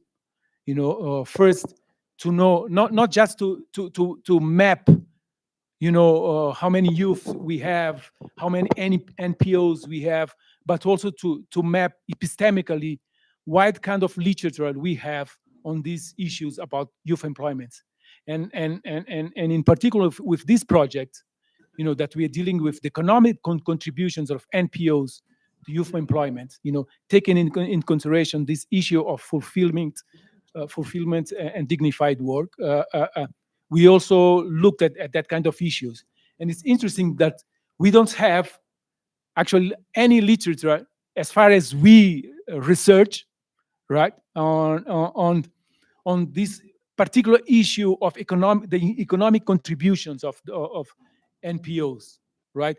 So this project it's very important. It's going to be a groundbreaking research. I'm talking about now in terms of historiography, in terms of what is being done there. Most of the literature that deals with NPOs, it's more about analyzing their programs, assistant programs, analyzing their activities, linking also connections between NPOs and citizenship. Because one thing that you have to take in consideration is that in Mozambique, we don't use this term NPOs, non-profit organizations, right? The term that we use politically in the political sphere, in the academic sphere, in the social civil society sphere, it's NGOs, non-governmental organizations, or organizations from civil society, right? This is the term that we use in Mozambique. I don't know if we continue. Yeah, it's fine. I think the dimensions of that question perhaps is Carlos is trying to cover almost all the the dimensions of the question, but I think we are still going to come back to certain things certain issues that you are unearthing from data as you continue the data analysis and report writing. So I think there is something that is coming out here from what the partners are understanding as dignified and fulfilling work. It's also important for us because we task a student and to give us from the academic angle what it means, what is this dignified and fulfilling work. So Kundai, I'm throwing this back to you. I know you are done with your literature review, so at least that I'm privy to the information. So what is coming out as dignified and fulfilling work, and what does it mean in an African context, generally? All right, thank you so much. So I'll speak also as a young person that when I think of the phrase dignified and fulfilling work, it's a loaded phrase, but I think of six main things. It's work where I am respected, work that I am passionate about, work that provides a psychological and a physical safe environment, work that allows me to contribute to my community, as well as work that nurtures and challenges and diversifies my skill set. So I think this really matters in the African context. My research specifically looks at the role of NPOs in gender inclusive youth entrepreneurship, looking at Uganda and Zimbabwe, which are in sub-Saharan Africa, where the rates of unemployment, youth unemployment, are very high. And lots of youth, especially young women, are in informal employment, which often lacks social protection, which often lacks job security and career advancement. And so these operating environments that young people are in are precarious. And so we see this trend of youth entrepreneurship, specifically NPOs, having initiatives that promote youth entrepreneurship through training, skills development, but it sort of ends there. There isn't that question where, how is this work dignified and fulfilling? It's almost so, okay, youth are now into entrepreneurship and that's it. But like we're saying, for example, in Zimbabwe, youth entrepreneurs who are not registered, they are then in very precarious environments where there's confiscation of goods, where there is harassment because of this unregistration, because NPO programming sort of stop after we've given you these skills, but we haven't made linked you to the support networks that allow this work to be dignified and fulfilling. So I think it's not enough to get youth into work, self-employment, but we must ensure that is meaningful, stable, and enables growth. Thank you, Kundai. Yeah. Okay, quick, go for it. Okay, I just wanted to add something on what she said about dignified and fulfilling jobs. So, okay. Okay, for the dignified and fulfilling jobs, we have our definition, but young people outside there, they have their own definition as well. So for them, dignified and fulfilling job is just having sufficient income. So which is, during our survey, when we were collecting data, we had to interview some of the young people to just to get understand if they really understand the meaning of dignified and fulfilling job. And we found that most of them doesn't understand the meaning of dignified and fulfilling job, finding themselves being vulnerable workers to these non-profit organizations. So most of the young people who we consider them having jobs, actually they are not having dignified and fulfilling jobs. And this is to most of the African countries, and specifically Tanzania. So young people have been very vulnerable to this situation. Thank you. Thank you. Thank you. I think it's good for us to go and find out what the data is from what the literature has already indicated to us, what our partners have been doing.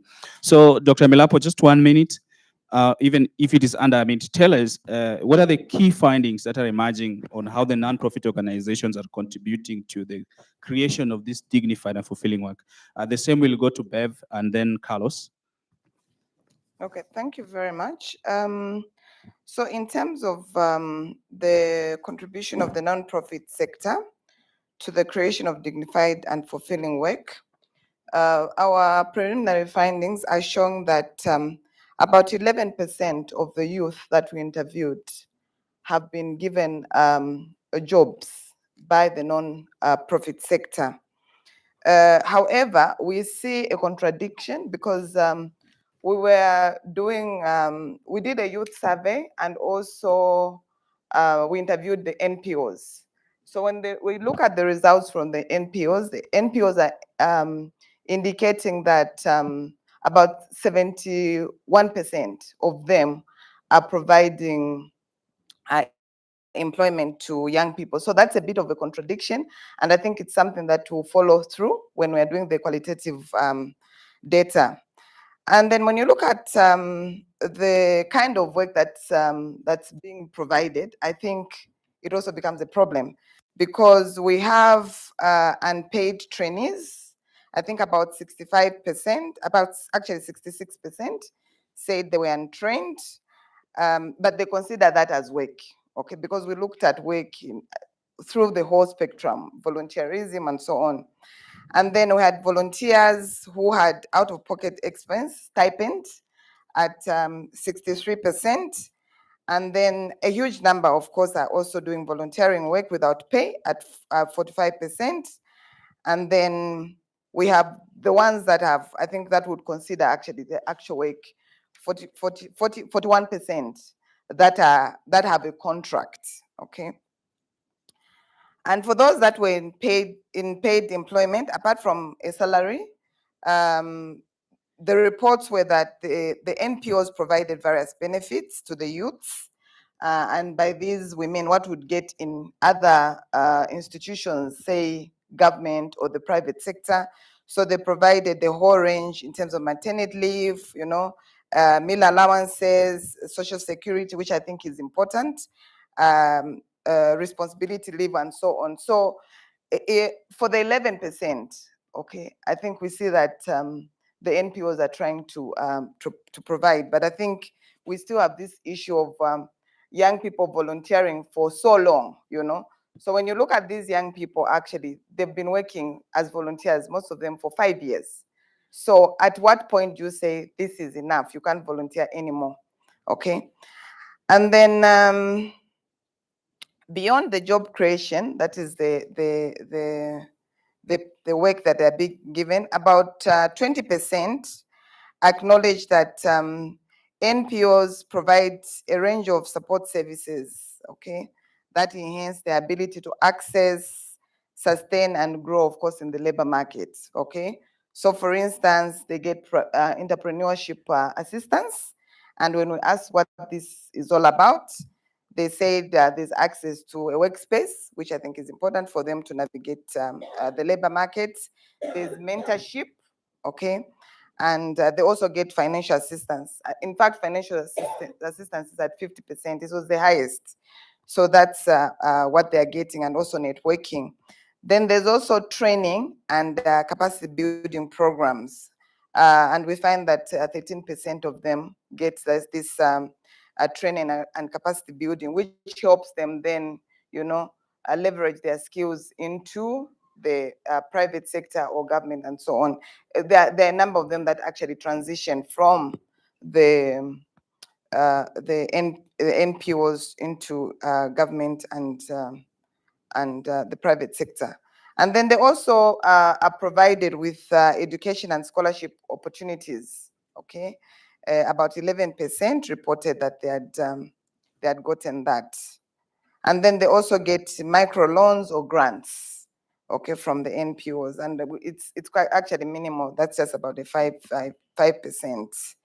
And I think just to mention that when you look at or how we defined dignified and fulfilling work, the issue of the salary and so on, when we asked them what they felt in terms of the salary that they feel would they consider to be dignified, they said between 200 US dollars and 1,000.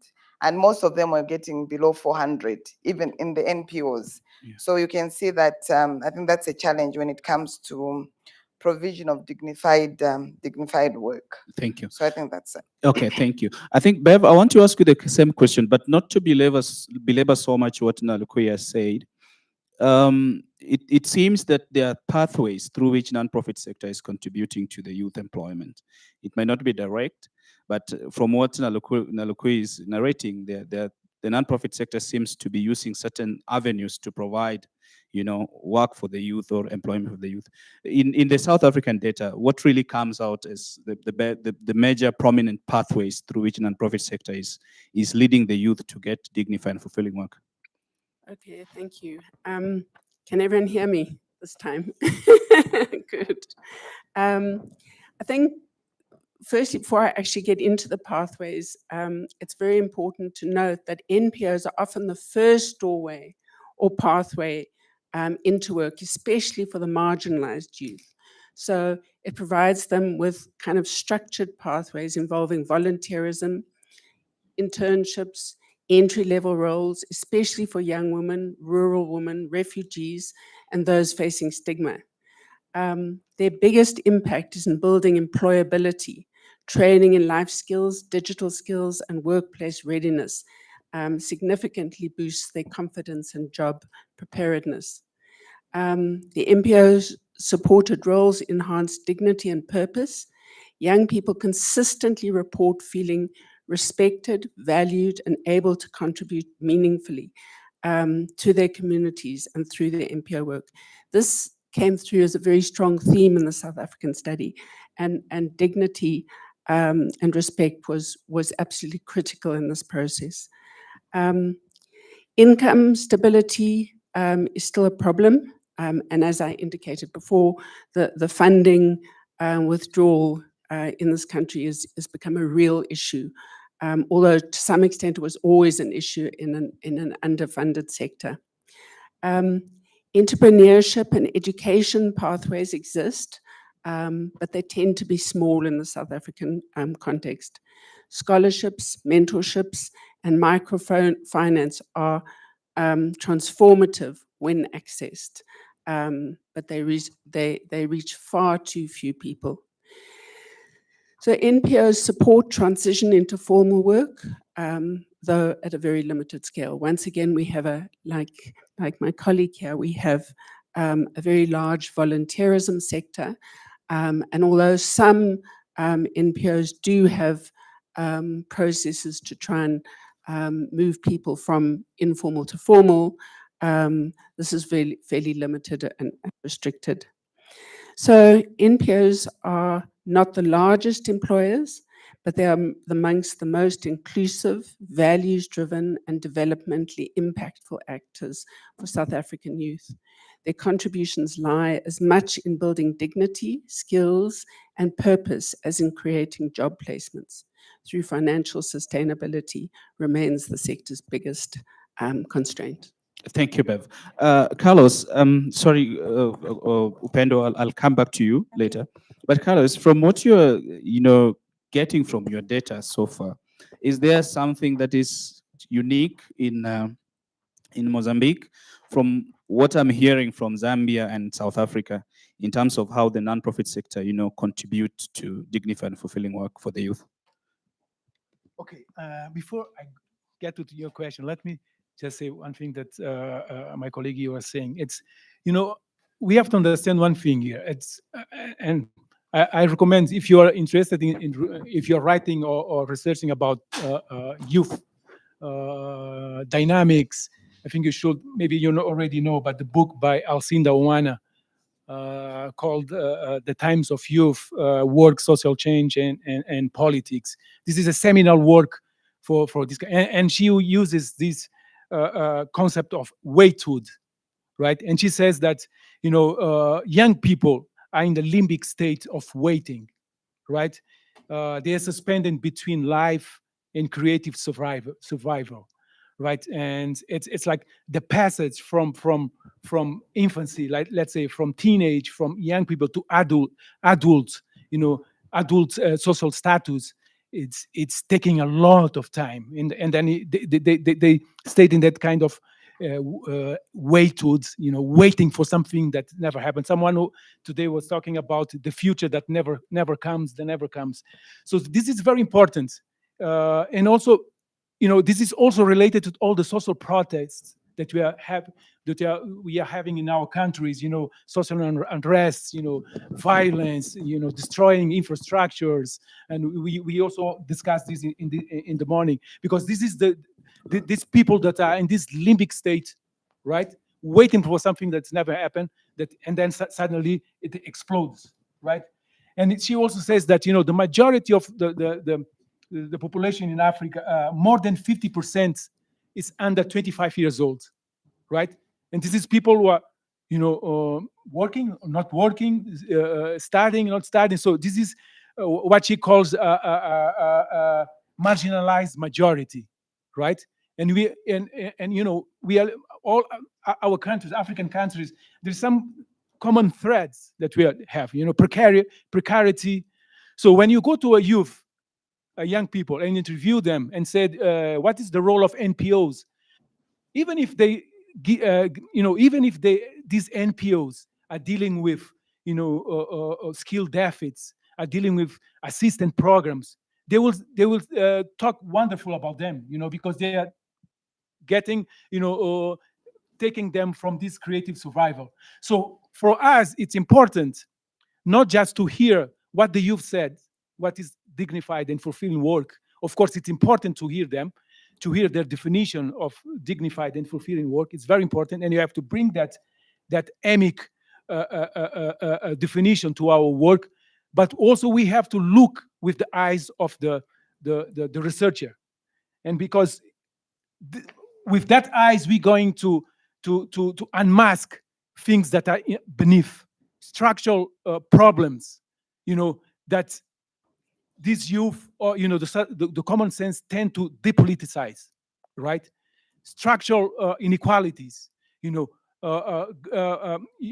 NPOs that are masking state responsibilities, right?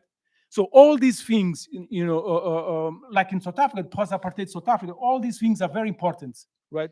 And we bring that. So, for instance, when we with the field work that we did, we sense that beyond income, when we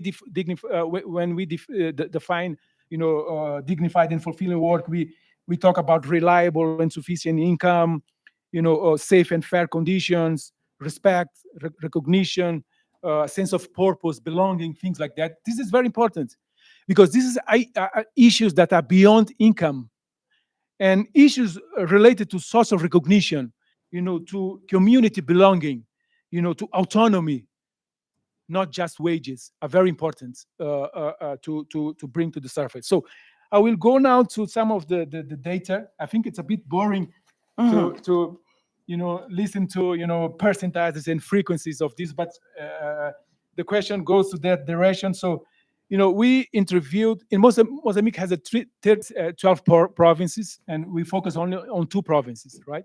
And also because of the conflicts in the north, these also hampered the. So we have, for instance, 17,000 young people that are employed, that are economically active, right? And then we also we have the average of the young people that we interviewed. We did a survey to 1,000 young people. My colleagues did, other countries did more.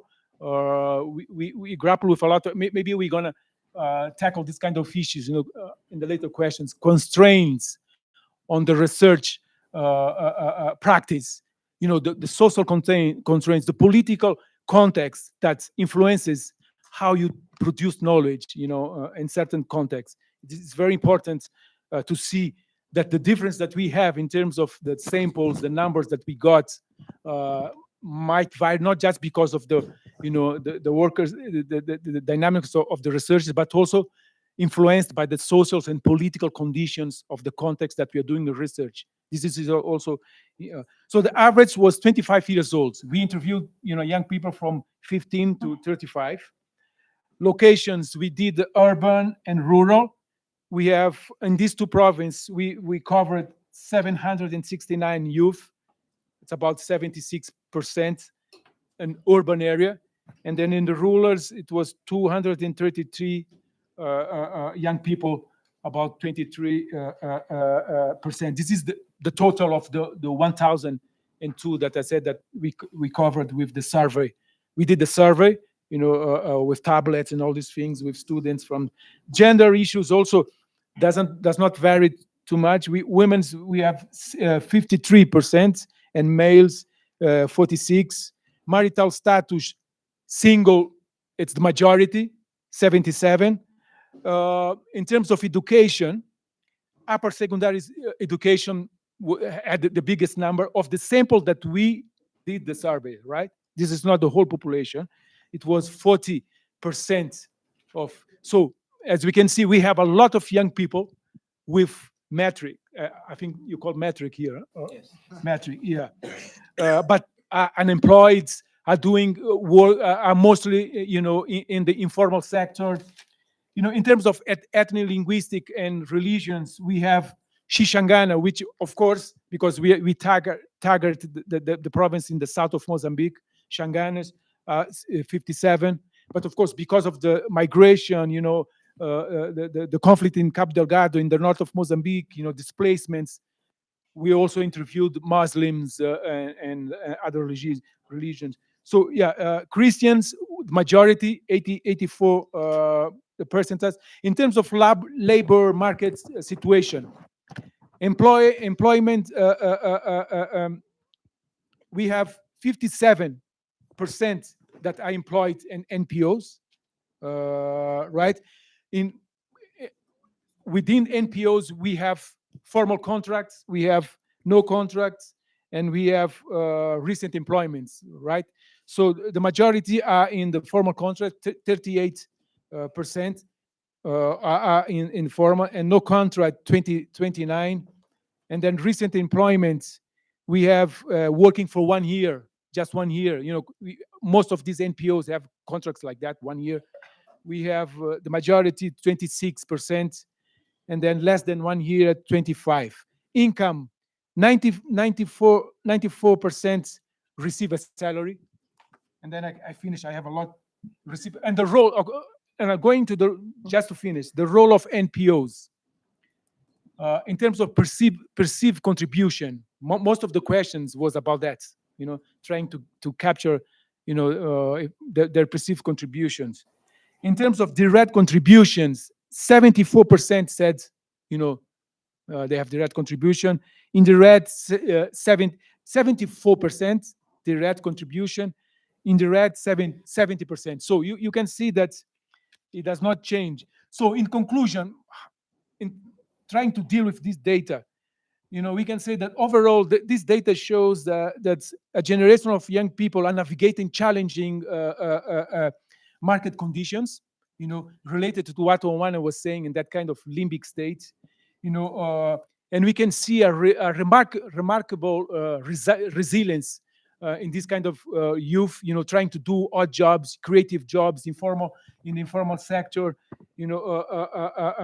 and also, we can see that NPOs, in a certain way, are expanding opportunity for marginalized people.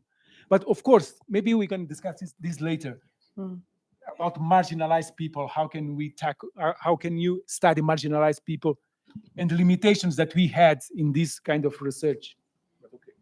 Yeah, certainly that would be my last question to Carlos. He was going to finish with that, and I think there is commonality from what we are hearing coming from all over the country, partners that are kind of conducting this research.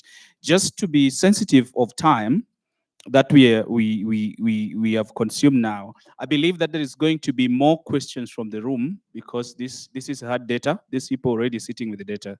So maybe as a means of validating that data, you will be the ones tasking them with those questions so that for us to understand it. But before we go there, Kundai, I would like to understand from your end, if you are seeing what is emerging out of literature. I know the colleagues here are talking about hard data, what they have found, what the practice says. Are there any, what your literature and your studying is telling you, if there are any type of partnerships that the nonprofit sector needs to form, and which are the most, among these, which ones are the most prominent partnerships that can help to, elevate the idea, maximize employment for the youth? Okay, thank you. I think the literature seems to say that there's no single actor or dual actor that can, but it's an ecosystem of all stakeholders, because all stakeholders have a different role to play within this ecosystem. I'll quickly, it's like a pentagon with your donors, your NPOs, your community, your government, and your private sector all working together. I'll quickly give an example of like a farming ecosystem, right? Where the government prepares the land. So these are policies, regulations, infrastructure that the government provides. Then we have the private sector. They provide the seeds and the tools. So these are the markets. This is the technology from the private sector. Then we have the NPOs, the nonprofit organizations. They provide training support to the farmers, right? Then, of course, the community are the farmers. They have knowledge, they have culture, they have buy-in of the initiatives. And then we have the donors, which are the water source. And so, with no land preparation, with no government, the seeds don't germinate. With no tools, you can't plant and you can't sell to the market. With no support, there's low yields. With no farmers, there's no purpose. So this multi-stakeholder approach helps with reducing fragmentation of initiatives. It creates continuity of all these different initiatives and also just harnesses the different strengths of each stakeholders. Thank you so much. Thank you so much, colleagues. I mean, there are so many questions that I can still ask them. But the last one, which they will respond alongside what you're going to ask, is what are the challenges that you faced in conducting research among the vulnerable youth or the youth at the margin? The project is quite prominent on that because we're trying to look at the contribution of the nonprofit sector to African youth, especially the youth living in the margin. And typically, in a typical academic setting, getting data out of that constituency sometimes might be a bit difficult. Park that for now, but I'll open the space. I'll give 2 questions this side, and also, yeah, there's data here. Right, okay.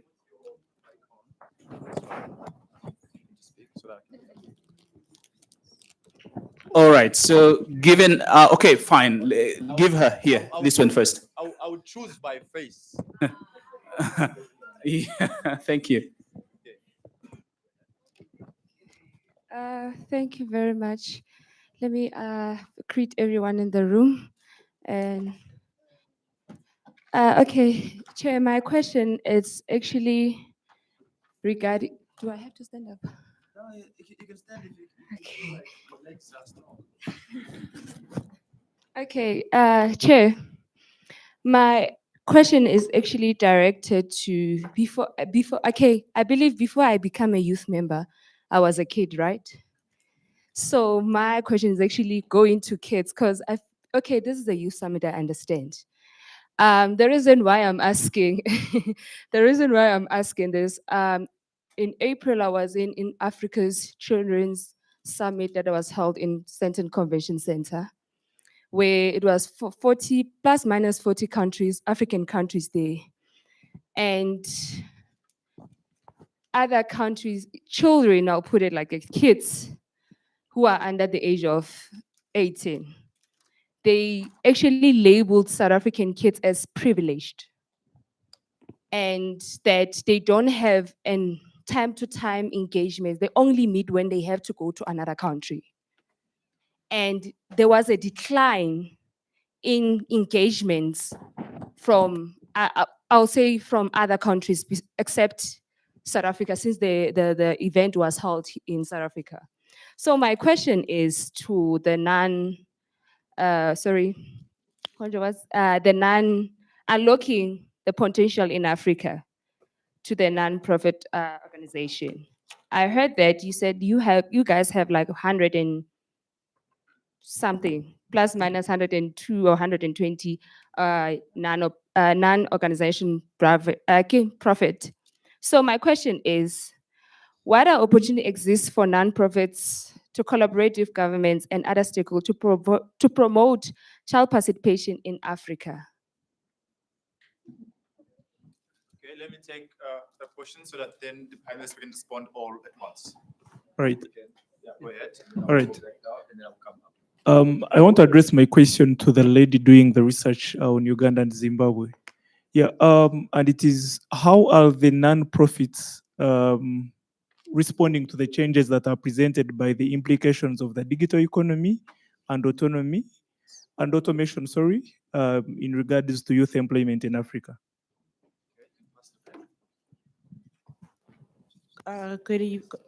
Good afternoon, sorry.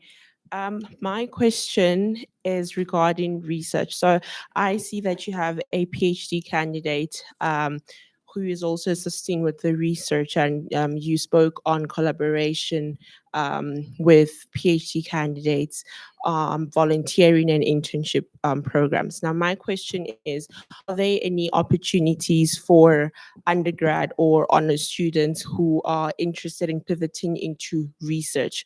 What type of program, if you do have, are in place for students who are interested in going into research, aside from PhD students? Someone will hate me today. Oh. There is Good day, everyone. My name is Kamihelo Matsani. I'm a student here at Wits.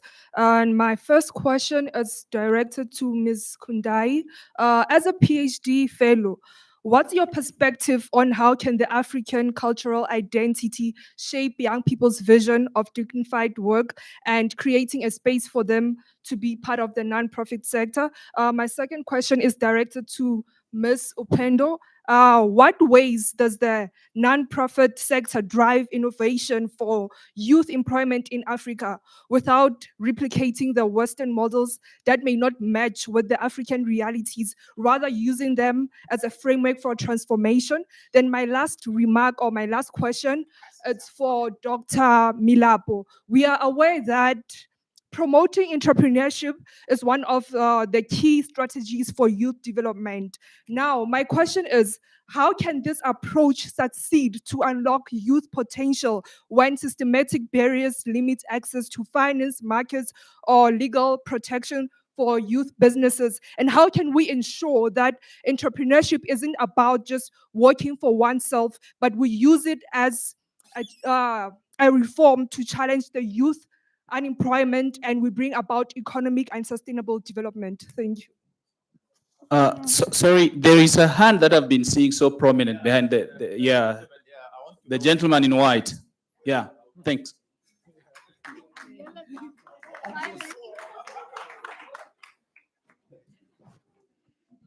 Thank you.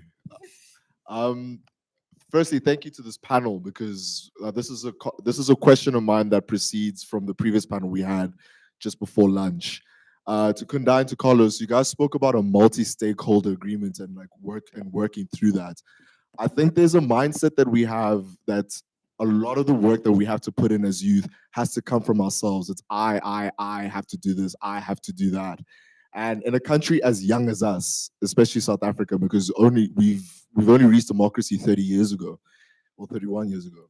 It's the fact that I really feel that we have to be able to look at instruments that work alongside government to be able to inform youth, to find themselves to be in spaces where you can have government and have governmental issues that can empower you to get into job spheres, where you don't have to be knocking on doors by yourselves and all of that in order for you to be able to find opportunities. So that's why in hearing the multi-stakeholder agreements and hearing what Carlos was saying about the class issues within the nation too, and gender issues within the nation, I feel like that is skirted over because we feel like we have to be chasing so much in order to get to a level that we are not at yet because we're such a young country.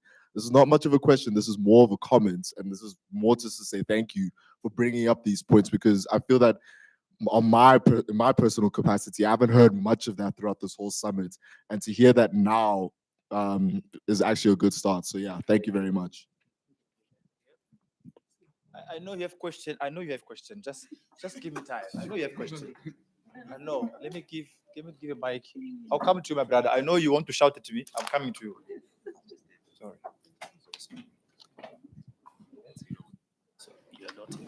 Good afternoon, everyone. My name is Ntando Nkosi, and I'm a founder of an NPO that is named Global Stateless Human Rights Initiative. My question to the panelists is, do we have a system in place for funding for African NPOs, seeing that the West is pulling the plug on their funding? Do we have a system that can assist African NPOs with finances and funding, especially startup NPOs? Thank you. taking one more question from the mayor. Sorry, the potential mayor. It's not recorded, guy. Not recorded.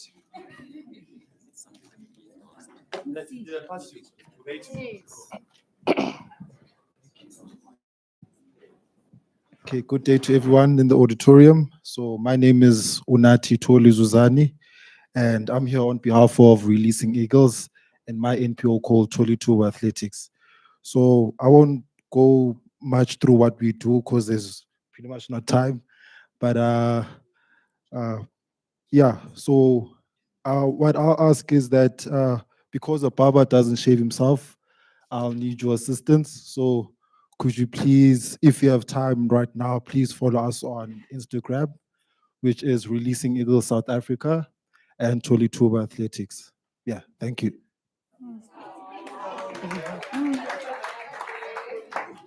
Okay, okay, so it's Releasing Eagles. Guys, please take out your phones.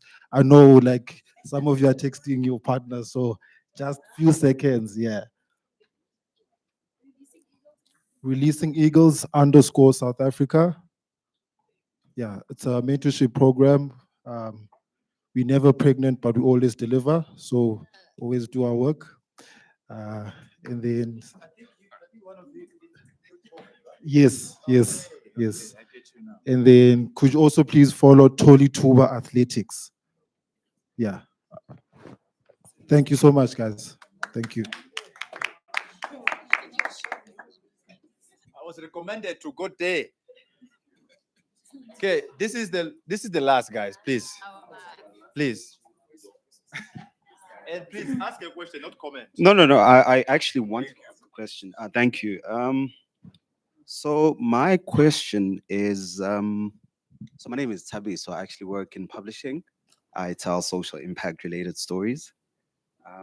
My question is, We're struggling to hear you this side. oh, sorry. So my question is around the F word, which is funding, keeps reoccurring. It's reoccurring all the time. And I think my question is for the panel, in your research, right? I think there's a strong case to move away from donor dependency. And I want to ask the question around the rise of social enterprises versus core NPOs.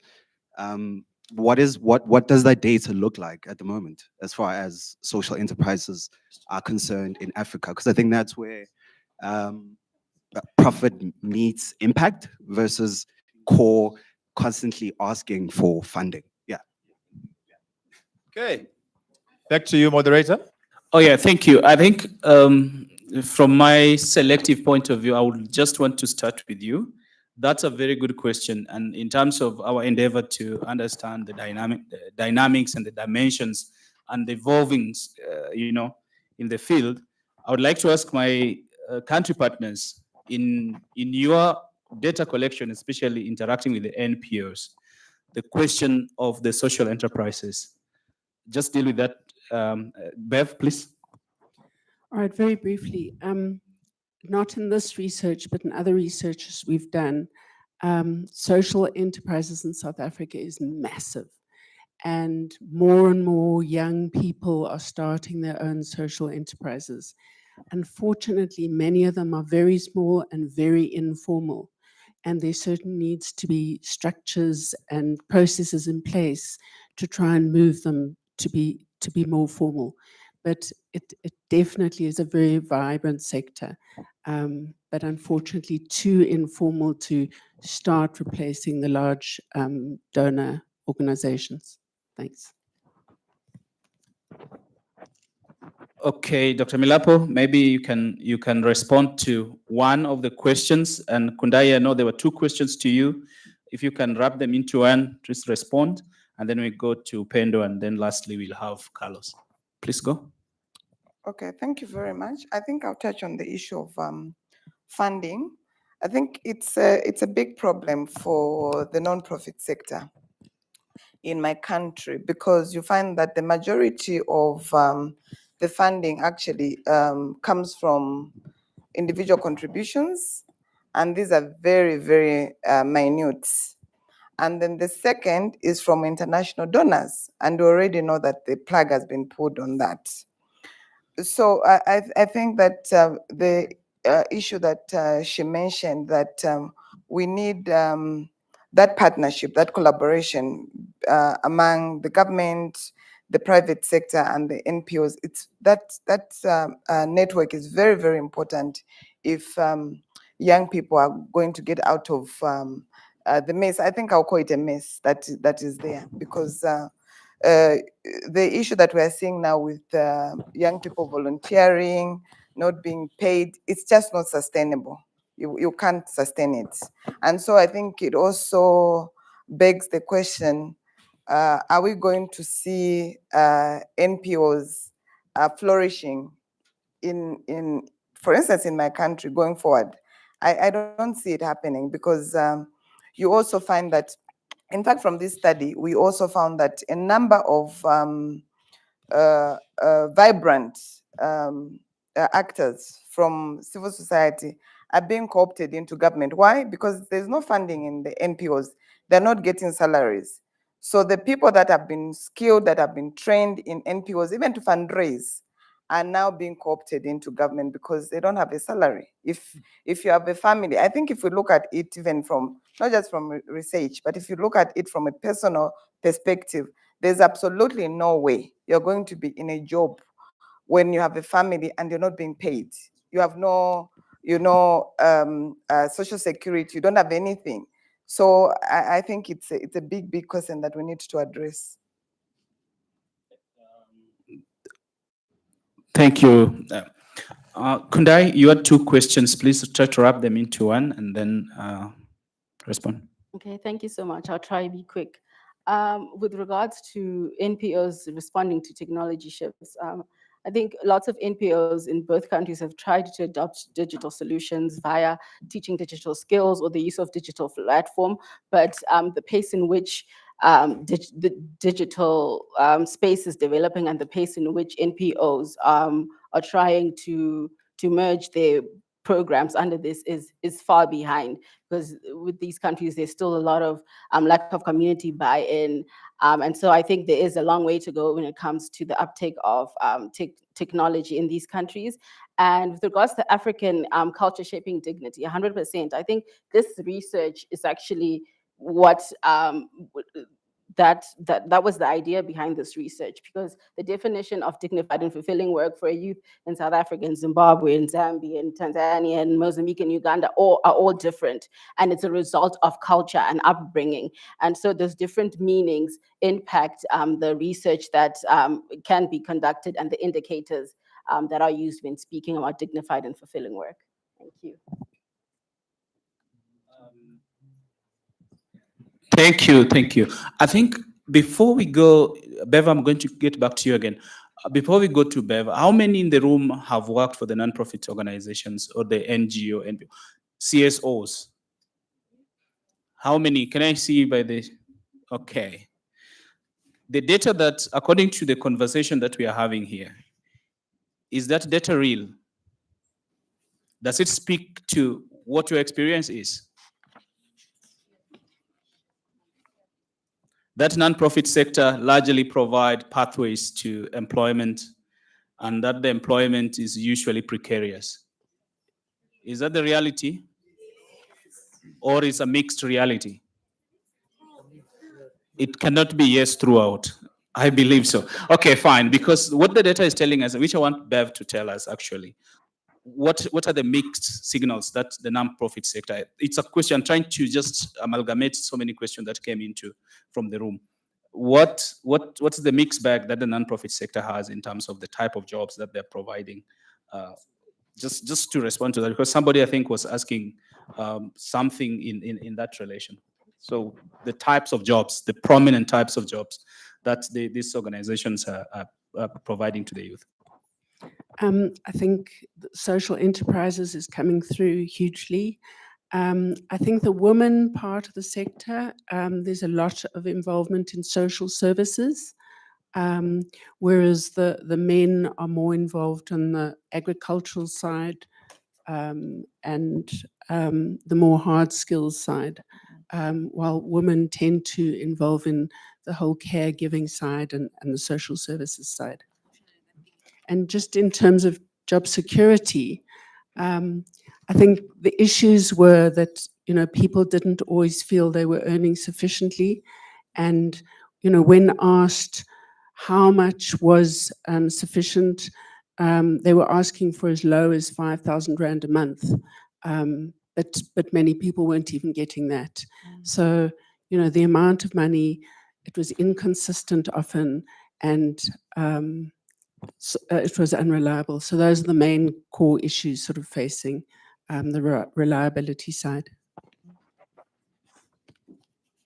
Thank you, Bev. I think, Upendo, earlier you talked about, which is also part of the question that came from the type of collaborations and which one is coming out strong, and in the strength of that collaboration, which one is ending up in terms of creating good jobs for the youth. Earlier you talked about in Tanzania, which is a new phenomenon at the moment, is that there is a shrinking space in terms of the nonprofit sector, but there is also a widening space. So it's the space of the religious organization or religious nonprofit organizations now working prominently with the government. But does this lead into, you know, creation of more work for the youth? Does it expand the opportunities for the youth or not? Okay, thank you so much. So I just wanted to address that in Tanzania, so most of the non-profit organizations have been working with private sectors. So we have corporate social responsibility. So most of the companies would want to support communities. So private sectors and non-profit organizations would just come together and design how they would want to come up with projects to support young people in the community.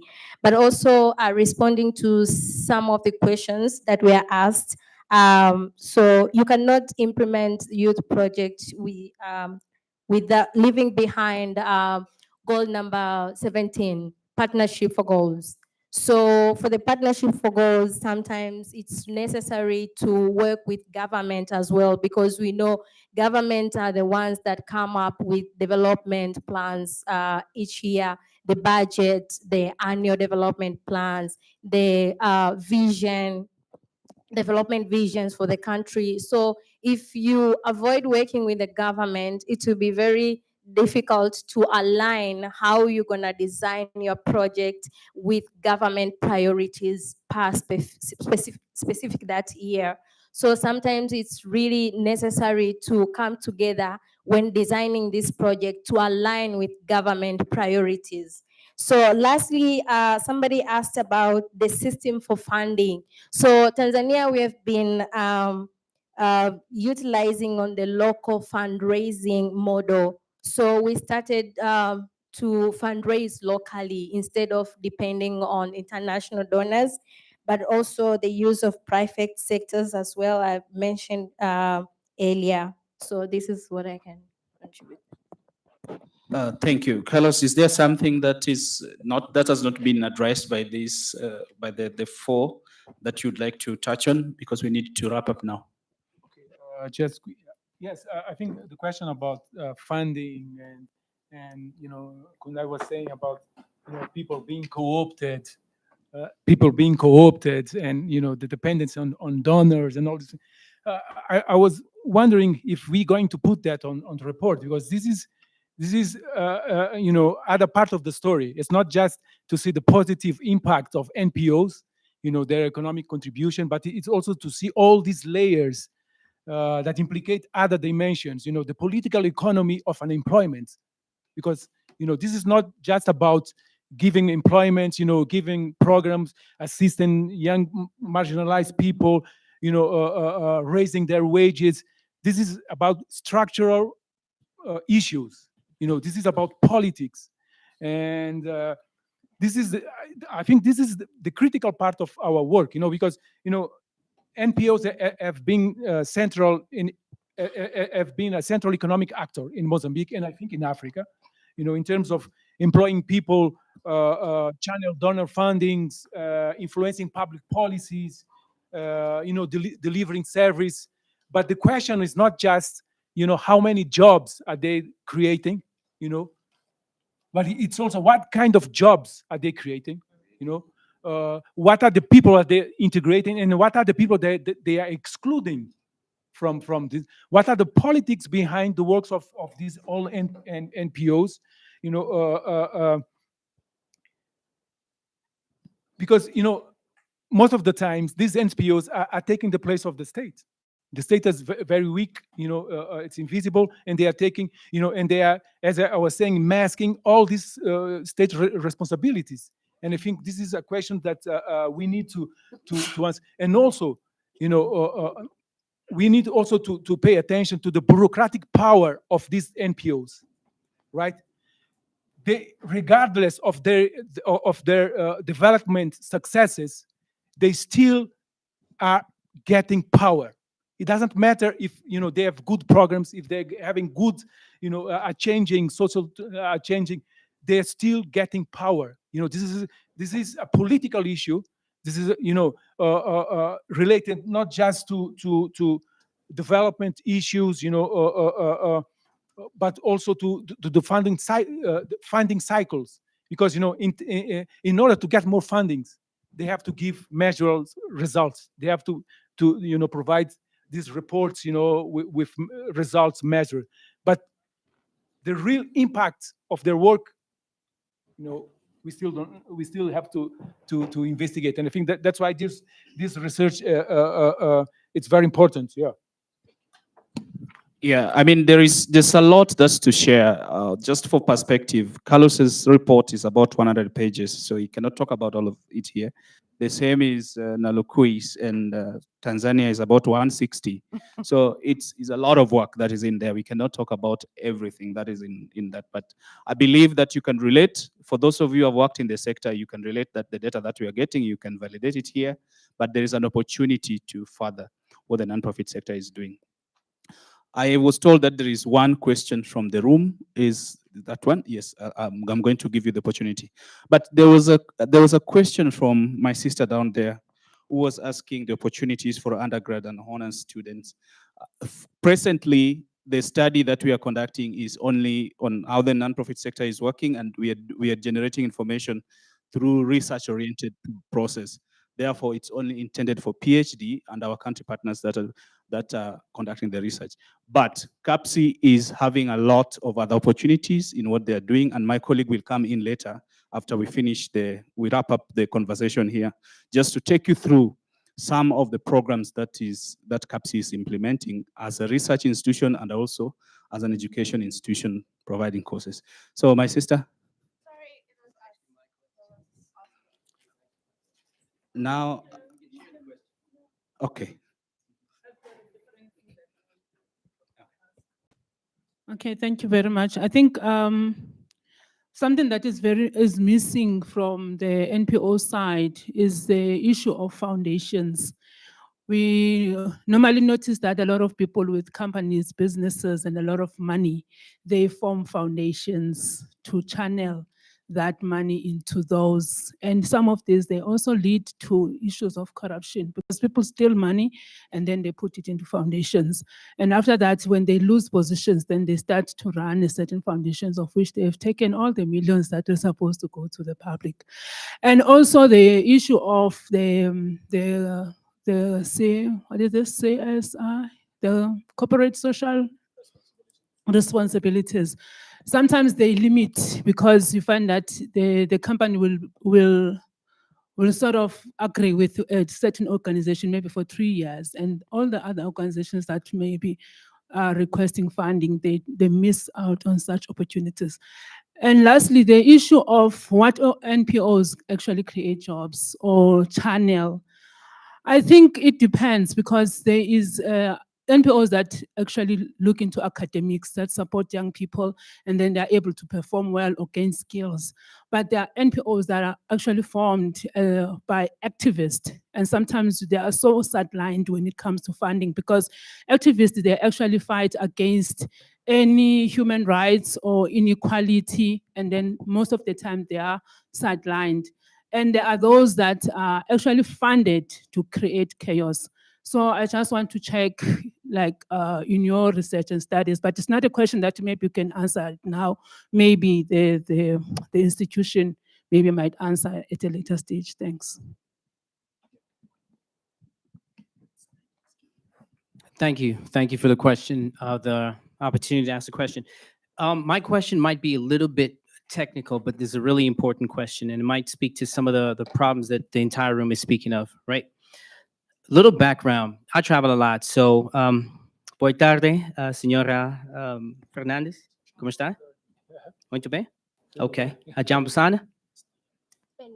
There we go. Tanzania, this is Swahili. Montiguanje? Bueno. There we go. I am working on my Shona English. Well, here we are. And one of the things that I was taught by my dad, very smart man, I mentioned earlier, he's electromechanical engineer, is all about science. He gave me a little illustration. He said, there's a horse for sale by a pastor. 3 men wanted to buy it. Each come with 10 rand, and they pay the pastor 10 rand, 10 rand, 10 rand. That makes 30 rand. Pastor feels guilt, and he says, you know what? I think I overcharged these gentlemen. I think I want to give them 5 rand back. He gives his son 5 rand to go give to the boy, to go give to the 3 men. The boy has 5 rand in his hand, and he has 3 people, and he gives each of them 1 rand. Then what happens, it means that each of them paid 9 rand for a horse. So 9 times 3 is 27. That 27 plus 2 is 29. What happened to that 1 rand? Now I bring that illustration to say, you are doctors, most of here are PhD people. Do you sometimes think that you're using stats collecting data incorrectly and using that data to implement, and then you don't get the results you're looking for because you used the wrong formula? Indeed technical. Yeah, but there are protocols in place to ensure that the data that is collected can speak the reality of why it was being collected. So I think there are mechanisms in place. The errors that come out of data collection are many. And I'll tell you, as an economist, our interest normally is on the error term. We can do all the analysis, but the most important aspect of the final analysis is the error term. So those errors have to be treated, but there are protocols in place to do that. We cannot rule them out all the time. Okay, so I think that brings us to, the finality of our conversation. There is need to have more of this. And the good thing is that we are still here until Saturday. I am going to be here every day. My colleagues, I think 99% of them are going to still be here until Saturday. And so these conversations can continue. So I want to thank you so much for such a robust conversation. And colleagues, feel free to task them to tell you more about the data on how nonprofit sectors contribute to economies of where they come from, especially through dignified and fulfilling work. So I think as we wrap up, colleagues, thank you so much. I'll invite my colleague, Dr. Dennis Osei, just to take you through what CAPSI does in terms of the academic offerings. Thank you. Can we just have a picture of the panelists before they go to sit, please? Is Tando in the room? Okay.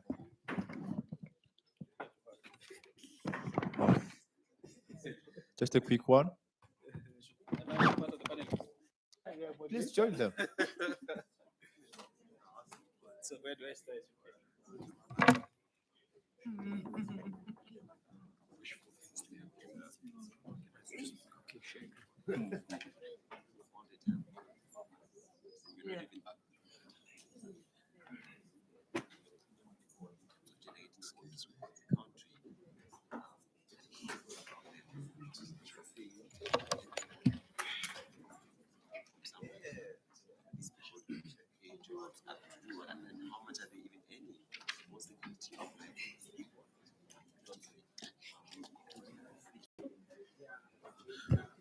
Hello. Good afternoon to you all. My name is Dennis Osei, and I work at CAPSI. I'm a researcher at CAPSI. And there was a question about academic programs. CAPSI has very interesting programs, basically on African philanthropy and resource mobilization. So we have programs, starting from short courses, which is our master classes, which I'm going to walk you through. That basically we have some master classes where we have introduction to African philanthropy. We have introducing the community foundation model. We also have the principles and foundations of fundraising. We also have venture philanthropy, so corporate social responsibility and business. So these are all master classes, and then these are, demand basis. As and when we have the numbers, we run them as a center. So our vision as CAPSI is to train the next generation of African scholars and researchers. So we also have our masters in African philanthropy, which we have designed it in a way we have the core courses. This is a 1-year program or 2-year program, especially. I think it's a 2-year program where we have the first year doing the courses, and then there's also research.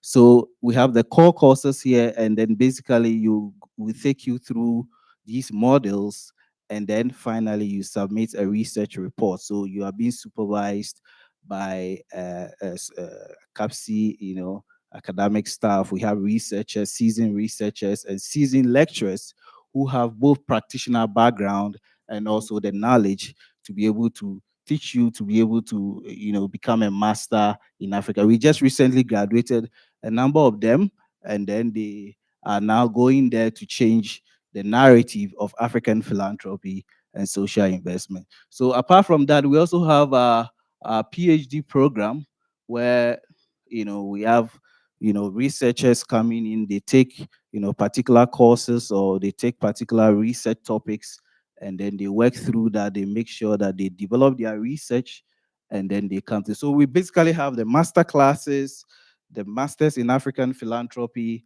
and then we have the PhD programs. So there are courses that we, in terms of the requirement, the entry requirements that you need to know for the postgraduate diploma in African philanthropy and resource mobilization. You could see we have the bachelor's degree as your requirement. You need to have finished that, and also you have some working experience as an advantage. And these are the requirements for the masters in African philanthropy. You need to have, finished your postgraduate diploma, and then that will get you an entry there. So we're looking forward. This is also a platform to tell you about programs, and then we're looking forward that you also apply. Currently, I think the PhD application is ongoing, but next year, I think around March, the postgraduate diploma and then the master's will be open so that you'll be able to apply. I don't know. I have other colleagues here who can also respond if there are questions.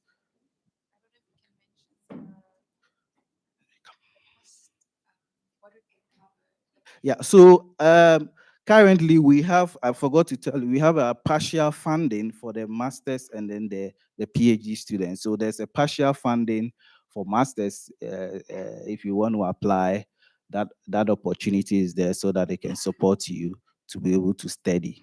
I don't know if you want to add something. Any questions? Thank you.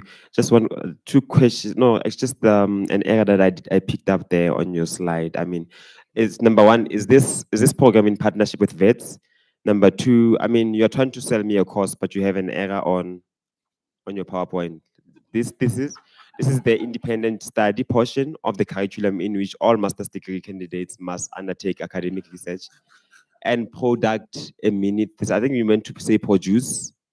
So I think that discrepancy there might just sell you off, might just throw you away. Thank you. Can you repeat that? Which program are you talking about? You see, under the research report, you see, this is the independent study portion of the curriculum in which all master's degree candidates must undertake academic research and produce a mini thesis. It's not product. Oh, sorry. Yeah, I mean that's a typo. Sorry. Any question again?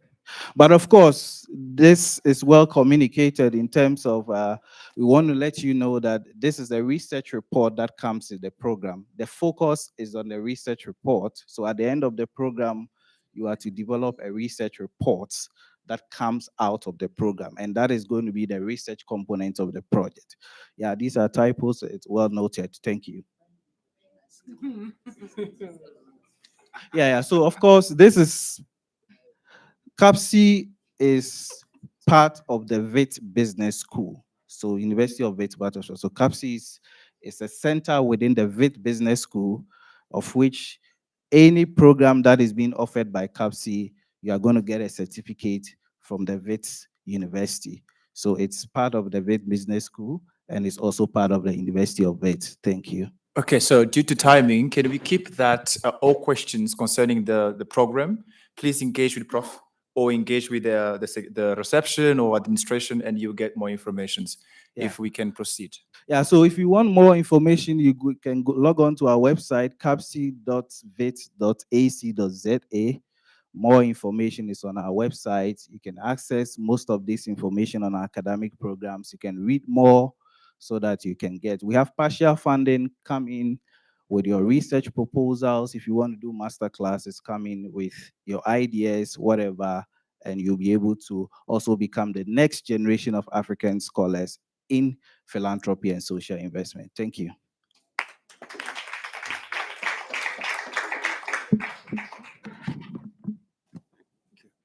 Thank you very much. I believe we are at the end of our program for today. As we all know, this was our day one of the Africa Youth Future Forward Summit 2025. We still have 2 more days to go. Please don't get tired of us, or to be specific, of me,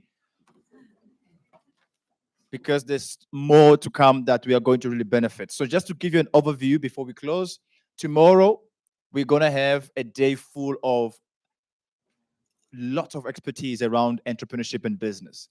So for those who are here and are looking to learn more about business, entrepreneurship, and how all this connects with our topic, please do not miss tomorrow, because we have a lineup of some very interesting topics that we're going to be talking tomorrow.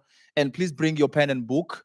It's very, very crucial. Throughout this program, you need to have a note to take notes. Are we together?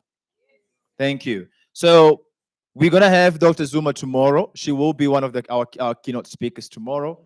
And we're also going to be having our Honorable Councillor, Yogama Zigebe, who's going to touch on a very important aspect of this program tomorrow and opening the session.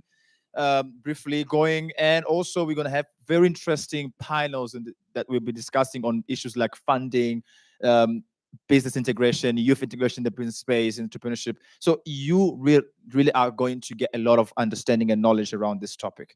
And on the last day, just to give you a hint as well, it's going to be focused on the creative industry. So for those who are here, who were talking a lot more about creative industry in the beginning of today's session, Saturday will be your day. That's where you're going to learn a lot more about the creative industry and how to get into this. So please, I want you to give a round of applause for yourselves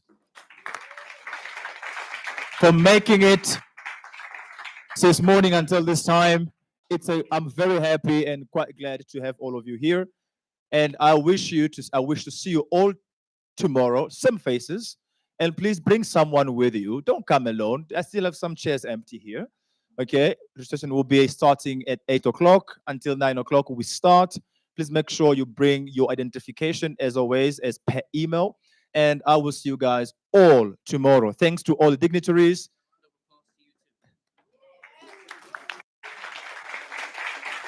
Thank you. Thank you, sir. I will vote for you. So thank you very much, everybody, and see you tomorrow morning.